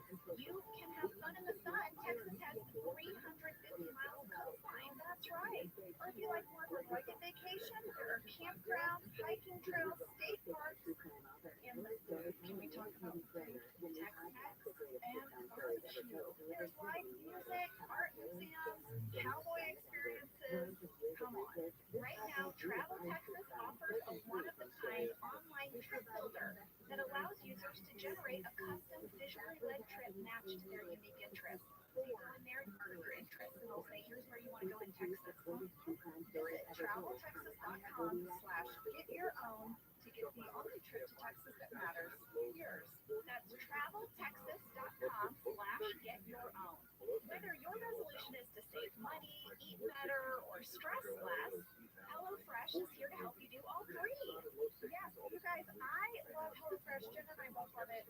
You know why we love it, and guess what I made the other night? What? It was so delicious. I made their pub-style shepherd's pie. I made it. Yes, it's so good. White cheddar and fried mashed potatoes. I know it very well. It's a family favorite. Well, you know Josh normally makes dinner, so this was my turn, and I made this, and he loved it. And I was so happy. I was like, I made a shepherd's pie. I've never made one before. It's so good. Everyone, you can say hello to your most delicious year yet with fresh ingredients, chef-crafted recipes, all at a price you'll like, delivered right to your door. Go to hellofresh.com/officeladiesfree and use code officeladiesfree for free breakfast for life. One breakfast item per box while subscription is active. That's free breakfast for life at hellofresh.com/officeladiesfree. Code officeladiesfree. HelloFresh, America's #1 meal kit. This show is sponsored by BetterHelp. You know, around New Year's, we all reflect, and people really start making lists of what they can do to be their best self for the next year. Yes, I think, the new year definitely makes you make New Year's resolution. What do I want to change? New year, new me, that kind of thing. Yes, but perhaps this year, we could be reflecting on what we're already doing right. Yeah. And therapy can help you figure out your strengths so that you can ditch this idea that you need some extreme change or this extreme New Year's resolution and just, you can make changes that really stick because they're based on your strengths. I like that. If you're thinking of starting therapy, give BetterHelp a try. It's entirely online, designed to be convenient, flexible, and suited to your schedule. Just fill out a brief questionnaire to get matched with a licensed therapist and switch therapists at any time for no additional charge. Celebrate the progress you've already made. Visit betterhelp.com/officeladies today to get 10% off your first month. That's BetterHelp, HELP.com/officeladies. Okay, we're back from break. We start this episode with a cold open. Pam is on vacation. Yes. Ryan is at the reception desk, and Jim keeps glancing up at Ryan, and he's like, what are you looking at? And Ryan has that great talking head where he's like, Jim keeps looking over reception. But it's not as creepy as the way Michael's looking at him. Yes, exactly. Okay, so the episode starts, and Pam is back from vacation. She's happy. She's at front reception. Michael walks in and calls her spamster. Yeah. He hasn't done his bit in a while where he takes her name and smushes it with other things. And she's like, let me guess what you got that Pam spam. And he has to spamster. And then as he walks off, he goes, I am Pam Spicoli. You guys, for you young people, he's pretending to be Jeff Spicoli from Fast Times at Ridgemont High. Yeah, that's a dated reference. That is a dated reference. Michael goes in his office. What happens, Jenna? There's something very smelly on the carpet in his office. What I love about this is we don't ever show you too much of it. You see a little bit on the carpet though, and what you see is foul. Yeah, it's so gross. It's pretty awful, and he makes a bunch of people come into the office to see what it is. We had a fan question from David Griffith and Haley Crook and many others. They wanted to know, was there anything in the office that made it actually smell so that we were having authentic reactions?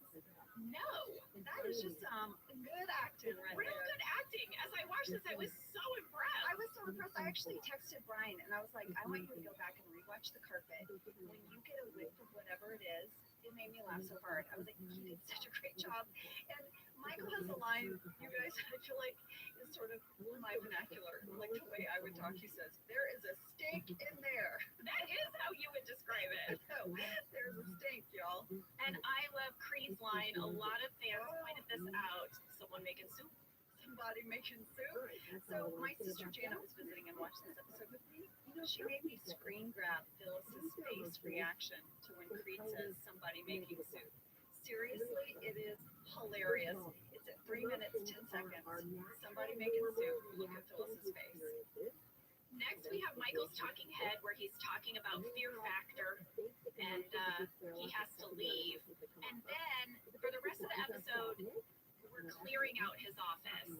I did a deep dive on fear factor. Why, Jenna? Why did I do a deep dive? I don't know. This is starting to happen to us where something's mentioned in an episode and then we spend hours watching clips or researching things on websites. My gosh, it's like you watching all the videos of New Year's birthdays. Yeah.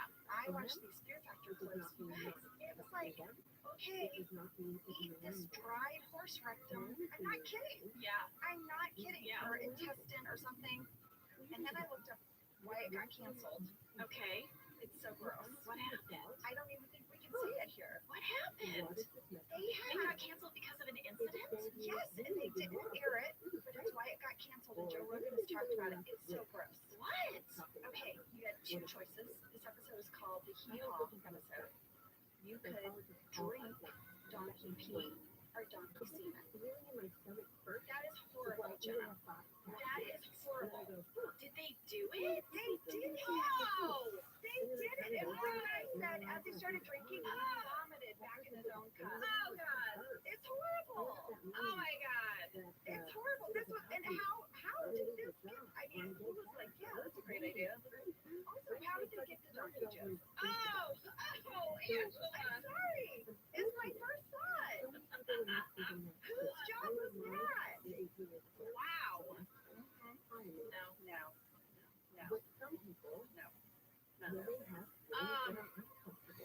Next up in the episode, wow, sorry, did everyone do it? Or just, like, what happens if you don't do it, you're out? I don't know. Like, I know there's the contest, and if you do it, ultimately, whatever all the challenges are, I don't know how people get picked, but whoever does the challenge, if they don't do it, they're out. It was a crazy show. Crazy. All right, I'm looking in the food for salmon that you're sitting at. Everyone seems to have ruined their day. You guys, I just, like, this was such a big deal for Michael to, like, be like, this is my Fear Factor audition tape. I was like, oh, yeah, what was that show again? I just started looking it up. That was, like, one of the first things that came up. Anyway, you're welcome. Where are we?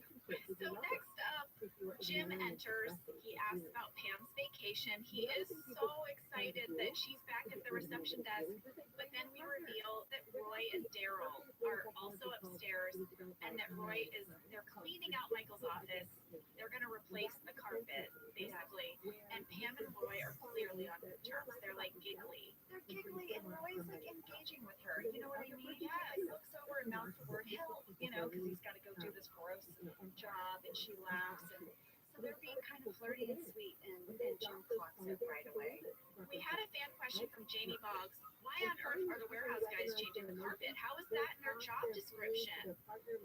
I kind of agree, but it makes sense to me. I feel like Michael makes people do things outside of their job description all the time. And so we kind of had to do this too. Just as a writing convention, we needed a reason for Roy to be upstairs for this whole episode. Right. So we kind of need him to change the carpet.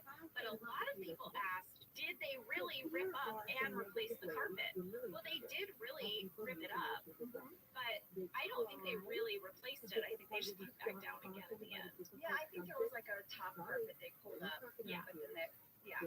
So, but they did. I mean, they really did dismantle the office in the middle of this shooting. Yes, and all of Michael's talking heads take place in the conference room. All of the stuff is piled behind him. Yes. So that's sort of a new spot where we see Michael. That was a fan question too from Alexandra. What is the room Michael has his talking heads in while his carpet is being cleaned? It's the conference room. I was curious too, and so I zoomed in on the scene where Michael is talking. And I realized it was a conference room because the painting is hanging on the wall behind him. Yeah. I was painting that was always in the conference room. I felt like that was a nice little touch to let the audience know where he was. At one point, it actually falls down. I noticed that. Banging around. That was a blooper. That was a blooper. That was not intended. But it was a great, just like kind of reminder, like where he was. So next up, Michael takes over Jim's desk, forcing Jim into the annex. He's going to sit next to Kelly. She explains that Toby used to sit there, but he had to move due to an allergy. To the desk. His allergy was to the desk. I'm pretty sure all the desks are the same desk, but Toby just had a specific allergy to that one. So then we have Michael in the bullpen, and he's chatting with Dwight. They're kind of talking about the old days. They start talking about Ed Truck, and you see that great flashback photo. And the mullet haircut. Yeah. Also, at 5 minutes, 12 seconds, Dwight is so happy that Michael is going to be sitting next to him. He's just so thrilled. And I watched the deleted scenes for this episode, and there's a really cute talking head where Dwight was like, this is just a gift, and the woman in David might say it's a gift from God. I don't know about that. And it cuts to me, but there are some great deleted scenes on this episode if you have the DVDs. And I have a talking head. Kevin has a really funny one. There's a deleted scene, you guys, where Jim is looking up the hill where Amber's going to. Oh, and Kelly's a little depressing. I know, and Kelly's like, what are you looking at? There's also a deleted scene where he's eating alone in his car. Oh, yeah, because he can't find anywhere to eat. Exactly. But there is some like really sweet sort of Dwight and Angela little nods to that relationship in the deleted scene. And also during this whole sort of Dwight Michael moment, we learned that Dwight is sitting where Todd Packer used to sit, and Michael is sitting in his old desk. Yes, Ed Truck would have been in his office. So Michael is having a little bit of like reliving the glory days when he was out on the floor as a salesman. Yes. I think we have some real Stanley sass in this episode. Stanley sass? Yes. At 7 minutes and 1 second, Michael hugs Stanley, and Stanley's on the phone. This is what Stanley says too. I just loved it. Leslie David Baker did such an amazing job. What is it that you need right now that can't wait until I'm off the phone with a customer? So I was like, there's some Stanley sass. So Michael is now walking around the bullpen, and he's just really misbehaving. Yeah. He's like acting out in some way. He thinks maybe they were all in on it, but yet also I think he's trying to live his glory days. He just punches the heck out of Creed. Oh, I loved Creed's reaction to that, though. It was so earnest. It's like one of the few times he's truly earnest. He's like, wow, why did you hit me, Michael? Like it actually really hurt him. And Michael, as he punched him, yelled, Charlie horse. He's like a kid on a playground, basically. He's like a bad kid on a playground, but that's not a Charlie horse. Punching someone isn't a Charlie horse. You know what a Charlie horse is. That's just when your muscles heat this up. Yeah, but I think what he's trying to say is like, horse by the apple. We'll check out your Sunday evening drive right after this.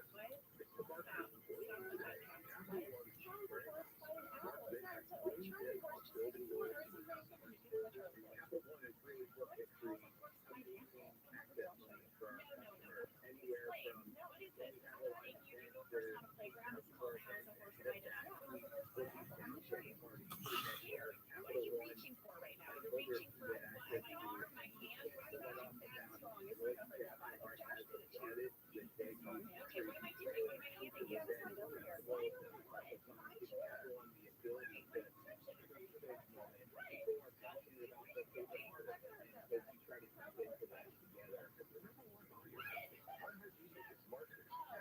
That thing where you're just like breathing on me. The popular me in that too is also really hurt. I don't think that hurts. I think that's tickling. That's how a horse bites an apple. Am I right? I've never heard how a horse bites an apple. It's going on, St. Louis. St. Louis, back it up. Where I was raised, do we have horses that bite the apple? I don't know. Sam seems to know. Cody, where are you from? You heard it. I'm from here, but my grandma was from Kansas, my grandpa's from Tennessee. Thank you. Okay, so Missouri, Kansas, and Tennessee, we don't know this horse bites and apple business. This is based on full of horse people. So I've declared things about major regions of the United States based on horse people. I think the Canada polling is done though. So let's not go there. Okay. So I was just on your muscle sleep. I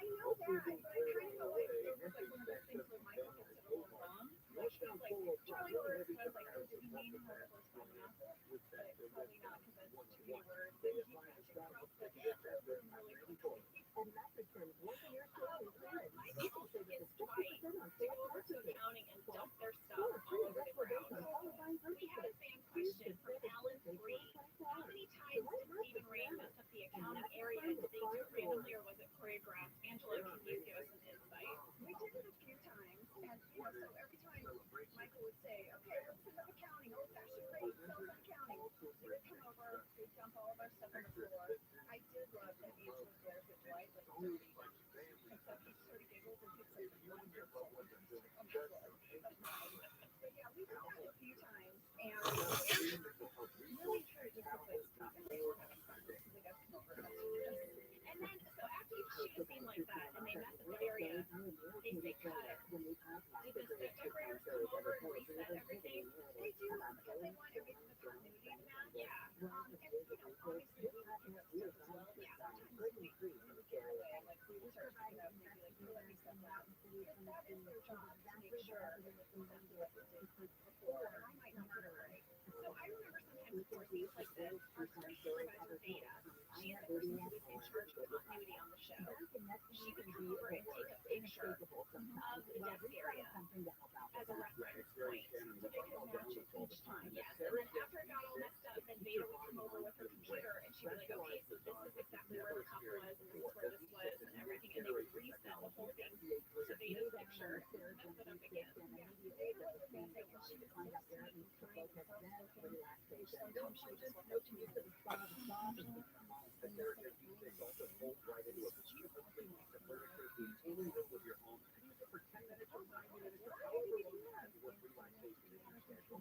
just walk up to me and say,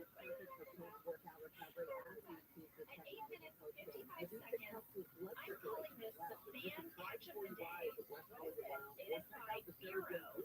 If you freeze and zoom in on Angela's computer, you can see a post-it note that says, quote, Angela, if I have $5 petty cash to buy some more jelly beans, I'll give you back any change. Thanks, Pam. Catch of the day. That is fantastic. I love that. I think I really wrote that post-it note. You probably did. You probably have it to me in the background of the board, and I stuck it there. But then Michael has been talking about former manager Ed Truman, and this has one of my favorite Michael quotes. I told myself if I was ever manager, people would laugh when they saw me coming and applaud when I walked away. Mission accomplished. No way to go. I just want to call out one thing, you guys. I know we're jumping around a little bit. It's one I absolutely love at 9 minutes and 25 seconds. I get that so hard. Dwight is trying to take up 107 color. Yes! To win a DVD box set. Just so cool. Yes, for Block 107. It was just keeps calling, and Michael's pained expression, and then Dwight trying to sneak through. All of it just grabs me hard. One of the fun dynamics about the Michael and Dwight relationship is that it gives Steve an opportunity to play the straight man. And he's a very funny straight man. And so a lot of times he's the funny guy, and the rest of us are the straight man for Steve. But I love this dynamic shift that happens with Michael. I want you to know I did a little bit of a deep dive for Round 107. I knew you would. I almost did. But you know what I did instead? What? I listened to Jeff Lortino. There you go. Great stuff to listen to. If you understand, like, what is that? Well, make your rookie front contest. There's 3 layers club. And you can sign up with your email at rock107.com, and they give away dozens of prizes each month. Here's a list of things you can win. iPads, water park tickets, concert tickets, gas and grocery gifts, and snow tube passes. Maybe for the month of you got the great gifts. I know. So it seems like instead of doing these live contests on the air where you have to call in like Dwight did, you can just sign up with your email and you're automatically entered. So just giving a plug for that giveaway at Rock 107. I have 10 minutes 44 seconds. Okay. Pam and Roy are flirting at reception, and Jim is watching her in the kitchen. He tries to go to the annex, but he sees Kelly. Then he goes to the bathroom. What is this talking about? Yeah, how trapped he is. One way is Pam and Roy. The other way is Kelly. Chatty. We just watched in the bathroom. And yeah. And later he can't eat in the lunchroom because Pam's sitting in there with Roy. deleted meme you were talking about. Competing alone in the car. Yeah. Poor Jim. Poor Jim. Poor Jim. So then at 11 minutes, 7 seconds, Michael goes back to accounting and he's like, hey guys, and I'm really snarky. This is like very Angela Martin snarky. I'm like, finish getting going forward. And he's like, I'm just looking around. And I'm like, you're so mad. Well, this is when Michael gets this big idea to host a sales contest. But you know what? He's working for the week. Working for the week. And he goes to sales contest. And the prize is a $100 bill. So he opens his wallet and he lays $80. Right. Before we get to the sales competition, I do have some journal entries from them. When do you want to journal now? I say now. Here's my journal entry for the market. I was really excited. I was on January 26, 2006. We got great news. We're coming back for season 3. Is this the episode where we found out? Yes. Oh my gosh. We were so excited, all of us. I don't know if you can tell us watching the episode, but we just found out we got another job for another year. That's a fast fact, Angela, right there. Oh. Well, I like your kids to live in an urban center for the end of the day. I guess it's a fast fact. Also, I said that we're just so excited. We're really proud of the show. We're so excited to be the 3rd year. So this week also, we had a photographer from NBC taking official photos for the website for Valentine's Day. I remember those photos. These are sort of some iconic photos that are out there on the internet of like Steve holding up a heart and Kate Connery and you and me and Phyllis all surrounding us. Yeah. So there's some great Valentine shots. There's one of like Dwight and I side by side. I did some photos with David Denman and Roy, so Pam and Roy Valentine's shots as well. And I also wrote this for the first time supporting cast. I did one of these big photo shoots and we were also I remember that. But they weren't too regular the last time we did them, but now we were and we got to be in the pictures. And I said, of course, I had to do this since I had some type of yeah, I don't know what happened. They probably photoshopped. I said, what made me do that? Like I said, I know. Well, anyway, those are. Oh, and then I wrote, and this is before, obviously we ever knew we'd do this podcast. We ever knew that we were tracking the Mindy of it all. And this is what I wrote in 2006. Okay. If you're a Kelly fan, you will love this episode. And Mindy, who plays Kelly, does a great job. Hey, even you knew. Even nothing special is happening with the character of Kelly in the carpet. 2006 Mindy knew that Kelly was maybe Kelly. All right, let's take a break. We'll be back in a sec. You and I both love to learn new things, really quick, explore new things, and I have to tell you a little something I did over the holidays. What did you do? Well, my daughter was very curious about not only am I a great holiday movie, what are the holiday movies? And there's so many different genres, right, within a holiday movie. But we really sort of narrowed in on the rom-com holiday movie, yes.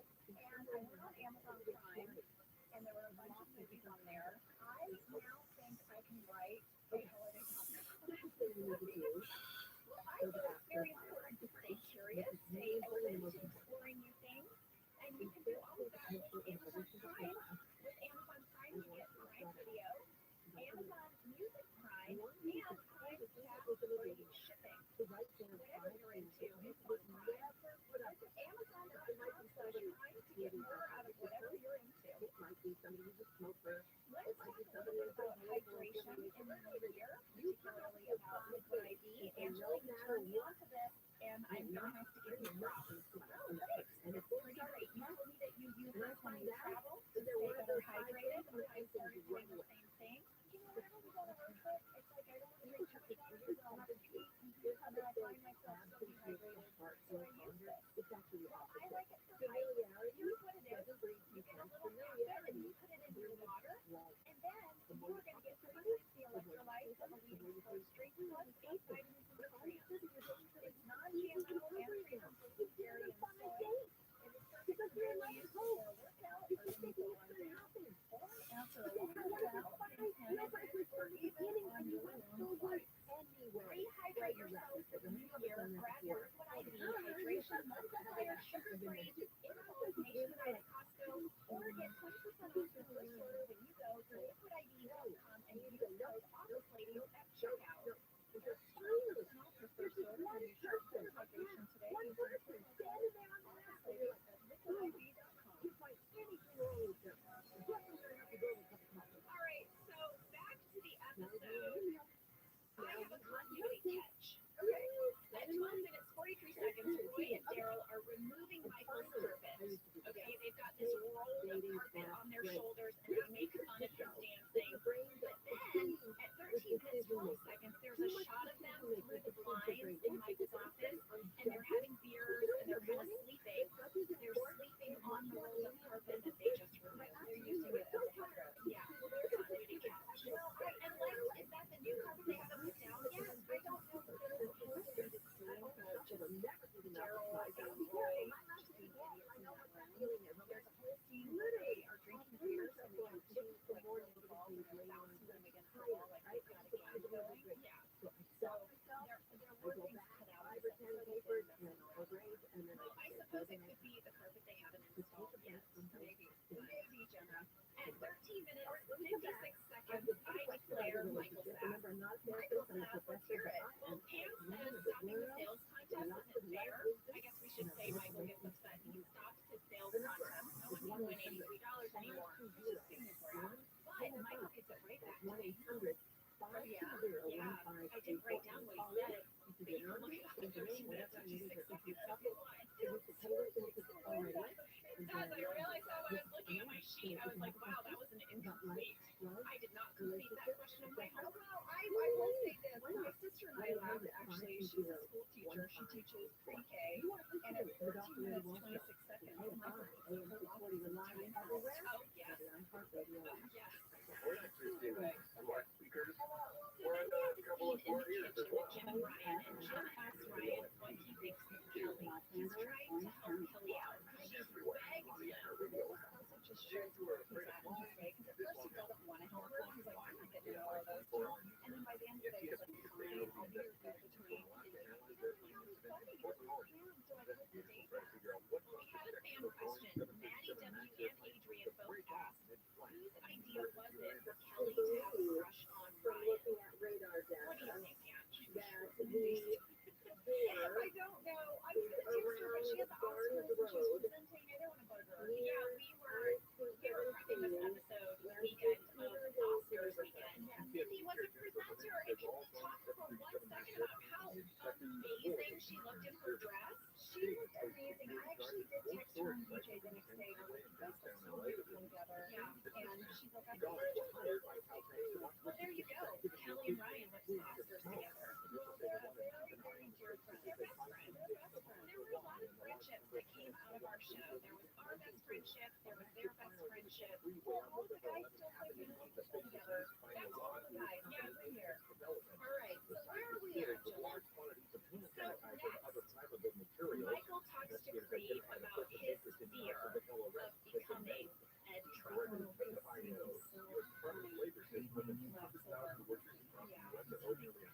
have a lot more to talk about than that. All right, thanks, Creed. I got to be very loud. Why am I even talking to you? And then we go outside and we meet Ed Trump. And this scene, oh, it broke my heart because in this scene, Ed says, Michael, why can't your workers be your workers, your family be your family, and your friends be your friends? And you can see they pulled on Michael's face, and you can see that the reason why is because he doesn't have friends. He needs his workers to be all green things. He doesn't have those components in his life to do that. And it breaks your heart. It breaks your heart.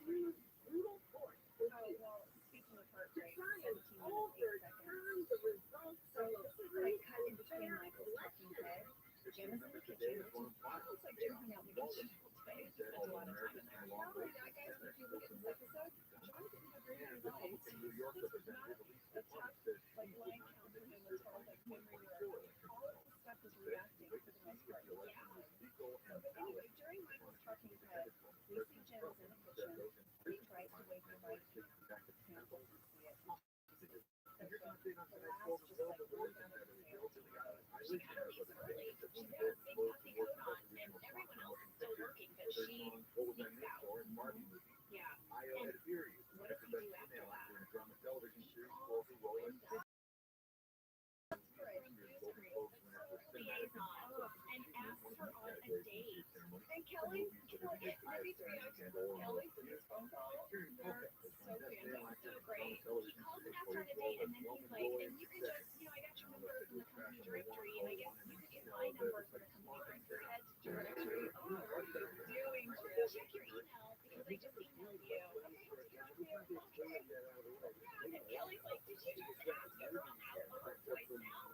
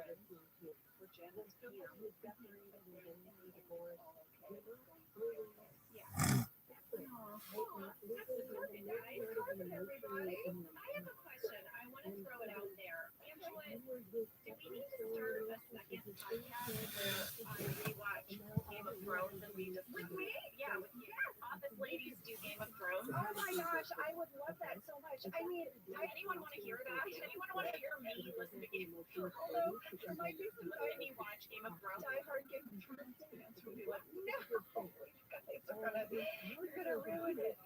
All right, next week we're going to do Boys and Girls, which is a very exciting episode for Angela and I. We'll tell you all about how we had a hand in creating this episode. Yes, see you next week. See you next week. Thank you for listening to Office Ladies. Office Ladies is produced by Earwolf, Jenna Fisher, and Angela Kinsey. Our producer is Cody Fisher. Our sound engineer is Sam Kiefer. And our theme song is Rubber Tree by Creed Bradley. For ad-free versions of the show and our bonus episodes candy bag, go to StitcherPremium.com. For a free 1-month trial of Stitcher Premium, use code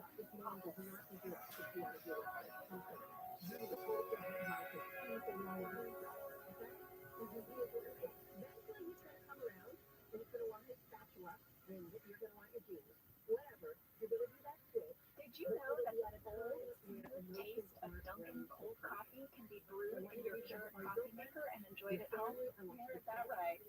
Dunkin's Cold K-Cup Pods were crafted to be brewed hot and enjoyed cold. Each Dunkin' Cold K-Cup pod is packed with the smooth, bold Dunkin' flavor you crave.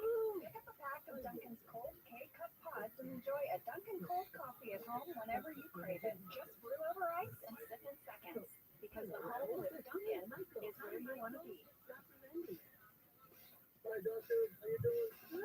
I'm Jenna Fisher. And I'm Angela Kinsey. We were on The Office together. And we're best friends. And now we're doing the Ultimate Office Rewatch podcast just for you. Each week, we will break down an episode of The Office and give exclusive behind-the-scenes stories that only two people who were there can tell you.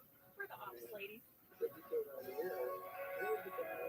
gang. Hello, everybody. I'm wearing my Office Ladies hoodie today. You really are. I am holding a note card. It's almost like I want to play it like in a poker game. I'm like ready to drop it. It's your Drop it like it's hot. Drop it like it's But hot. it says Angela Sass. It does. And there's a lot of Angela Sass in this episode. So you're ready for I'm ready because I know you have your stuff you're going to say, but I'm holding an Angela Sass. It's coming in hot. Today we're talking about Boys and Girls, Season 2, Episode 15, written by BJ Novak and directed by Denny Gordon. Badass Denny Gordon. Yeah, she's back. Should I read a summary? Do it. All right. Jan hosts a Women in the Workplace seminar with the women of the office, but Michael feels threatened. So he decides to throw a competing Men in the Workplace seminar down in the warehouse, which he slowly destroys. Fast fact number 1, and question from Dan Feld. Was the idea for this episode based on anything that anyone went through, like in a previous job? No, Dan, it's based on an idea that Angela and I pitched. That's right, Dan. Dan, this is our proudest moment. We love this. We love this. Also, we love that Greg Daniels was so collaborative, right? Yeah. That we had this idea. So, you know, Jen and I both worked in corporate America, and so we both would go to a lot of like human resource meetings and things like that. And we were on set one day sort of talking about it. And I wrote about it in the journal. I wrote on Thursday, February 2nd, 2006.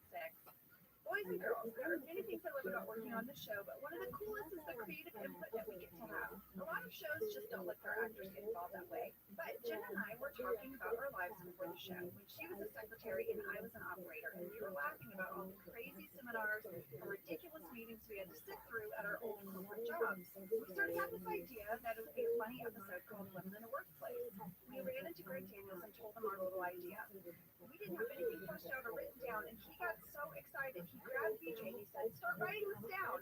And BJ got a notepad and started jotting things down. Greg started scribbling notes too. Weeks later, BJ Novak wrote this awesome script. Jen and I were so excited. We are so lucky to be a part of the show that will respect our ideas. Oh, that's so nice. You wrote mostly about the collaboration. I wrote very differently about a journal. Wait, can I say the last thing I wrote was, to any of the writers out there, we're not going to get in the habit of just looking at you. I know we would always have these bright ideas as a cast, and we always worried that we annoyed the writers, but they were always so receptive and nice. I know they were pretending. Okay, so what did you write about? Okay, I went on a very elaborate description of where we were when we came up with the idea for this episode.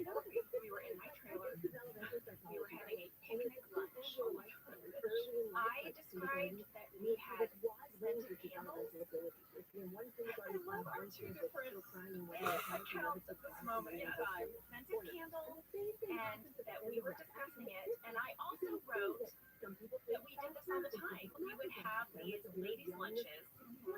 And during this ladies' lunch, we got the bright idea for this episode that we ran onto the set, that we set it to Greg Daniels, same as you. He pulled BJ aside, and BJ's like, oh my gosh, what is this episode idea? And we said, here's what it is. The idea is that Jan comes in and has a woman in the workplace seminar, and then Michael gets jealous, and he says, I want a men in the workplace seminar. And BJ's like, I love it. What happens next? And we're like, we don't know. That's it. That's all we got. He's like, that's it. That's the whole thing. We're like, yeah. And he's like, okay, I have a lot of work to do. And BJ's building all the blanks. All the rest. Fast fact number 2, another fan question from Alani. One of my favorite things is watching you read Twitter or Instagram handles. Alani asked, were the scenes in the warehouse and the scenes in the conference room filmed at separate times? If so, where were the other cast members during that time? We got a lot of questions about this. People wanted to know, did we have 2 different film crews? How did this work? No, one film crew. There were a couple of days where all of the women came to work and we shot our scenes. And then there were a couple of days where all the men came to work. I don't know what I did, but I had the day off. And I remember it was glorious. This was rare. Yeah, no, I remember being really excited. First of all, there was just a day where it was just all scouts, and it was really fun. I wrote about that in my diary as well. And I think part of the inspiration for this episode came from our desire to do more scenes together and be with the other women in the office doing scenes. And so it was a really fun week, not just because we got to hang out with the gals, but also we did have half the week off. We did really cool. And then we had one day where we were all together. Yeah. To film the scenes where the boys are. I know, and I remember we were kind of excited to we were like, hey, how have you been? Like, we were happy down there. We've been on summer vacation or something. Okay, fast fact number 3. This episode is Jim and Pam's first fight. Yeah, this is a real fight. Now, they got into a little bit of a, what would you call it, a disagreement in the episode of the fight when Jim picks her up in the dojo. There were any moments. Yeah, right? It's not resolved. We'll get into it. Yeah, but it's they're got some harsh looks at each other. This is also another episode where Jim and Pam are basically separated the entire episode. So now we've had 2 episodes in a row where they're physically separated. In the last episode, you know, Pam and Roy were really getting along, and now in this episode, Jim and Pam get in a fight. I mean, we're building tension. We don't know what's happening with Dwight and Angela. They probably part of the day to sleep off of her.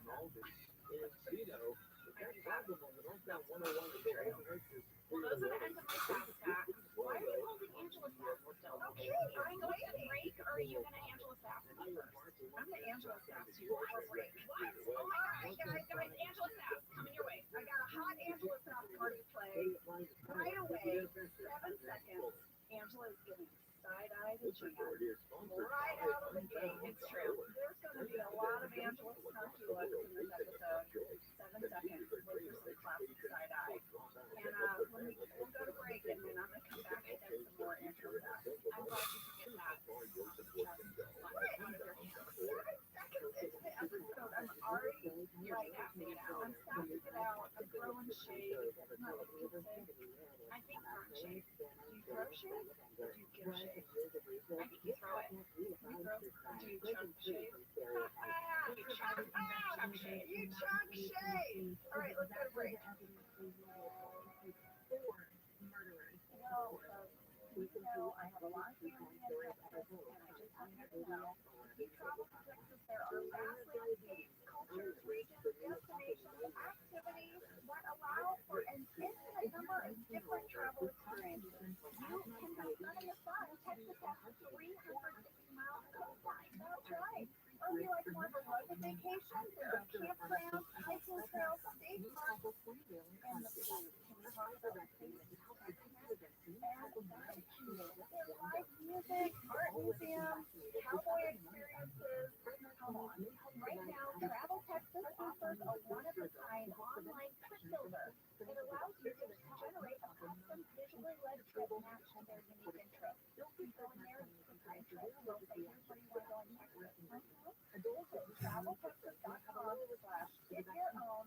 is the only trip to Texas that matters. Here, that's traveltexas.com/get-your-own. Whether your resolution is to save money, eat better, or stress less, HelloFresh is here to help you do all three. Yes, you guys, I love HelloFresh too, and I love it. You know why we love it, and guess what I made the other night? What? It was so delicious. I made their pub-style shepherd's pie. I made it! Yeah, it's so good! White cheddar and then fried mashed potatoes. I know it very well. It's a family favorite. Well, you know Josh normally makes dinner, so this was my turn, and I made this, and he loved it. And I'm so happy with it. I made shepherd's pie. I've never made one before. It's so good. Everyone, you can say hello to your most delicious year yet with fresh ingredients, chef-crafted recipes, all at a price you'll like, delivered right to your door. Go to HelloFresh.com/OfficeLadiesFree and use code OfficeLadiesFree for free breakfast for life. One breakfast item per box plus subscription and breakfast. That's free breakfast for life at HelloFresh.com/OfficeLadiesFree. Code OfficeLadiesFree. HelloFresh, America's #1 meal kit. This show is sponsored by BetterHelp. You know, around the years, we all look like people really start making a list of what they can do to be their best self for the next year. Yes, I think, the new year definitely makes you think New Year's resolution. What do I want to change? New year, new me, that kind of thing. Yes, but perhaps this year, we could be reflecting on what we're already doing right. Yes, and therapy can help you figure out your strengths so that you can ditch this idea that you need some extreme change or this extreme New Year's resolution and just, you can make changes that really stick because they're based on your strengths. I like that. If you're thinking of starting therapy, give BetterHelp a try. It's entirely online, designed to be convenient, flexible, and suited to your schedule. Just fill out a brief questionnaire, get matched with a licensed therapist, and switch therapists at any time for no additional charge. Celebrate the progress you've already made. Visit BetterHelp.com/OfficeLadies today to get 10% off your first month. That's BetterHelp, HELP.com/OfficeLadies.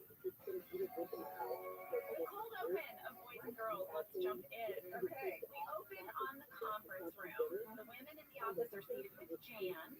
Pam has tie-dye from Angela. Pam has a talking head where she explains it's Women in the Workplace Seminar Day and that Michael is not invited because Jan said that 5 times. 5 times he's not invited. But Michael comes in anyway and interrupts the meeting. Angela, you are wearing light pink. I'm wearing light pink. Is this because you're in love with black? Love? This might be my love outfit. I am sporting that really low, severe ponytail, which I hated as much as the bun. Yeah, because it pulls right at the back of your neck. Oh, I hated that ponytail. So I think in the Valentine's Day episode, you were gray. But in this episode, you were pink. I wore beige on beige, kind of. Yeah. All right, at 54 seconds. I screenshot it. Angela, I'm going to show it to you. I looked at it inside. Michael is talking about the Ally McBeal woman, right? Yeah. And it cuts over to my expression, and I'm going to show you what I'm doing. It cracks me up. Oh my gosh, is that your resting bitch face? I think that's my RBF. My resting Angela Martin face. I think it's the face I make as I walk through the grocery store and people are like, yeah, I'm happy. I'm having a great day. I think that is. Did you watch Ally McBeal? Were you an Ally McBeal fan? I don't think I did watch it. I don't have a big memory of watching it. I mean, maybe I caught an episode or two, but I didn't, yeah. I didn't know it. When Michael says he's talking about the Ally McBeal woman and her sort of journey, I was like, well, I don't really know what that means, so I'm going to Google Ally McBeal here.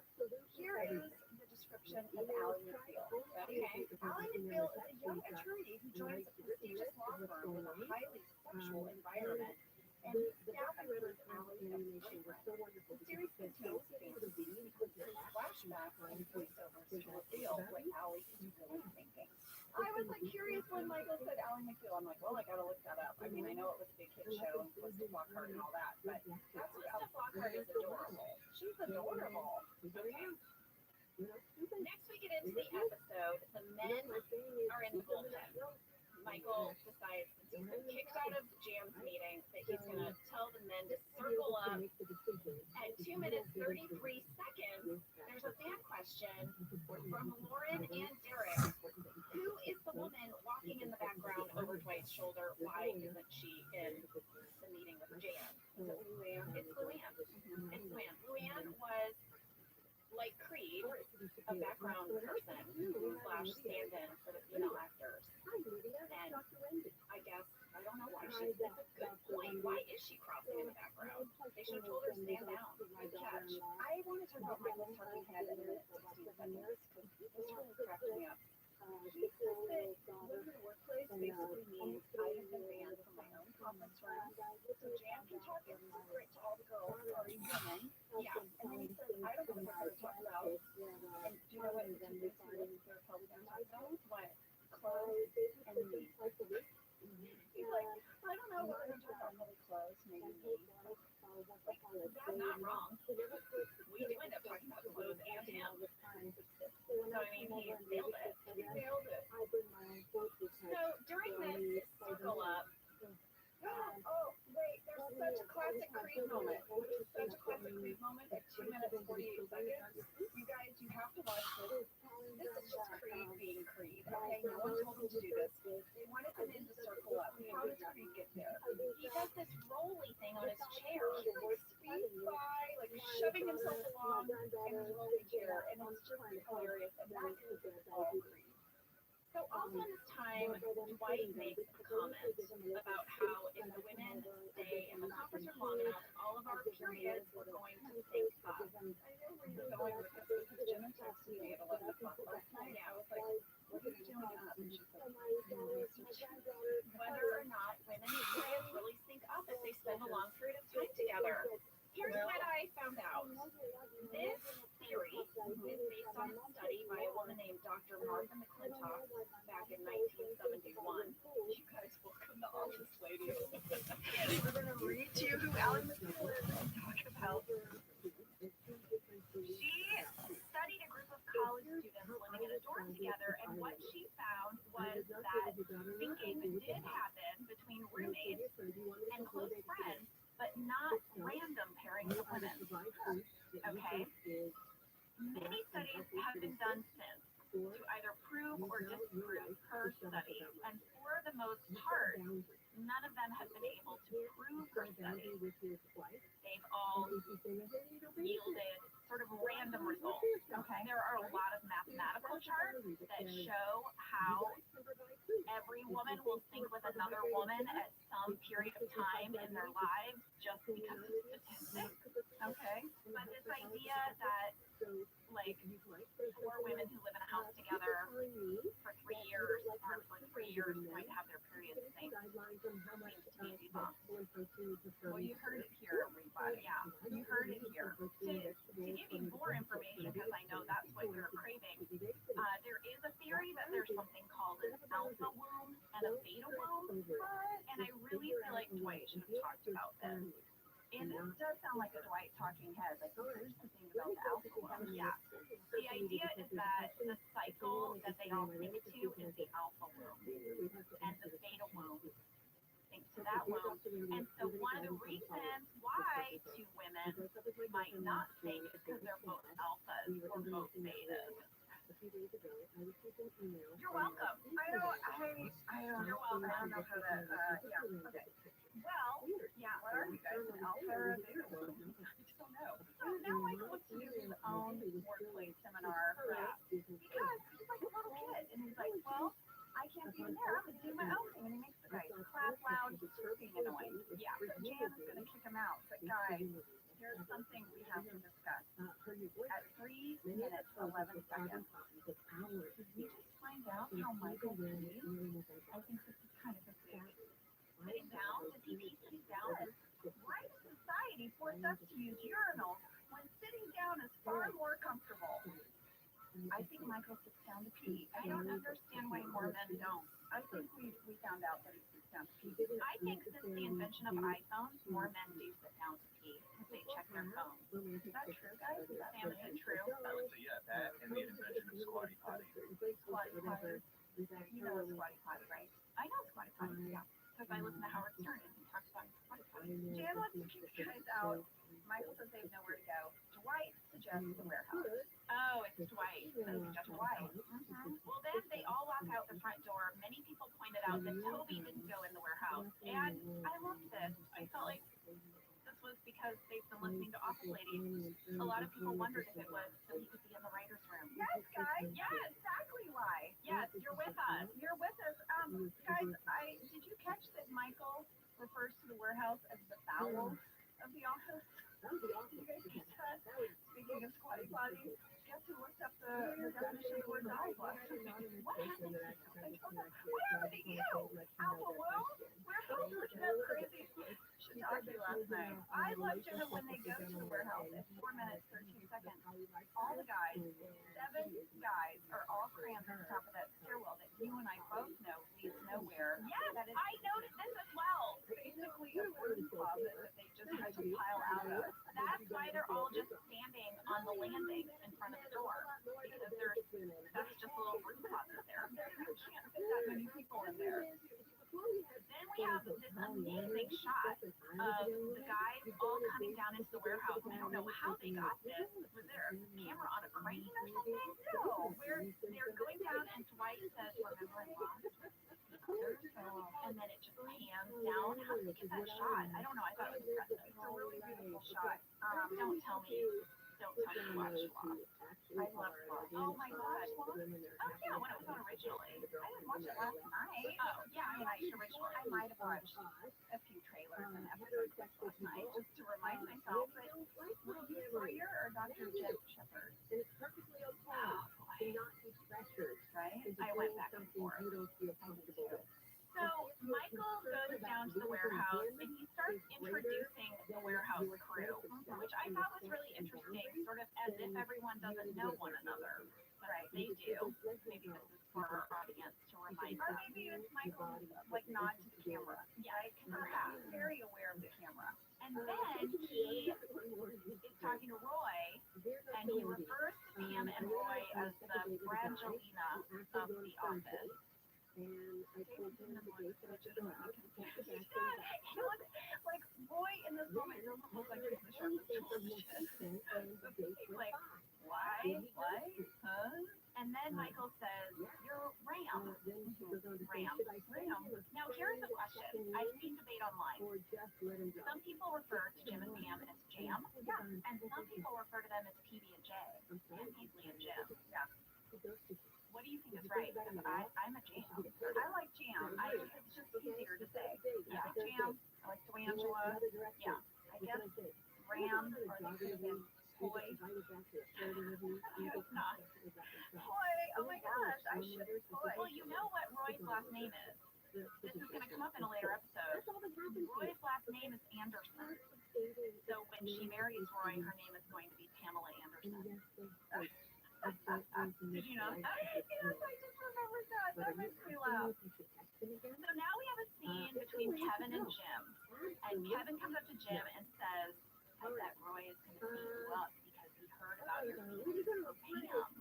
And this is true. This is the first time that Jim and Roy are going to be in close proximity since it was revealed that Jim, quote unquote, used to have a crush on Pam. There's going to be a lot of tension now for Jim down in the warehouse. But Kevin says he's got his back, but just try not to get into it.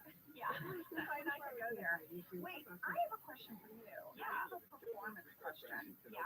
So when we cut back to the conference room where the women are, sure. Pam has a notepad, and Jan looks at her notes. Are you okay with taking notes? Can you do that? Thank you very much. Can you take notes? Yeah. And you have this expression of Pam. I don't know. For me, in that moment, to me, it was like, oh my God, here, it's not Michael, but once again, I'm just the secretary. It's so interesting you point this out because we got a lot of mail about this. We did. A lot of people pointed out this moment. Yeah. About my reaction, I guess, at being asked to take notes. And I think, yes, I thought that this was a women in the workplace seminar, and now I guess really, am I participating in the seminar or am I taking notes for the seminar? And to be fair, you look busy the whole time, but I'm not actually taking any notes. Well, Jan also suggests that everyone say something they're good at. Yes. So Meredith says supplier relations. Phyllis says she's good at computers, which causes Angela to spaz out. Oh yeah, and complain. I say at 6 minutes 24 seconds. I say really, and then an improv line where we just sort of have chatter after that, and I'm like, I've seen some of your spreadsheets, and that sort of muscle part. And the camera pushes into my face over you playing with Phyllis. Yeah, I did not know that was going to happen. I'm calling this GIF alert. 6 minutes 27 seconds. This slow push on my face where I listen to you complain and I'm sort of giving you some side eye. I see this GIF constantly. I know, I have a few GIFs from this episode too that are out there. I want to point out something. Much the way that Toby backed away into the office and we know Paul is going to the writer's room. In this scene, when Phyllis is saying she's good at computer stuff, look to her left. There's no Mindy. There's no Mindy. She's not even sitting there because she's in the writer's room. They would frame her out. Yeah, they would frame her out. There's one moment where they kind of just a little wide, the camera does, and you can see that she's not sitting there. She doesn't have any lines part of why they needed her back in the writer's room. So later on she's there, but right in that moment she's not there. We had a fan question from Jacob Hibbs when Jan asked all the women in the office what they know they're good at, how much of the answers were improvised. None. Well, I mean, you improvised your sass to Phyllis, but the things you say we're good at were not improvised. No, that was all scripted. So now we go back down to the warehouse and Roy is going to confront Jim. Yes. And I was on the edge of my seat for this. I know. But Roy says, hey, we're cool. And he's glad. He's glad because, he's glad Pam has someone to talk to during the day so that she doesn't come home and like, yep. To where Jim, I think he throws shade. He says, yeah, I love talking to her too. I just thought it was a honest comment. Like, Jim does like talking to her. But he couldn't help it. Like, that's so passive aggressive. I know. Well, I wrote during the scene, I wrote, Jenna, oh my Jim, you're who I yap to at work. And I'm probably Josh when I get home. He's like so happy that I've sort of journaled out loud to you all day. It's probably like I've sorted out, all my issues. And I get home to him and I just hang out. I've had moments where Lee has said to me, have you not talked to Angela long? Because I'm getting hot. Lee! All right. Daryl suggests that everyone go up to the office. Lee wants to switch places, right? But let's experience what the office is like. The warehouse guys go up, you guys stay here and load trucks. Yeah, but instead, the sales guys start unloading the trucks. And he doesn't want people in his space because, as you're going to see, it doesn't go well. Well, he says, Michael's like, what's your biggest fear? And he goes, that someone will come down here and distract us and mess with our stuff and we won't get anything done. Yeah. Well, Michael finds the blow-up doll from the sexual harassment episode with his face on it. Yep. Which brings me to a question, Jenna. Yes. I saw that you have a piece of yourself that's being sold on Amazon. People can buy your face. Yeah, as a mask. Just my face. But not only that, there were only 15 left. Only 15? Why did you make 15? Is there that big of a demand? When I saw that there were 15 left, I was like, you should just print these per order. I mean, you don't need a stockpile of these. Well, maybe they have office parties. I don't know. They have office parties. It's also sort of you with like your hair up in a yeah, it's from a here's what I don't understand. Legally, no one asked my permission. I'm not getting any money for that. Yeah. Are you allowed to sell someone's face? I guess so. Maybe not. Lawyer, cease and desist. I know. Well, I don't know. I mean, I guess they have to pay the photographer for the rights. I don't know. I'm not a lawyer, but I did go to pre-law. I bought the remaining 15 of your face. You didn't. And oh my god, that'd be so scary. I came to your house and you're all wearing that. I wallpapered my bathroom with it. Anyway, okay, where are we? Well, I have a fan question. Vicky Siski at 8 minutes 34 seconds noted, behind Dwight there is something written on the truck's walls. Does it have any meaning? Well, Vicky, I screen grabbed it. I zoomed in on it. It looks like what is written on the wall is Coaego. Coaego. I Googled it and I couldn't find a meaning. So I think it doesn't mean anything. I wonder if it's like something kind of like how OSHA, you know, like when I worked at 1-800-DENTIST, I have to be like, our dentists meet OSHA strict standards for Occupational Safety and Health Administration or whatever. But I think if you Googled OSHA, something would come up. Yes. But Coaego, nothing. Well, But I tried. she tried, Vicky. Sometimes I just want you guys to know I tried. Yes. And this is one of those moments.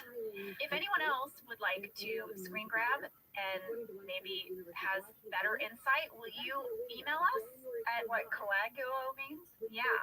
All right, at 8 minutes 13 seconds, we're in the conference room. Guess who's back? All of a sudden, Kelly. Kelly is there, and this Yeah. is what we like to call full Mindy now. She has her hair down, she has a clip in her hair, she has purple nail polish, a purple blouse, she has makeup on. But it's paisley blouse again. I know. Again, where are they finding all this don't- paisley? I don't know. I feel like if I wanted to buy a paisley blouse, I couldn't find one. I know. Well, and she has a big speech about how she doesn't want just, you know, to schlep her kids around some minivan. She wants an SUV with 3 rows. This is the important conversation that's happening. Well, listen, I get it. Yes, Jan asks everyone to go around and say what their goals are. Yes. Meredith says, in 5 years, I'd like to be 5 years sober. I mean 4.5. Or 4.5. Kelly wants an SUV, not a minivan. Phyllis would really love a nice big walk-in closet, which everyone is in agreement on. Everyone's like, Yeah. oh yeah. Yeah. Fan question from Laura Lynn. This is to us, Angela. Okay. What is something that both you and Angela know you're good at? And what are your goals?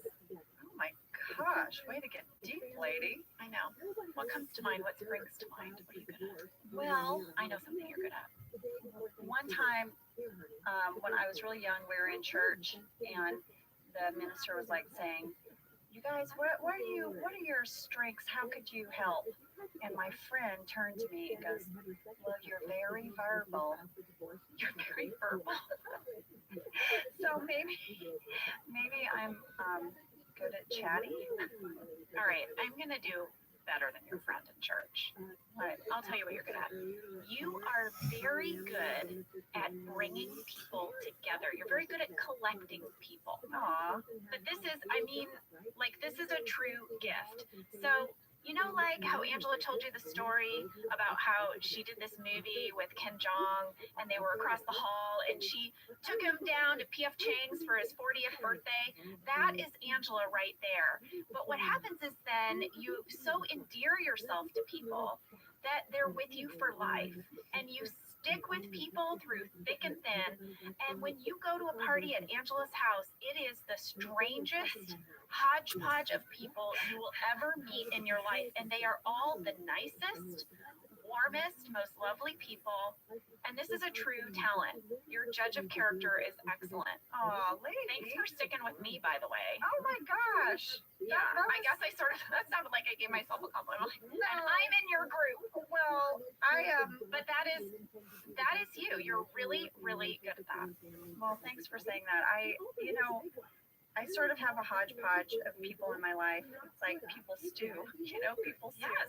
I know some people, and I have very good friends that are like this, that they definitely need their friends from work in one component of their life, and then they have their lifelong family friends from growing up, and then they have, so it's like their work people, their friend people, their family they people. keep it compartmentalized, as Ed Truck would suggest. Yes, yes, and maybe I'm more Michael Scott. I just want them all together. Yeah. And so if you do come to my house, you might meet my neighbor Scott, and then like a friend of mine from high school who happened to be in town. And Yep. It's just a little mix of everything. Yeah, it's true. Well, that was very sweet, Jenna. And then a goal? Yeah, what are your goals? Gosh, I really, really just wanted to have a job where I could be there to take my daughter to school and pick her up and be there for every soccer practice and everything. I think my goal is just really, I just want to be there for my family. This podcast is our goals. Yeah, we're living our goals. We're living our goals. Jenna, what about you? You know what? I think something I'm really good at is achieving goals. I have always been that way, even if it was like from the time I was.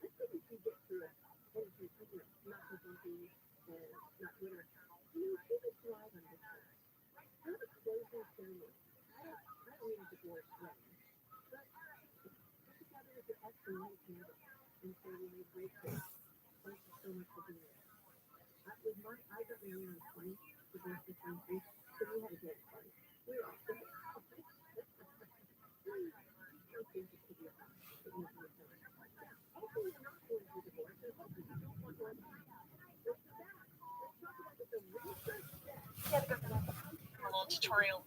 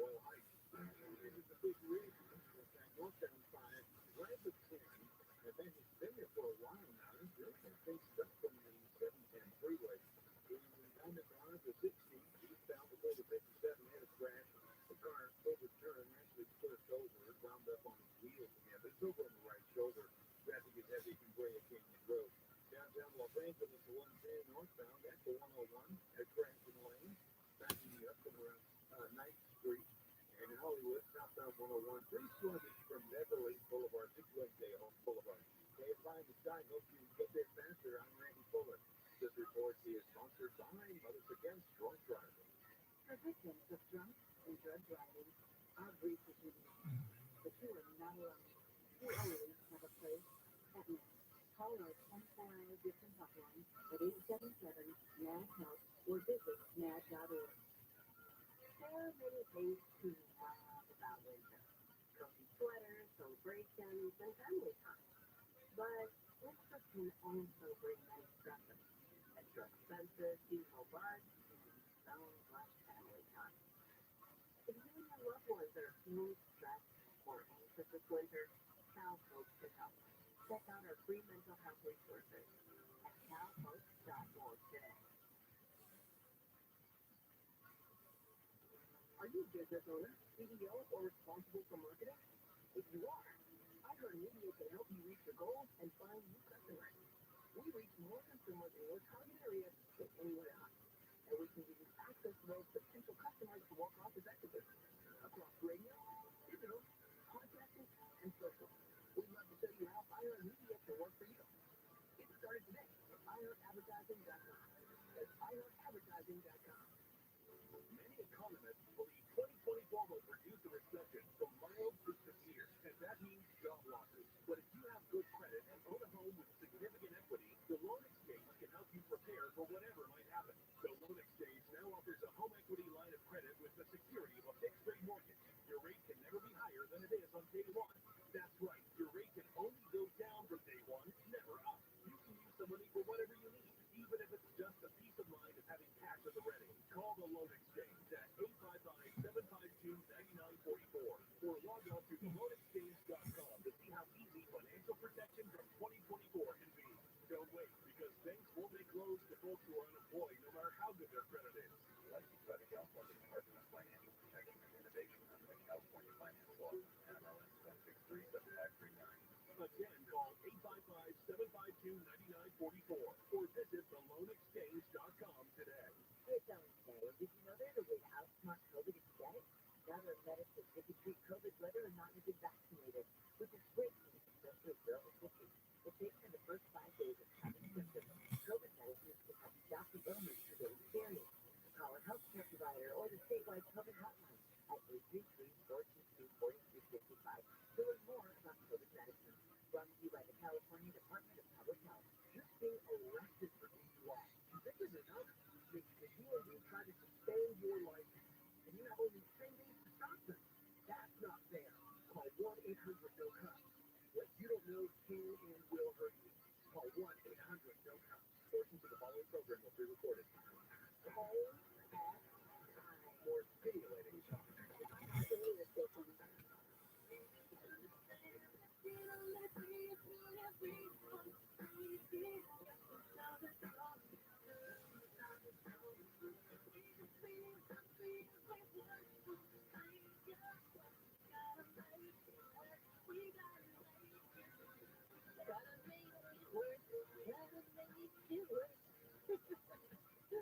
Welcome back to the home stretch of the documentary show in KFI AM 640. Nobody wants to go through a divorce. Of course not. I do want to remind you, I want to show you how to guilt train if you've been divorced, if you're going through a divorce, when until death do us part was a banquet. That was pretty imminent. Right? People were dying of diseases, wars, all kinds of things. And now, because of our very long life expectancy, we can outgrow our relationships. Even the most monogamous of humans may find themselves having 2 or 3 long-stints of monogamy. Right? So, just like I was in a cab the other day, Uber, and old guy, Uber driver, and we were chatting. He's not a chatty person. And I said, "Are you married?" He goes, "I was." The guy was married for 30 years. Then he got unmarried. I love that. He got unmarried. And funnily enough, he said his adult son lives with him now. And he's like, he's a work wife. I got unmarried him too. He's crazy. But you know what?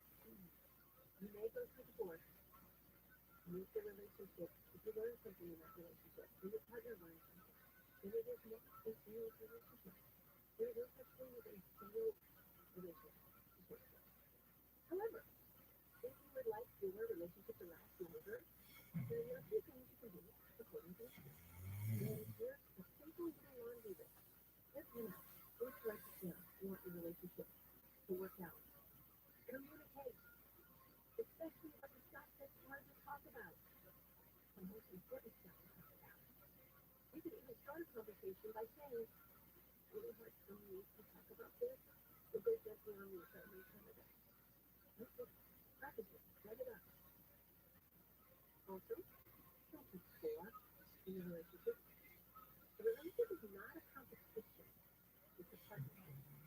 And in your partnership team, in your space, you benefit too. You're a team. Team. Here's another good one. Do not bring up old stuff. If that old stuff has been resolved, if you're into conflict resolution skills and it doesn't get resolved, then it's going to keep coming up. But if you let yourself in, you figure out what the compromise is, somebody said they're sorry, move on. Don't bring it up. It's over. Here's one of my favorites. It was years before I learned it. When I was a young woman, I believed you could change someone. I believed you could just tell them, give them the information they needed so that they could become a better person. Here's what I know now. Stop trying to make somebody perfect. Learn to accept your partner. The only person you can change is you and your reaction to it. So you got a choice. You can stay or you can leave.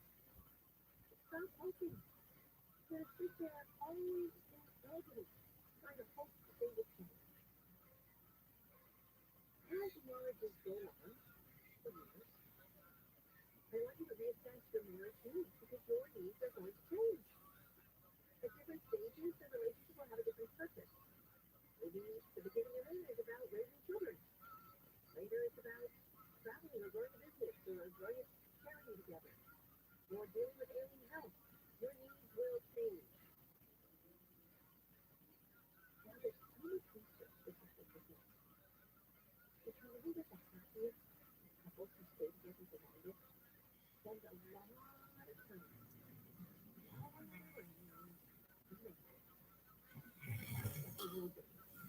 We talk about this thing. They talk about the first hot weekend wedding. If they only remember that thing, recently, last summer, Taylor and I went on a little visit to go to somebody's wedding in Tahiti. And although we did all kinds of things and good look good and of course brochure, at one point we were on an out island that's not very small, and there were 15 operators let us go by. And we went on a bike around this island, and we get far enough away that we're halfway around the island, no way to go back and forth.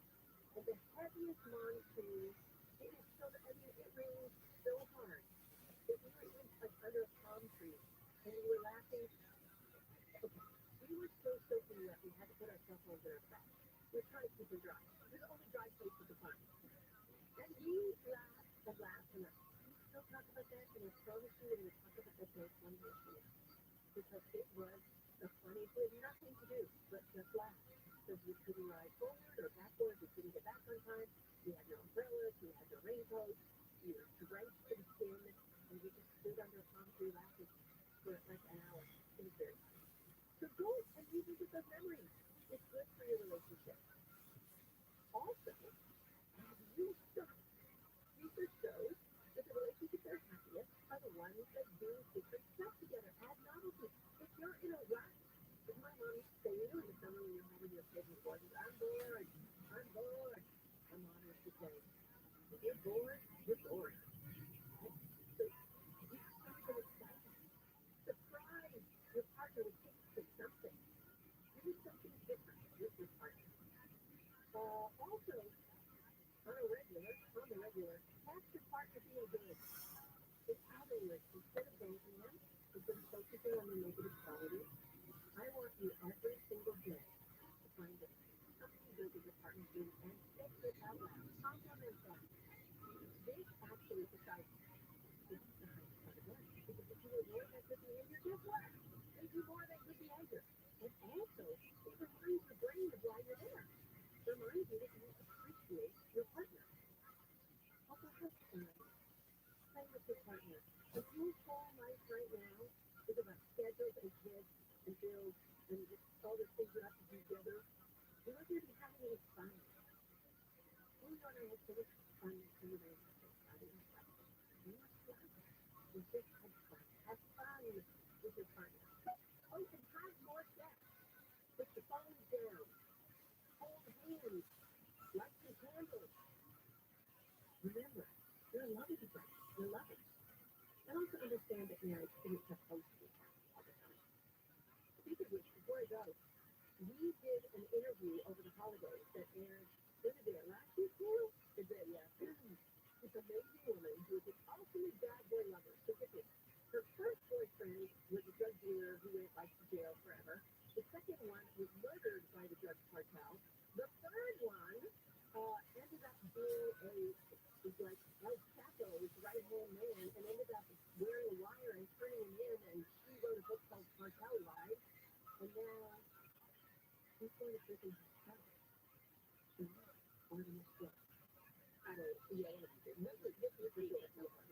So, if you want to listen to that full interview, Taylor has put it up on my page on the KFI website. You go to KFIam640.com and you search Dr. Wendy Wells, right? And what did you call it?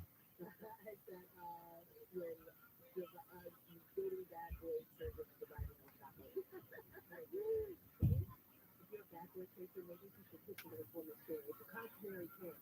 Actually, she's very open and honest and vulnerable. And she's very much in love. And she was going to interview a couple of different touching each other and kissing, and they had friends, they love each other.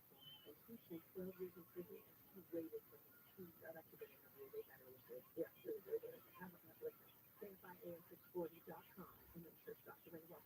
Hey, I'm here every Sunday from 7 to 9 p.m. If you miss any part of the show, just always download the iHeartRadio app and search Dr. Wendy Wells. You can listen to it anytime during the week. Also, if you want to join my Patreon group, we meet every Wednesday at 6:30. We talk about everything on the planet. It's great fun. You go to patreon.com/Dr. Wendy Wells. Otherwise, anything for you every Sunday. You've been listening to the Dr. Wendy Wells Show on KFI and 640 live everywhere. iHeartRadio.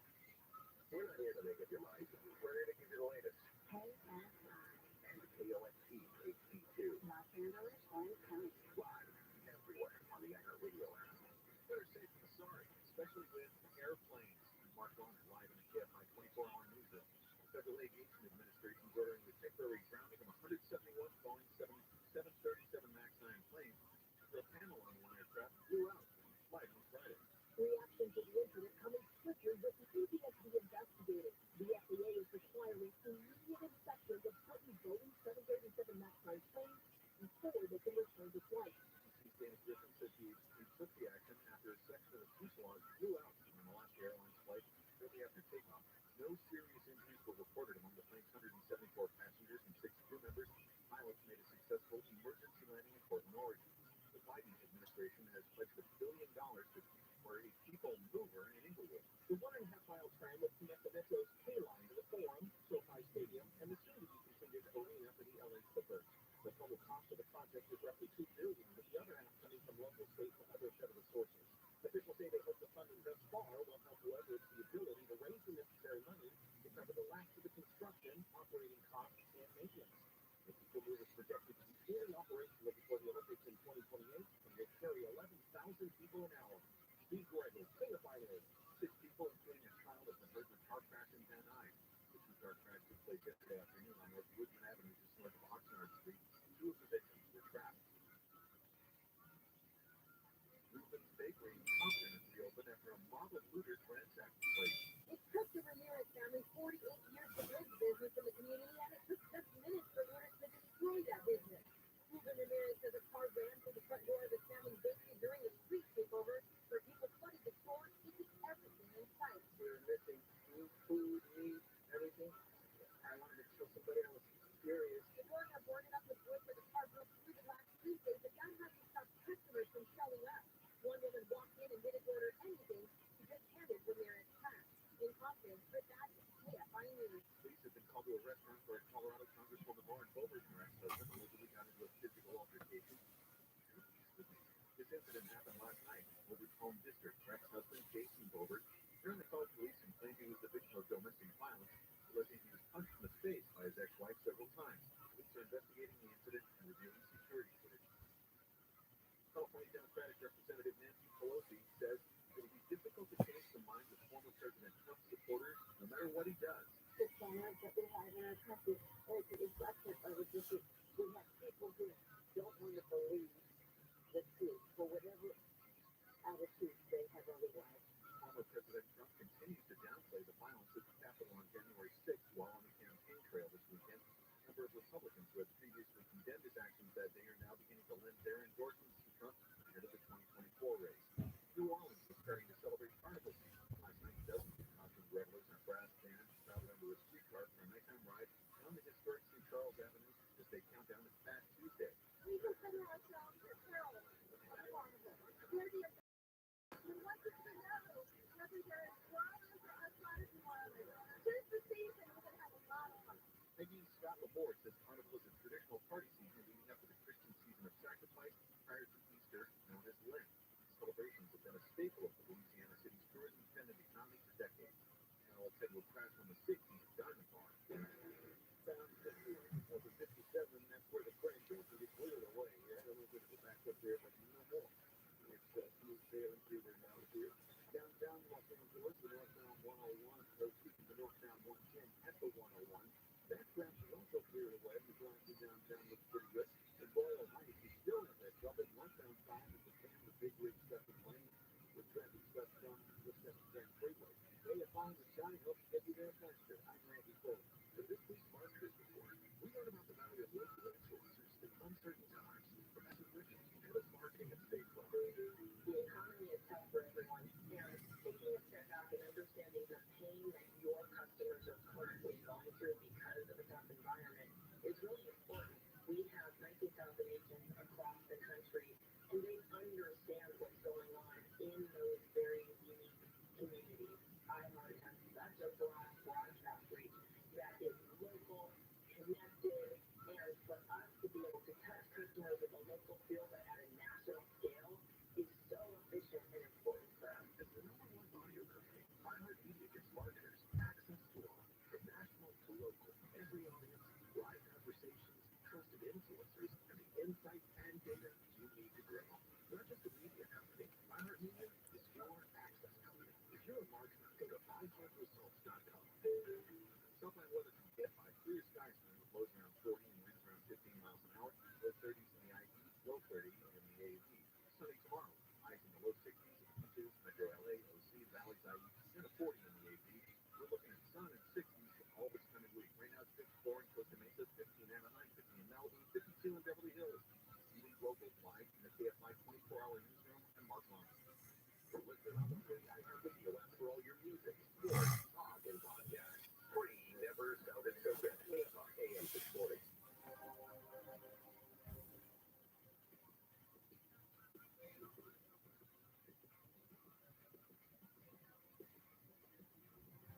KFI AM 640 everywhere on the iHeart Radio app. You're listening to Before the Coast, strange stories from the iHeart Vault. I'm Clay Rowe. Tonight we showcase podcast Monster Talk, episode number 163, The Toll of a Bell. Monster Talk, the science show about monsters, is a show that critically examines the science behind cryptozoological and legendary creatures such as Bigfoot, the Loch Ness Monster, or werewolves. Tonight on Monster Talk, we'll hear host Blake Smith taking a look back at the career and impact of radio host Art Bell, who passed away on April 13th, 2018 at the age of 70. Bell's influential radio show Coast to Coast AM, heard right here on KFI after this show with the current host George Norrie, was the launching pad for thousands of stories of the bizarre, the mysterious, and the conspiratorial. Was he simply an entertainer, or was he harmful to the American radio listener? Blake Smith will share some thoughts on the cultural impact of this titan of the night. So settle in and please enjoy episode number 163, The Toll of a Bell, from the podcast Monster Talk on Before the Coast, strange stories from the iHeart Vault on KFI AM 640. As far as I'm concerned, the best way to hear Art Bell is while driving late at night, far away from the lights of big cities.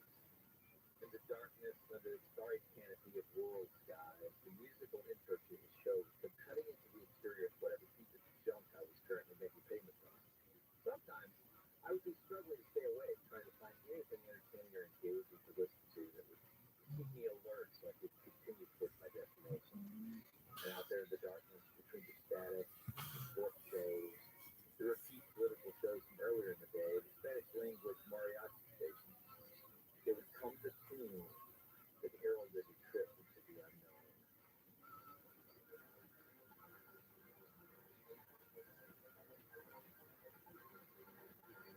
From the high desert and the great American Southwest, this is Coast to Coast AM, heard across 24 time zones. That would be the world as we know it. I'm Art Bell, and it's great to be here. Lots of news for you tonight.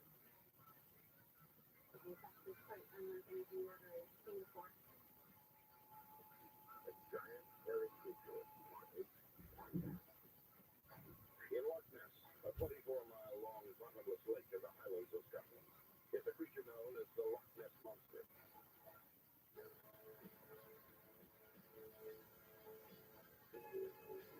Welcome to Monster Talk, the science show about monsters. I'm Blake Smith, and this episode is a special look back at the career of Art Bell. On April 13th of 2018, radio host Art Bell died. From that day to now, I knew I wanted to talk about his impact on myself and on the world for years. But this is a little scary to me because what's floating around in my head is more nuanced than I could probably do justice to. This is a common issue for any writers. The concern that whatever you're going to write will end up with decisions bouncing around in your head. So I'm going to try. I'll also add, it's not a biography of Art or a comprehensive look back at his show. I'm just going to talk about some of the ways he and his show impacted American culture and me. A couple of years ago, back in episode 109, we talked to James Randi about his work on radio and late-night New York radio show host John Neville. Neville pioneered a quirky UFO reporting theme with late-night radio show. His nightly discourse with early ufologists and cryptozoologists and self-described psychics and other characters really sort of set a pattern that Art Bell would take on for Coast to Coast AM. However, it doesn't seem to me that Bell deliberately emulated Neville. Bell had a long radio career, and for what I've been able to read, it sounds like his early foray into late-night talk radio slowly evolved into the sort of fringe topics the show became famous for. So the parallels between Bell and Neville might be more of a convergent evolution and not direct emulation. I want to mention that because as the show evolves and continues today, even though it owes something to Neville thematically, it was a very different show. Coast to Coast would end up becoming more complex as Bell set up some recurring themes. His Sunday night show was Dreamland. Smith Saturday afternoon, great start for the Patriots. Depending on where callers were calling from. To talk with Art Bell, call my wild card line at area code 775-727-1295. The first time caller line is area code 775-727-1222. To talk with Art Bell from east of the Rockies, call toll free at 800-825-5033. From west of the Rockies, call 800-618-8255. International callers may Elevate scores off the backboard to add to the Patriot lead. Then it's going to be Bryce Roberts. Quick bounce pass to Cleet Gardner. He scores from down low. That forces the Lions to try to call a timeout. Trying to Fargo. Knocks down another 3-ball for the Pats. They open the game with a 12-0 run. Patriots pick up their first Lone Star Conference victory. They beat Fort Smith 80-67. They too will head to Austin to face off Thursday. And when we come back, we're introducing you to our athlete of the week. Don't go anywhere. Your super sale at Furniture Row has been extended, so you can still save $100 on every $1,000 you spend. And hell of a killer new looks. But hurry, the extended to your super sale at Furniture Row ends soon.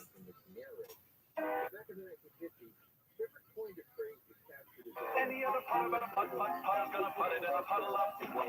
But a putter is a much better for the fun of it, putt for the fun of it. So bring a date and your brother or your mate and your mother and putt a hole in one.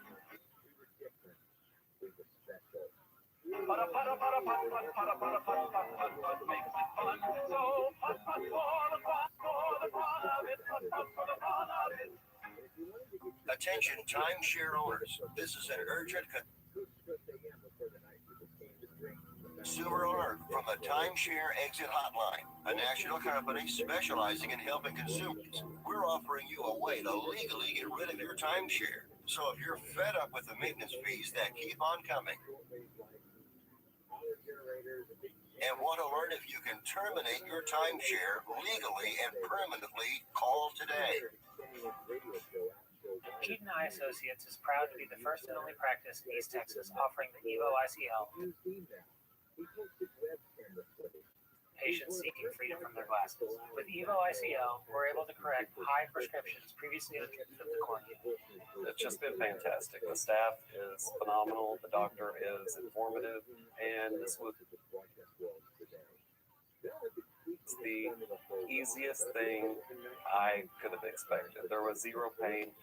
The year super sale at Denver Mattress has been extended. Save $100 on every $1,000 you spend, or check out the Summit for only $299.99, plus 6 years no interest financing and free shipping. Happy New Time now for our Christian Orthopedic Sports Medicine Institute Athlete of the Week, not the student athlete from the Brook Hills School. Dr. Jess Gazelle for the Athlete of the Week award to Savannah Onland. Savannah plays basketball for Lady Guard. This is her first season at Brook Hill, and she's already making an impact. So far this season, she's averaging around 20 points per game and has been grabbing 6 rebounds and forcing 4 steals per game as well. Savannah also plays AAU for the Platinum Basketball in East Texas. She's a stellar student with a 4.0 GPA and an active member of the National Charity League, an organization committed to community service, leadership development, and cultural experiences. Congratulations, Savannah, our Princess Orthopedic Sports Medicine Institute Athlete of the Week. Know someone you'd like to nominate for Athlete of the Week? Go to our website, KTK.com, to the Athlete of the Week link under the sports section. So the Houston Texans not only won the AFC South, the Dallas Cowboys won the NFC East, so both Texas teams will be hosting a playoff game next weekend when the playoffs kick off. Of course, we'll see you guys right here next Sunday night on Sports Night in East Texas. Good night, everybody.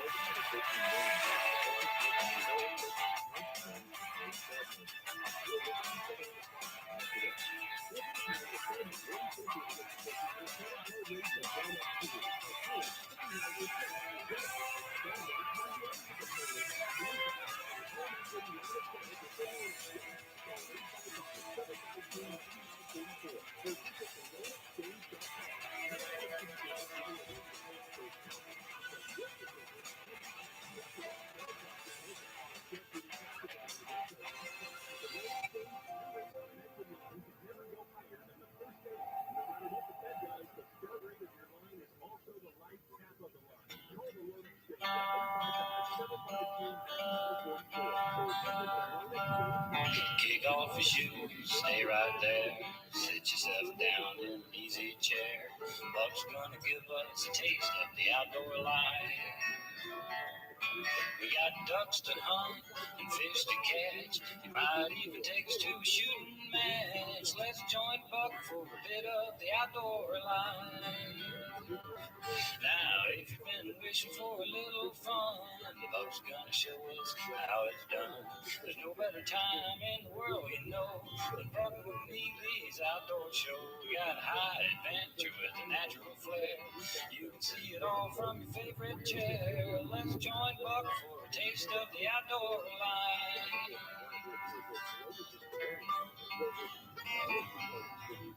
The Outdoorsman is brought to you by Outdoorsman International. Connect and subscribe via our social media pages.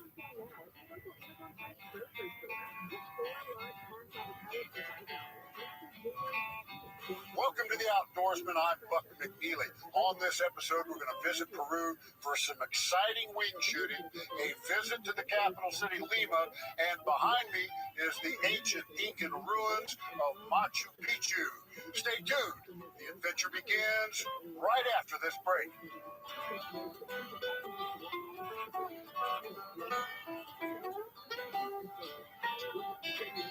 Buck McNeely here.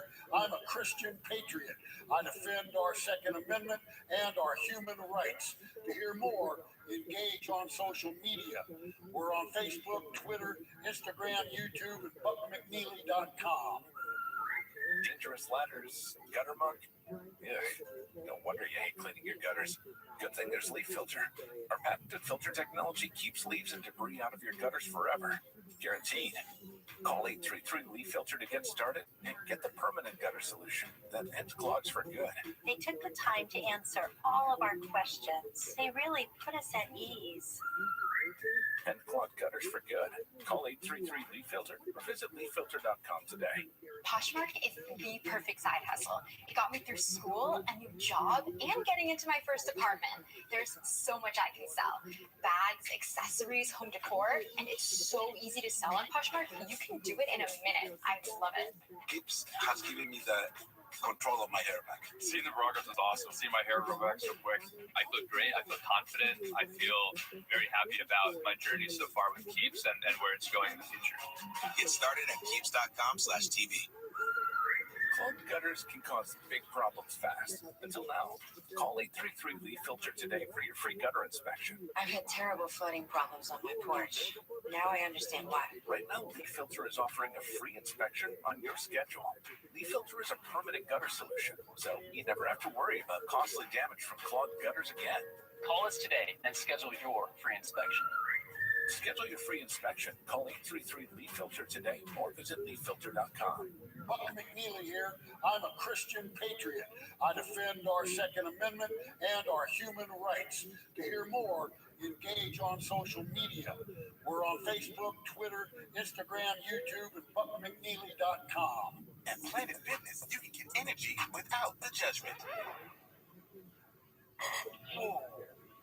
Hi, can you help me with this? You don't know how to use it? Yeah, sure.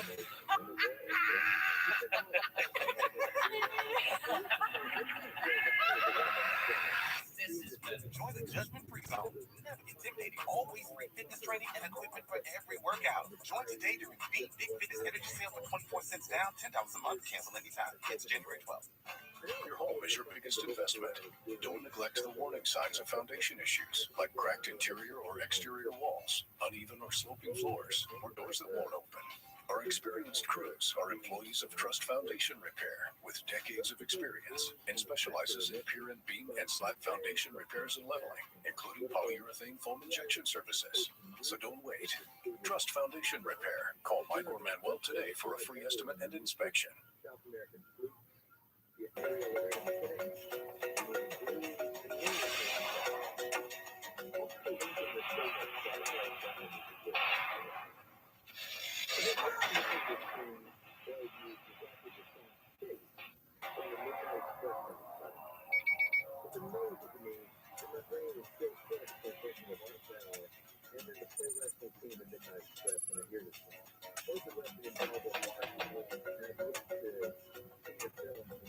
Our adventure takes us to the South American nation of Peru. Located on the northwest corner of the continent, Peru has a landmass of 494,000 square miles and a population of over 30 million residents. We flew into the capital city of Lima. Founded by the Spanish conquistadors in 1533, it is home to over 9 million people. We drove around Lima and observed the stately government buildings in the downtown area. Along the west coast, we found a mall, parks, and more affluent high-rise apartment buildings.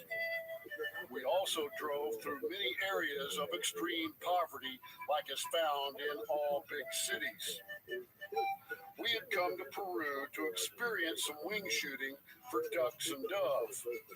Our host was Angelo Tavares, owner of Shaka Peru Outfitters. Angelo gave us the rundown on his operation. This is Angelo Tavares. He's the president of Shaka, Peru, headquartered in Lima, Peru. And we're standing on the west coast here of Lima with some beautiful scenery and statues around us. And great to be here. Nice to see you. Now, tell me a little bit about your operation here in Peru. Basically, we offer a lot of wing shooting, duck stuff, geese, and some big game, deer and sheep up in the mountains. So you travel all over the country chasing these various species? Yes. Okay. Where do you do the dove hunting at? Dove hunting is mostly about an hour and a half of Lima north.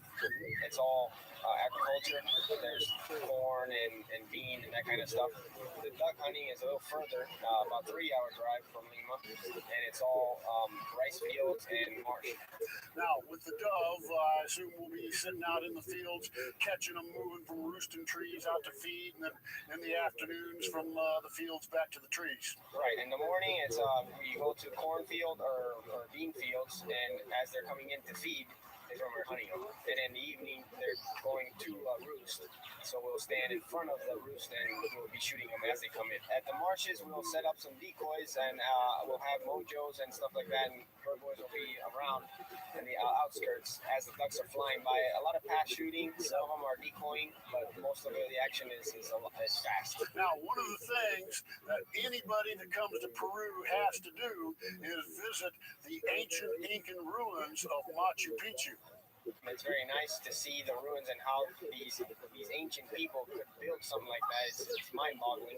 So we're going to fly into Cusco, and then from there you take a train up to the ruins. Right, you fly into Cusco, and then you take a 3-hour train drive to Machu Picchu, and then you can hike the trail. You can stay there, or you can come back to Cusco. Angelo, look forward to spending the next few days exploring your country of Peru. No problem, we're going to have a good time. Dove hunting was one of the activities we wanted to experience. Early one morning, we found ourselves in the middle of a foggy, drizzly dove field.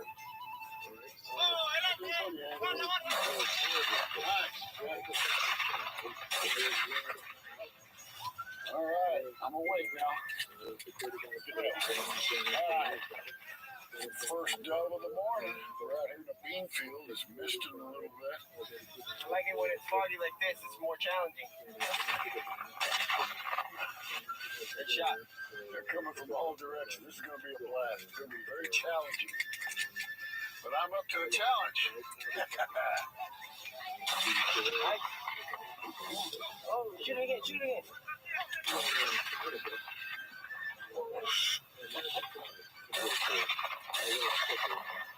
Good shot. Up. Nice, good shot. Oh, I have my 12. Good shot. Rolled him out.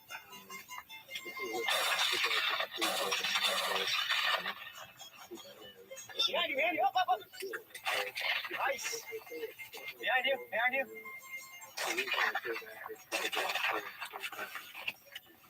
Boom. All right.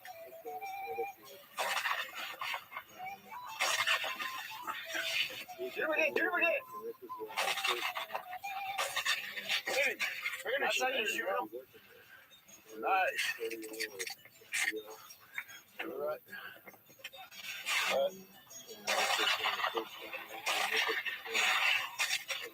Nice.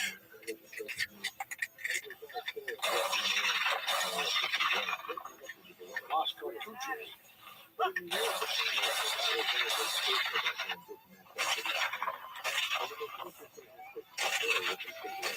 All right, I got a couple there. This is some fine dove shooting here. I'll put up with this. On your side, behind you. Here's another one. Nice. Here's another one. Another good shot. Hey, we're on this morning, Angelo. Oh, yeah. I got one of them. Oh, nice. That's not the one I was aiming for. It's all right.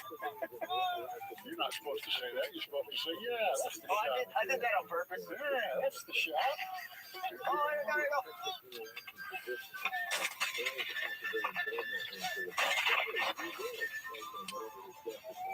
Bye-bye, birdie. Nice. Here we go, here we go. Nice, good shot. Yep.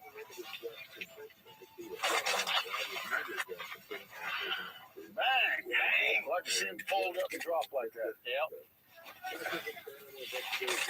I got that one. Yes, you did. Just before I squeezed the trigger. Three more right there. Oh, nice. You got a double out of that. All right, we got them both. Yeah, nice. Nice. It's coming from all directions. Angelo and I are on this morning. We still miss some, but we're getting our share. You say you have white wings that come in yeah, white wings are lazy, so they come in a little later. Like I shot 2 white wings already, so they're starting to come in. Oh, that's good. Yeah, because all we had early was mornings. Yeah. And white wings are slower and a little bit bigger. Yes. Beautiful birds, too. I think these bigger looking birds are your white wings. Yeah. Hard to really identify color in this fog, but they've got longer tails and longer necks. We bust one up here, take a look at it. Ready? Good shot. Man!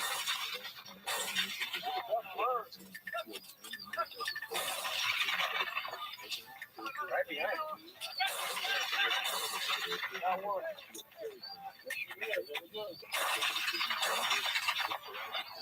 Got one. Knocked him down. Nice. Got it. Nice.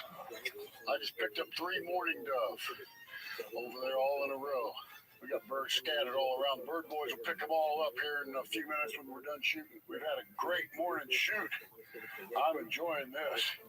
Wing shooting in Peru. If you want to check it out, contact Angelo at Shaka, Peru. He'll get you hooked up for some wing shooting in Peru during their very long season. Nice. He turned his lights out. Up. Nice, good shot. Angelo, for about an hour there, we had a fast and furious flurry of dove. We got some white wings, but mostly mourning dove. Yeah, mostly mourning dove very early, and then white wing come in a little later. This mist and this fog made it a really interesting and entertaining shoot. So, thank you. No problem. Had a blast.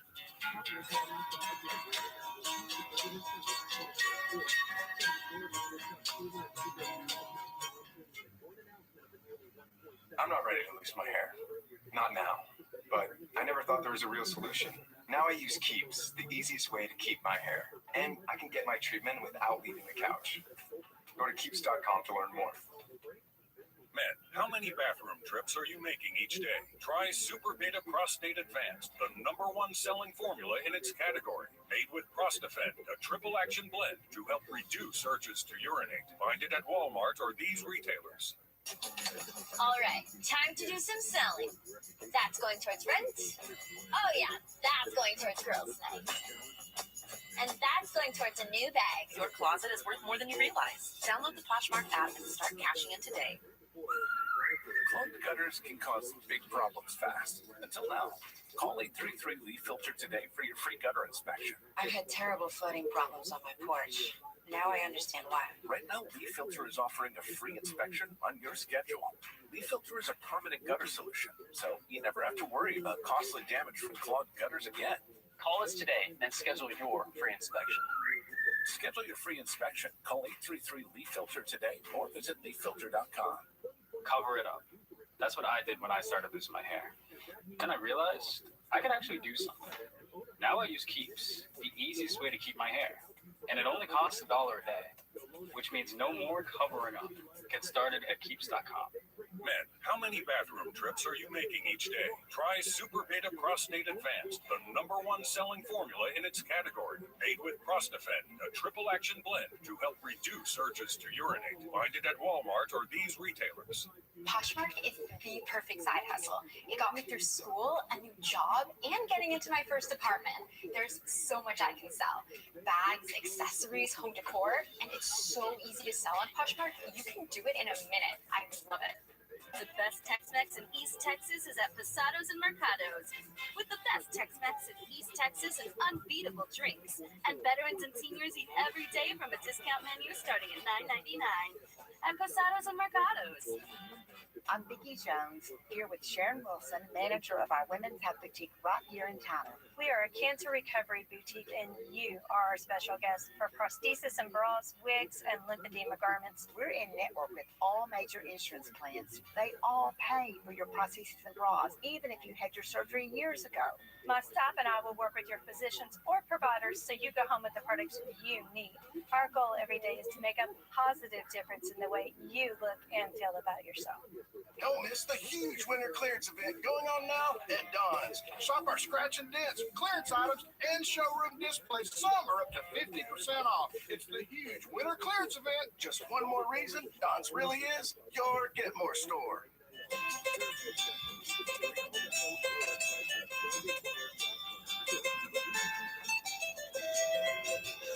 While we were in Peru, we paid a visit to the Incan ruins of Machu Picchu. We flew into Cusco in the Andes Mountains. This city was once the capital of the Incan Empire that once stretched from Colombia to northern Chile and had 15 million people at its apex.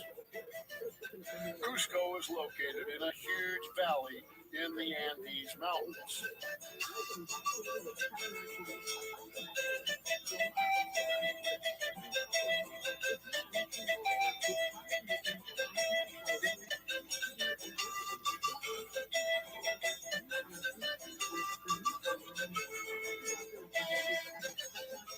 To get to Machu Picchu, we took a 3-hour train ride east through the mountains. Built in 1450 as an estate for the Incan emperors, it was abandoned in 1550 when the Spanish invaded Peru. It was lost during the colonial period until it was rediscovered in 1911 by an American archaeologist.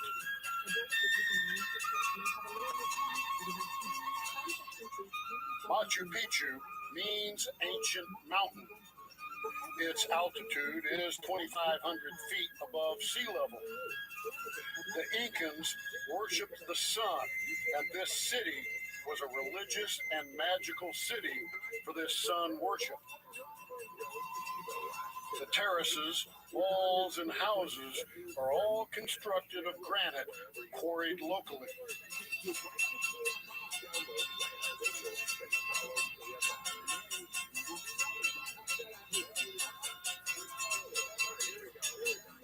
This is the moto taxi. It's found all over the world, from the Orient to Africa to here in Peru. I've seen a million of them, and I've always wanted to get in one and take a ride. It's kind of a unique vehicle. It's basically a motorcycle with a frame welded on it and a seat in the back, which you can fit 2 or 3 skinny people back there, and then a little cargo compartment on the back. And we've seen all kinds of variations on it, but the bottom line is this thing is found by the hundreds of thousands all over the roads here in Peru, and I want to take a ride. Come on.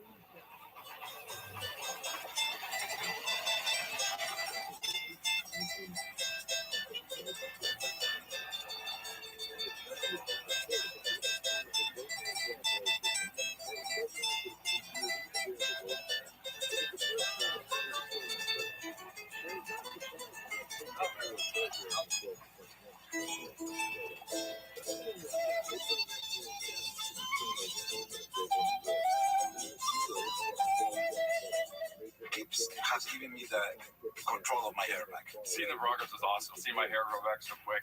I feel great. I feel confident. I feel very happy about my journey so far with Keeps and where it's going in the future. Get started at keeps.com/TV. Dangerous ladders, gutter muck. Yeah, no wonder you hate cleaning your gutters. Good thing there's leaf filter. Our patented filter technology keeps leaves and debris out of your gutters forever. Guaranteed. Call 833 Leaf Filter to get started and get the permanent gutter solution that ends clogs for good. They took the time to answer all of our questions. They really put us at ease. End clogged gutters for good. Call 833 Leaf Filter or visit leaffilter.com today. It's a Poshmark here. It's half off. Find the best deals today. Yes, Poshmark. I knew Poshmark would have it. Find everything you want on Poshmark. Download the app to start shopping today. Did you know that thousands of authors across the country have written books and published them with Page Publishing? If you've written a book, Page can help you through the process. We cut through the confusion of the publishing world to make it easy for you.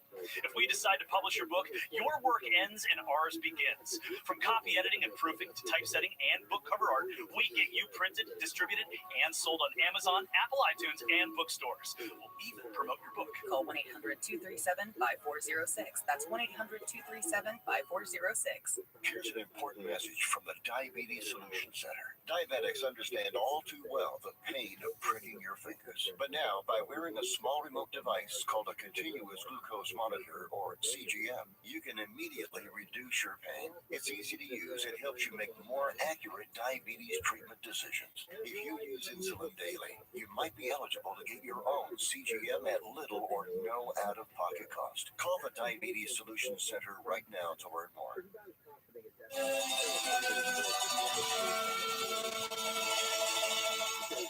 North of Lima, Angelo took us to a marsh along the west coast for a duck hunt.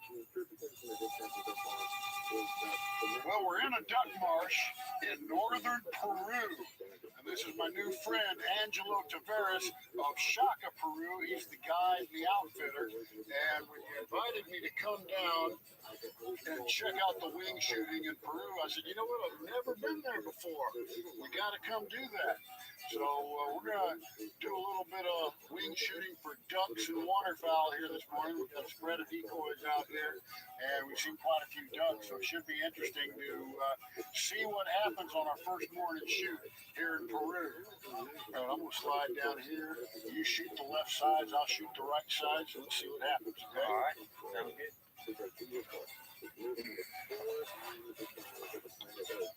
The big one. All right, come on back around, boys.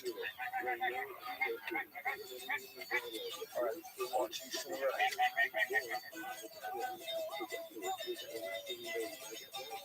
Cut this a little wide, though. Yeah. Angelo, you see all these buzzards? Yeah. They're looking for you. They hungry? You tell them someday, but not yet.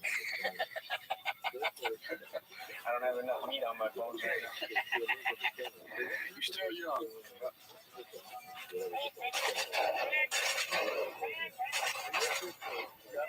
Nice. There we go. 9 o'clock. Up.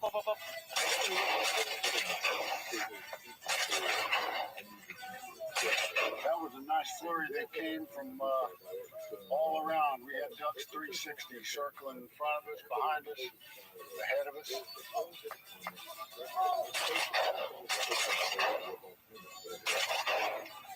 Well, I winged mine with 2 shots. 2 more. A little wide, I think. A little wide. And I've got a very open choke. I've got a very open choke, meaning no choke at all. Actually, a full would be nice. Yeah, with this wind the way it is. That's all right. I'm just going to give them bigger leads. If I'm leading them this much, I'm going to start leading them this much.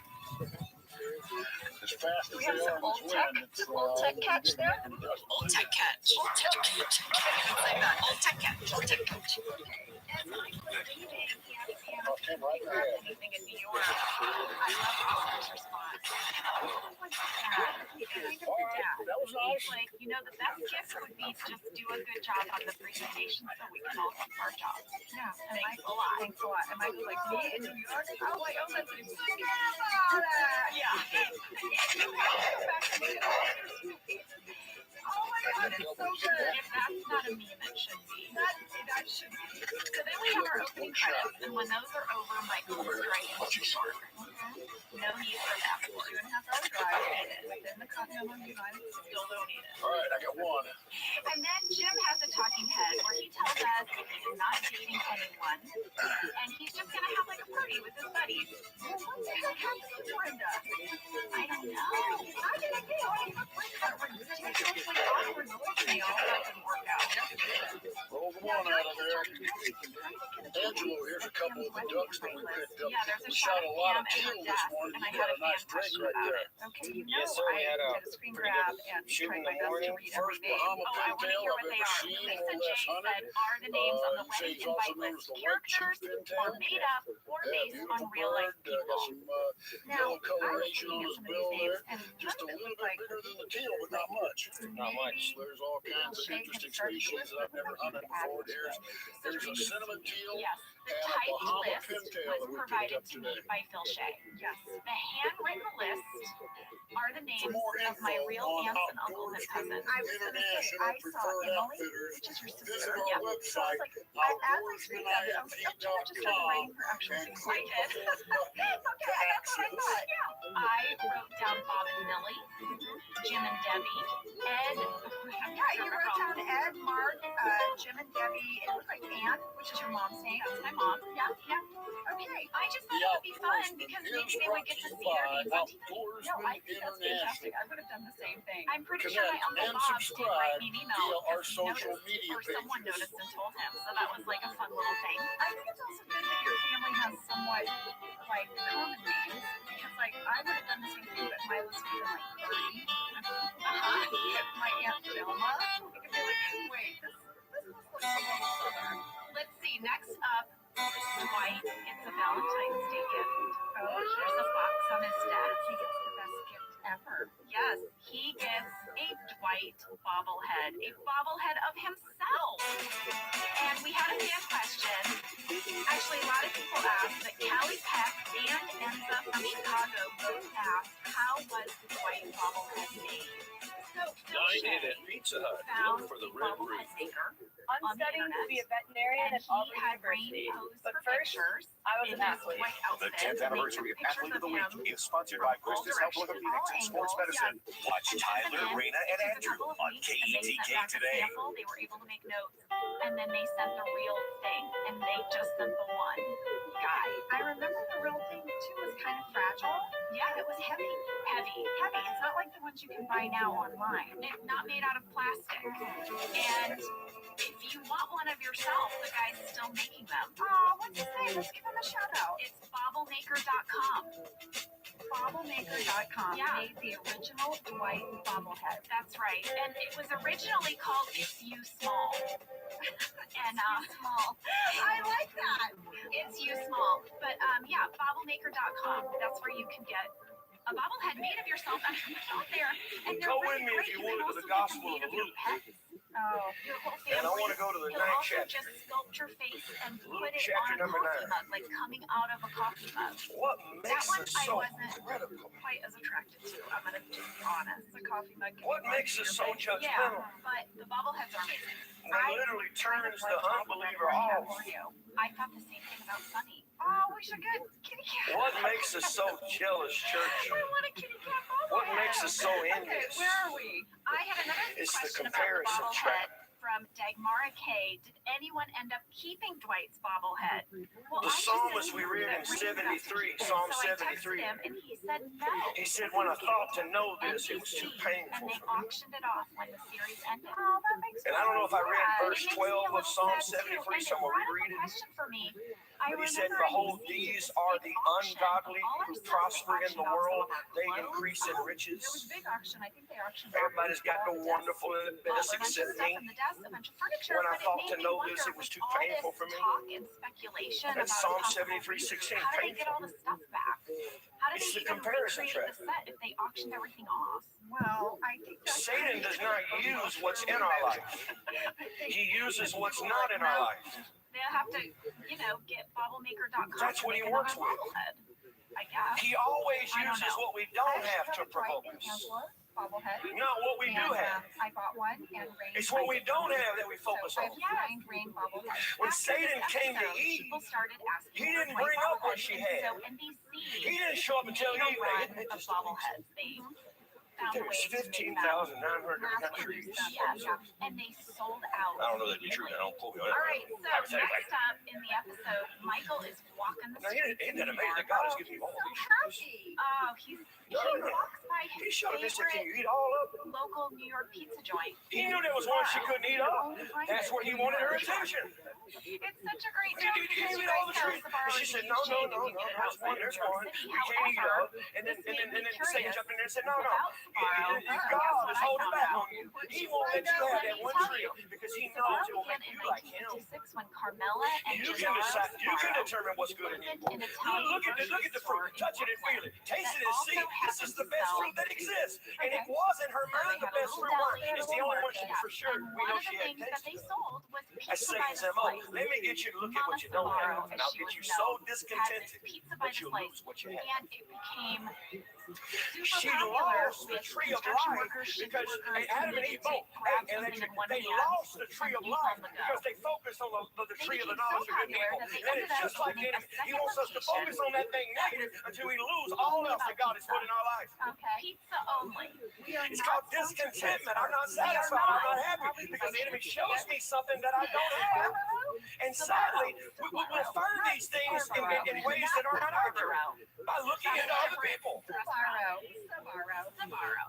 And so since then, though, Sabaro has expanded check this into out. 630 eateries across Saul 28 was content countries. with the praise he was getting Barbaro. until he saw David getting On their more. website, it says, quote, 1 Samuel 18:8-9. The Philistines were content with their lot until they saw the possessions of Isaac. Genesis 26:14. Haman was content until he saw Mordecai sit at the king's gate. Esther 5:9-14. Cain was angry when he saw Abel's offering had been accepted. And Rachel got jealous when she saw that her sister. And Jim and Kelly are in the kitchen. I love this.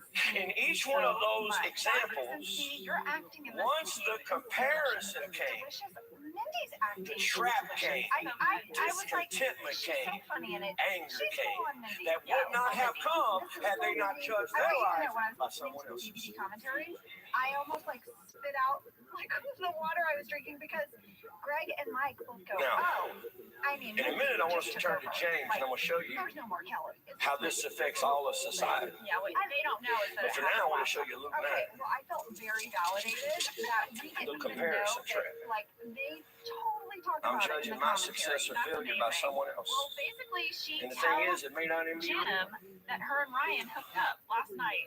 Yes, and Mindy I says wish I was in as the pretty as commentary, her. she goes, Mike, I really feel like Look at this post. it's just like a She took 15 conversation you and I selfies actually had and about put a guy. 3 different enhancements on the photo before it Well, posted. it leads to the very famous You Ryan saw her talking today, head, by that picture, you wouldn't even which I recognize it. hooked She up don't with look like her that. on February 13th. Come on now. All right, so then we head back judge to New York ourselves City by again, other and now we're people. going to see Michael in Times Square.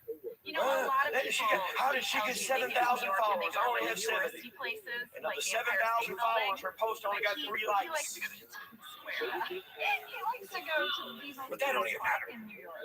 The point is that today's social media society has us too caught up with everybody else. Giving us a tour of Rockefeller Center. And what we put on social media is not even real. It's just our highlight reels. And he also says that the Rangers Do sometimes. you think a player that is sending his highlight reel to a collegiate coach is going to put all the balls he dropped and all the fumbles?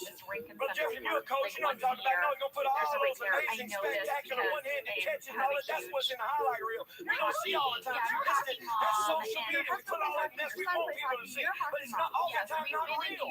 We don't get the in-between. Jesus knows the in-between. It's a thing they do for the fans. And but never at Rockefeller Center. Also, there is no one named. We set ourselves up with these unrealistic expectations because when we saw somebody else, go in there where it was. I told you. Anyone named Theodore. Okay, I know 30 Rock really well because I worked there. She don't want something. That's right. I was an Don't intern. want something somebody you don't like getting. And so we're like a bunch of office people. That'll turn jealousy to envy real quick. But not at the same time. Not at the same time. I'm much older. You've been on that car for a long time. You pulled up at the church ready to get your mind right and get Jesus, His praise. You got your Bible in hand. You got the car feeling good. You look, no. What is that? Well, there was. What did that mean? Oh, I like that lady. She's driving my car. So when I got the internship, we already had the writers intern. So I became a general intern. And man, you're gritting your teeth. You won't know like, hello. Yeah, I didn't know New York City, so I kept getting lost. I was probably the worst coffee run person ever. Did you get to meet Conan or interact with him as an I intern? didn't. I mean, he would walk past, and he was always nice. He would kind of give a nod or a wave, but he was busy, you know. Yeah. And I knew not to bug him. Like I had enough awareness that I wasn't going to be like, "Hey, Conan, I'm a new intern. What you doing?" The really cool thing about Conan's studio is it was one floor. Not only you mad that she got the car, you So go home did you staring at your do a backdoor watch SNL ever? I actually, one of the people that worked on Conan knew that I was pretty strapped for cash, and she got me a weekend job on Saturday Night Live as an extra. So there's a whole season of SNL. I'm an extra and I'm in a bunch of skits. What? Yes. There's a great scene with Chris Farley, and I'm like sitting in front of him, and everyone was so nice. Yeah, because all that stuff is happening in that scene. Yeah, and That's what's so crazy about that area. And like NBC News is happening in the Today Show. It's all right there. Can I tell you one of the coolest moments? It's right outside the stage doors where we recorded. I'm standing in this hallway alone. There's no one in the hallway. The elevator doors open. I And beseech Robert thee, Redford walked out. look upon my Wow. son, And for he he was is with my like only an child. NBC, you know, someone in a suit. And They were lo, a walking down spirit the hall, taketh him, and they just walked and he past me, and I suddenly was just like, cries out, and it carries him that he foameth just watched again, Robert Redford and walk bruising right him by. hardly Wow, departed I'm from just him. like a young Now kid from watch middle verse of nowhere, 40 carefully. Texas. It This was is just like key that we see a really verse cool, 40. surreal moment, and there were And many of those in my time there. That is pretty awesome. So we got a lot of fan questions about this Tina Fey Conan O'Brien business. Yeah. The first one is from Sarah Marshall 44. Did production hire the woman to play the fake Tina Fey, or was she just a random person? No, we hired her. She is an actress named Miriam Tolan. She's been in a ton of stuff, including, ironically, an episode of 30 Rock. Season 2, episode 14. She has a really funny scene with Jason Sudeikis, around 12 minutes. She plays a woman at a check-in counter at an airline. It's very funny. I went back and watched the whole episode. It's really good. And then we had another fan question from Libby Fitzgerald. Please explain the Conan cameo. Well, you know, Greg and Conan were very good friends. They went to college together. They were roommates. I think some of their very early writing jobs on SNL and Simpsons, they were like, they lived together. They're friends. They're really good friends. And so it definitely makes sense that Greg, you know, wanted to reach out to Conan if he was right there. There is quite a bit about it in the DVD commentary. But one of the things that really stuck with me that I loved is that Greg said it took Conan 15 takes to time that out. Like he said, literally, it took about 15 tries. And he said, "You think Steve gets a big crowd? Imagine Conan standing in front of the building where they taped Conan." Yeah, he said the crowds were crazy, so they were trying to get that. And he's really tall. He's incredibly tall. Red hair. He's very, very distinguishable. Hard to blend. Hard to blend. Mike sure said that he wrote the scene with fake Tina Fey as a shout out to her, a little nod to their time together on Saturday Night Live, because he's a tourist were constantly mistaking other women with brown hair and glasses for Tina Fey. It was like almost like a joke. They would watch other women like get tapped on the shoulder, and it was never Tina Fey. And he said that many times him and Tina would like take a coffee break in between writing and walk outside, and no one would stop her. No one would stop the real Tina No Fey. one would stop the real Tina Fey, but they would mistake all these other women. And so he said that scene was kind of his little nod to Tina. Oh my gosh, I love that. I did too. I love that. All right, so next we go back into the office, and more flowers arrive for Phyllis. Oh gosh. From Bob Vance. I mean, not for Pam, for Phyllis. Pam is getting annoyed, and you know who else is taking it hard? Meredith. Like she's taking it real hard. She's looking real sour. Yeah. Well, then we have this awesome covert scene between Dwight and Angela at the copier. Yes. He says, "Thank you for the gift." And then she says, "I haven't gotten one yet." I haven't gotten anything. No. Now, this has nothing to do with the scene, but I have to bring it up right now because this is the first moment you really get a full shot of me, right on camera. Yeah. Do I look tan, Jenna? Do I look a little tan? Yes, now that you mention it. Oh, I am very tan because in my journal, you guys, I wrote, we shot this during the Golden Globes when I got that Mystic spray tan. Oh, that's right. When we went to the Golden Globes, when Steve won, yeah, you got a spray tan that was real dark. It was orange. Guys, I watched this episode and the next one. I am like orange for 2 weeks. Oh my gosh. I mean, I am so tan. It's ridiculous. And they tried to like make my face look lighter. Like I tried to tone it down. I wrote about it in my journal that they tried to tone down my tan. But what happened was I just look weird. I thought you looked good in this episode. Well, I have a Mystic tan. Oh, a spray tan. But anyway, when I watched that scene, all I could see was my very, very tan forehead. And next to Rain, I look crazy tan because he's so white. But yes, I have given Dwight. He says the best gift ever. Yeah. And then he promises that he has one for me, which I'm very happy about. And then he clearly realizes, oh no, now I have to deliver. Exactly. He says you'll get something by the end of today. He needs to give himself some time to get something. All right, so then we have the scene where Jim is on the phone. He's making plans with his poker buddies. John Krasinski does such great fake phone. You guys, great fake phone. Fake phone is not easy. No, there's no one on the other end of that phone. I fully believed he's talking to someone, and his laugh seems so organic. Yeah. I'm like, John, applause for fake phone skills. Great fake phone.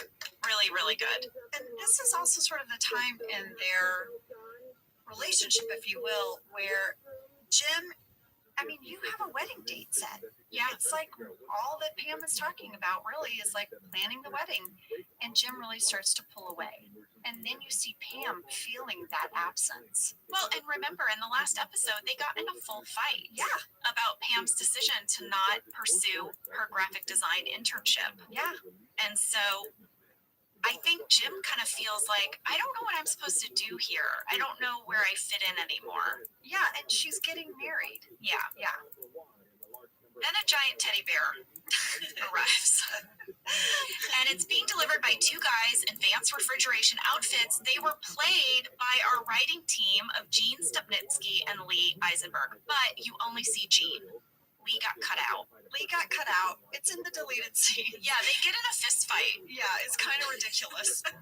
But Gene is the person who says, Phyllis Lappin? So if you're wondering which one is Gene and which one is Lee, Gene is in this episode. And they come back later. They're going to recur and you'll actually get to see Lee. There's a very funny little sort of exchange between Gene and Brian as Kevin, where Kevin's like, that thing's as big as me. And Gene's like, no, it's not. No, it's not. Kevin's like, zip it. So now Michael has finally made it to his meeting. He's done wandering the streets of New York. And he's going to meet with the other branch managers in a conference room. And I just want to mention, we said this earlier, this part of it was not shot in New York. This was shot on some stages right there where we film every day in California. Yes. Look out the window.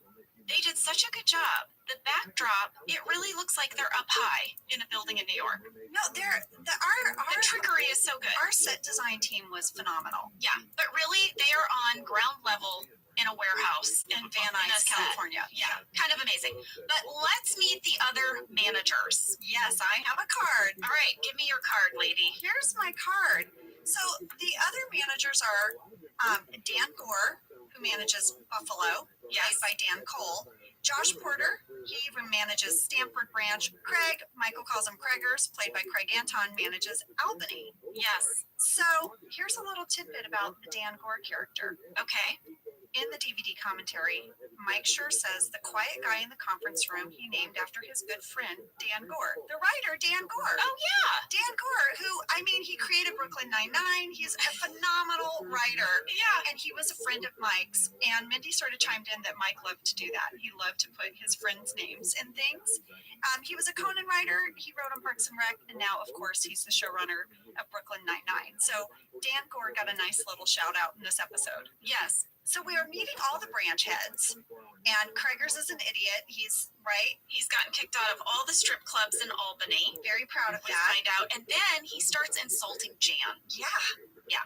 He calls her the B word. He does, and Michael comes to her defense. He says, "Oh, come on now," and he stands up for her first by saying, "That's my girlfriend." Boy, and then he backpedals and says, "We hooked up." And then Josh Porter's like, "You hooked up with Jan?" And now he's in it. He spilled the beans. Dang it, Michael. He's only been there like 5 minutes. Yeah, he's been in a room with these people for 5 minutes, and he's already told everyone that he's hooked up with Jan. With their boss. Yeah. Oh, Michael. And then it's like crickets in the room. All right, well, maybe we should take a break. Yeah, with that news. On that news, Michael has just spilled the beans, and we'll be right back. Well, because one of my favorite scenes is happening back at the office. Yeah, we need to talk about it. It's good stuff. It's good. This show is sponsored by BetterHelp. Around New Year's, we all reflect, and people really start making lists of what they can do to be their best self for the next year. Yes, I think, the new year definitely makes you think New Year's resolution. What do I want to change? New year, new me, that kind of thing. Yes. This year, we could be reflecting on what we're already doing right. Yeah. And therapy can help you figure out your strengths so that you can ditch this idea that you need some extreme change or this extreme New Year's resolution and just, you can make changes that really stick because they're based on your strengths. I like that. If you're thinking of starting therapy, give BetterHelp a try. It's entirely online, designed to be convenient, flexible, and suited to your schedule. Just fill out a brief questionnaire to get matched with a licensed therapist and switch therapists at any time for no additional charge. Celebrate the progress you've already made. Visit BetterHelp.com/OfficeLadies today to get 10% off your first month. That's BetterHelp, HELP.com/OfficeLadies. Let's talk a little bit about hydration in the new year, particularly about Liquid IV. Angela, you turned me on to this, and I'm going to have to give you props. Oh, thanks. It's pretty great. You told me that you use this when you travel to stay better hydrated, and I started doing the same thing. Whenever we go on a road trip, it's like I don't want to drink too much water because then I'll have to pee, and then I find myself so dehydrated, so I use this.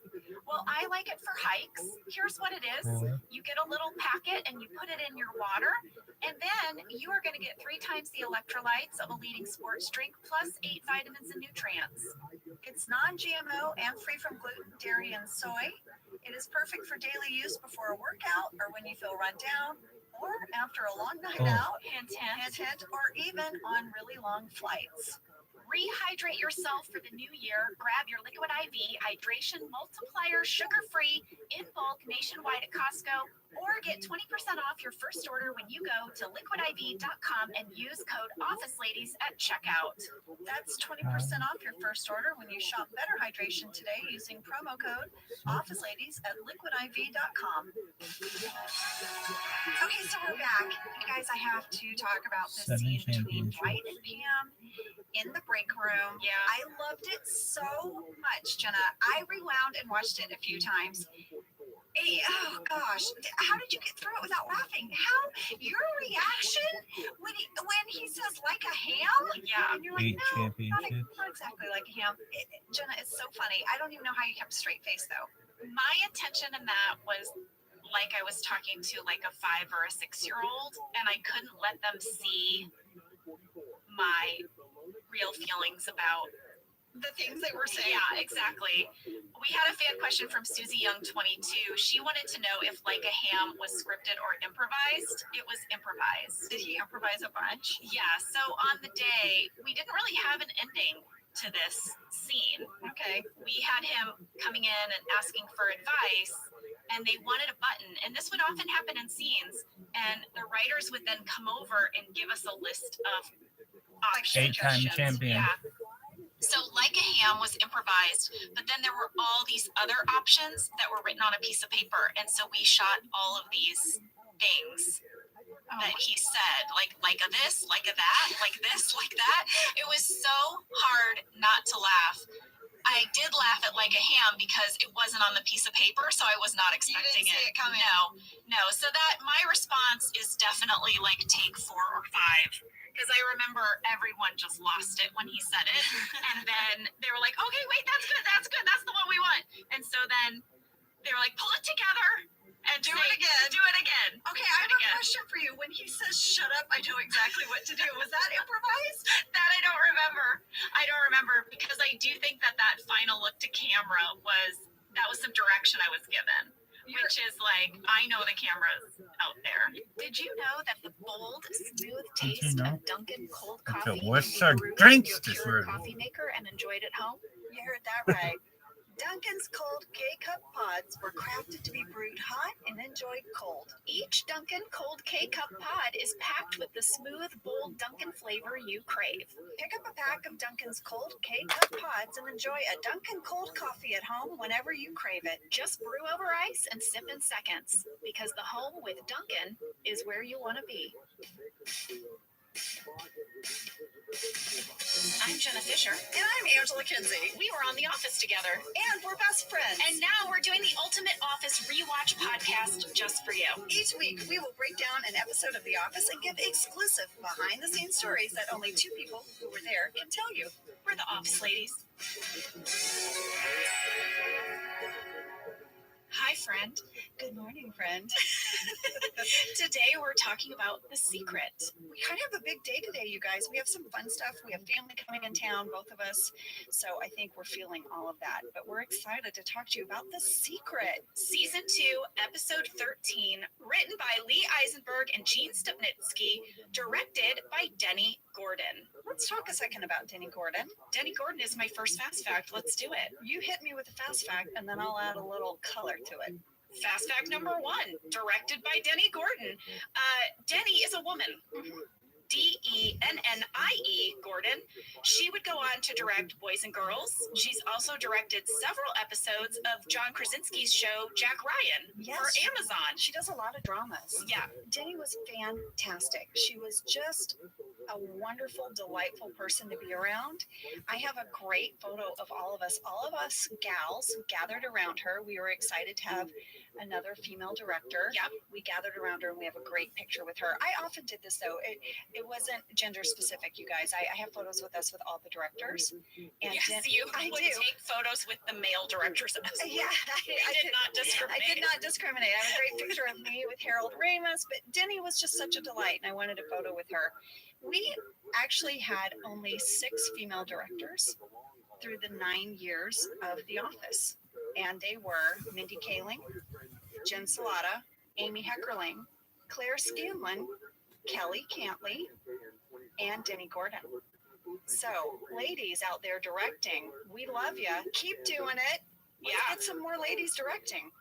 That's my little speech there. I love it. Denny was and is a trailblazer in terms of female directors. She's been around a really long time, and when researching this episode, I ended up reading a bunch of articles and interviews with her about her experience, her journey. Yeah, I did too. And it was very inspiring. So, guys, Google her. Yeah. Dennie Gordon. If Denny, if you hear this, We're sending you some love. All right, where are we at, Jenna? Fast fact number 2. We've got a big guest star. We're going to introduce a new recurring character, Tom Chick, who plays Gil. Yes. Oscar's boyfriend. Oscar's love interest. It's a secret. He appeared in 4 episodes as Oscar's boyfriend, Gil. He also had a recurring role as a reporter on The West Wing. So you might recognize him from that. But here's the crazy thing about him. His big passion in life is video gaming. Okay. And he is a very famous video gaming writer. He's written tons of articles, tons of blogs. He's like a video gaming critic. This is amazing, fascinating. This is just proves, guys. I always say this. You don't know me. You don't know someone. You have no idea how layered and complex people are. I had no idea. Yeah. Wow. That's cool. All right. Are we ready for fast fact number 3? Yes. Steve Carell was nominated for a Golden Globe for playing Michael Scott. This was his first nomination for playing Michael Scott the week we shot this episode. And then he won the Golden Globe the week this episode aired. Yes. This was a huge upset shocker win. First of all, the fact that he was nominated was insane because he was nominated for those 6 episodes from season 1.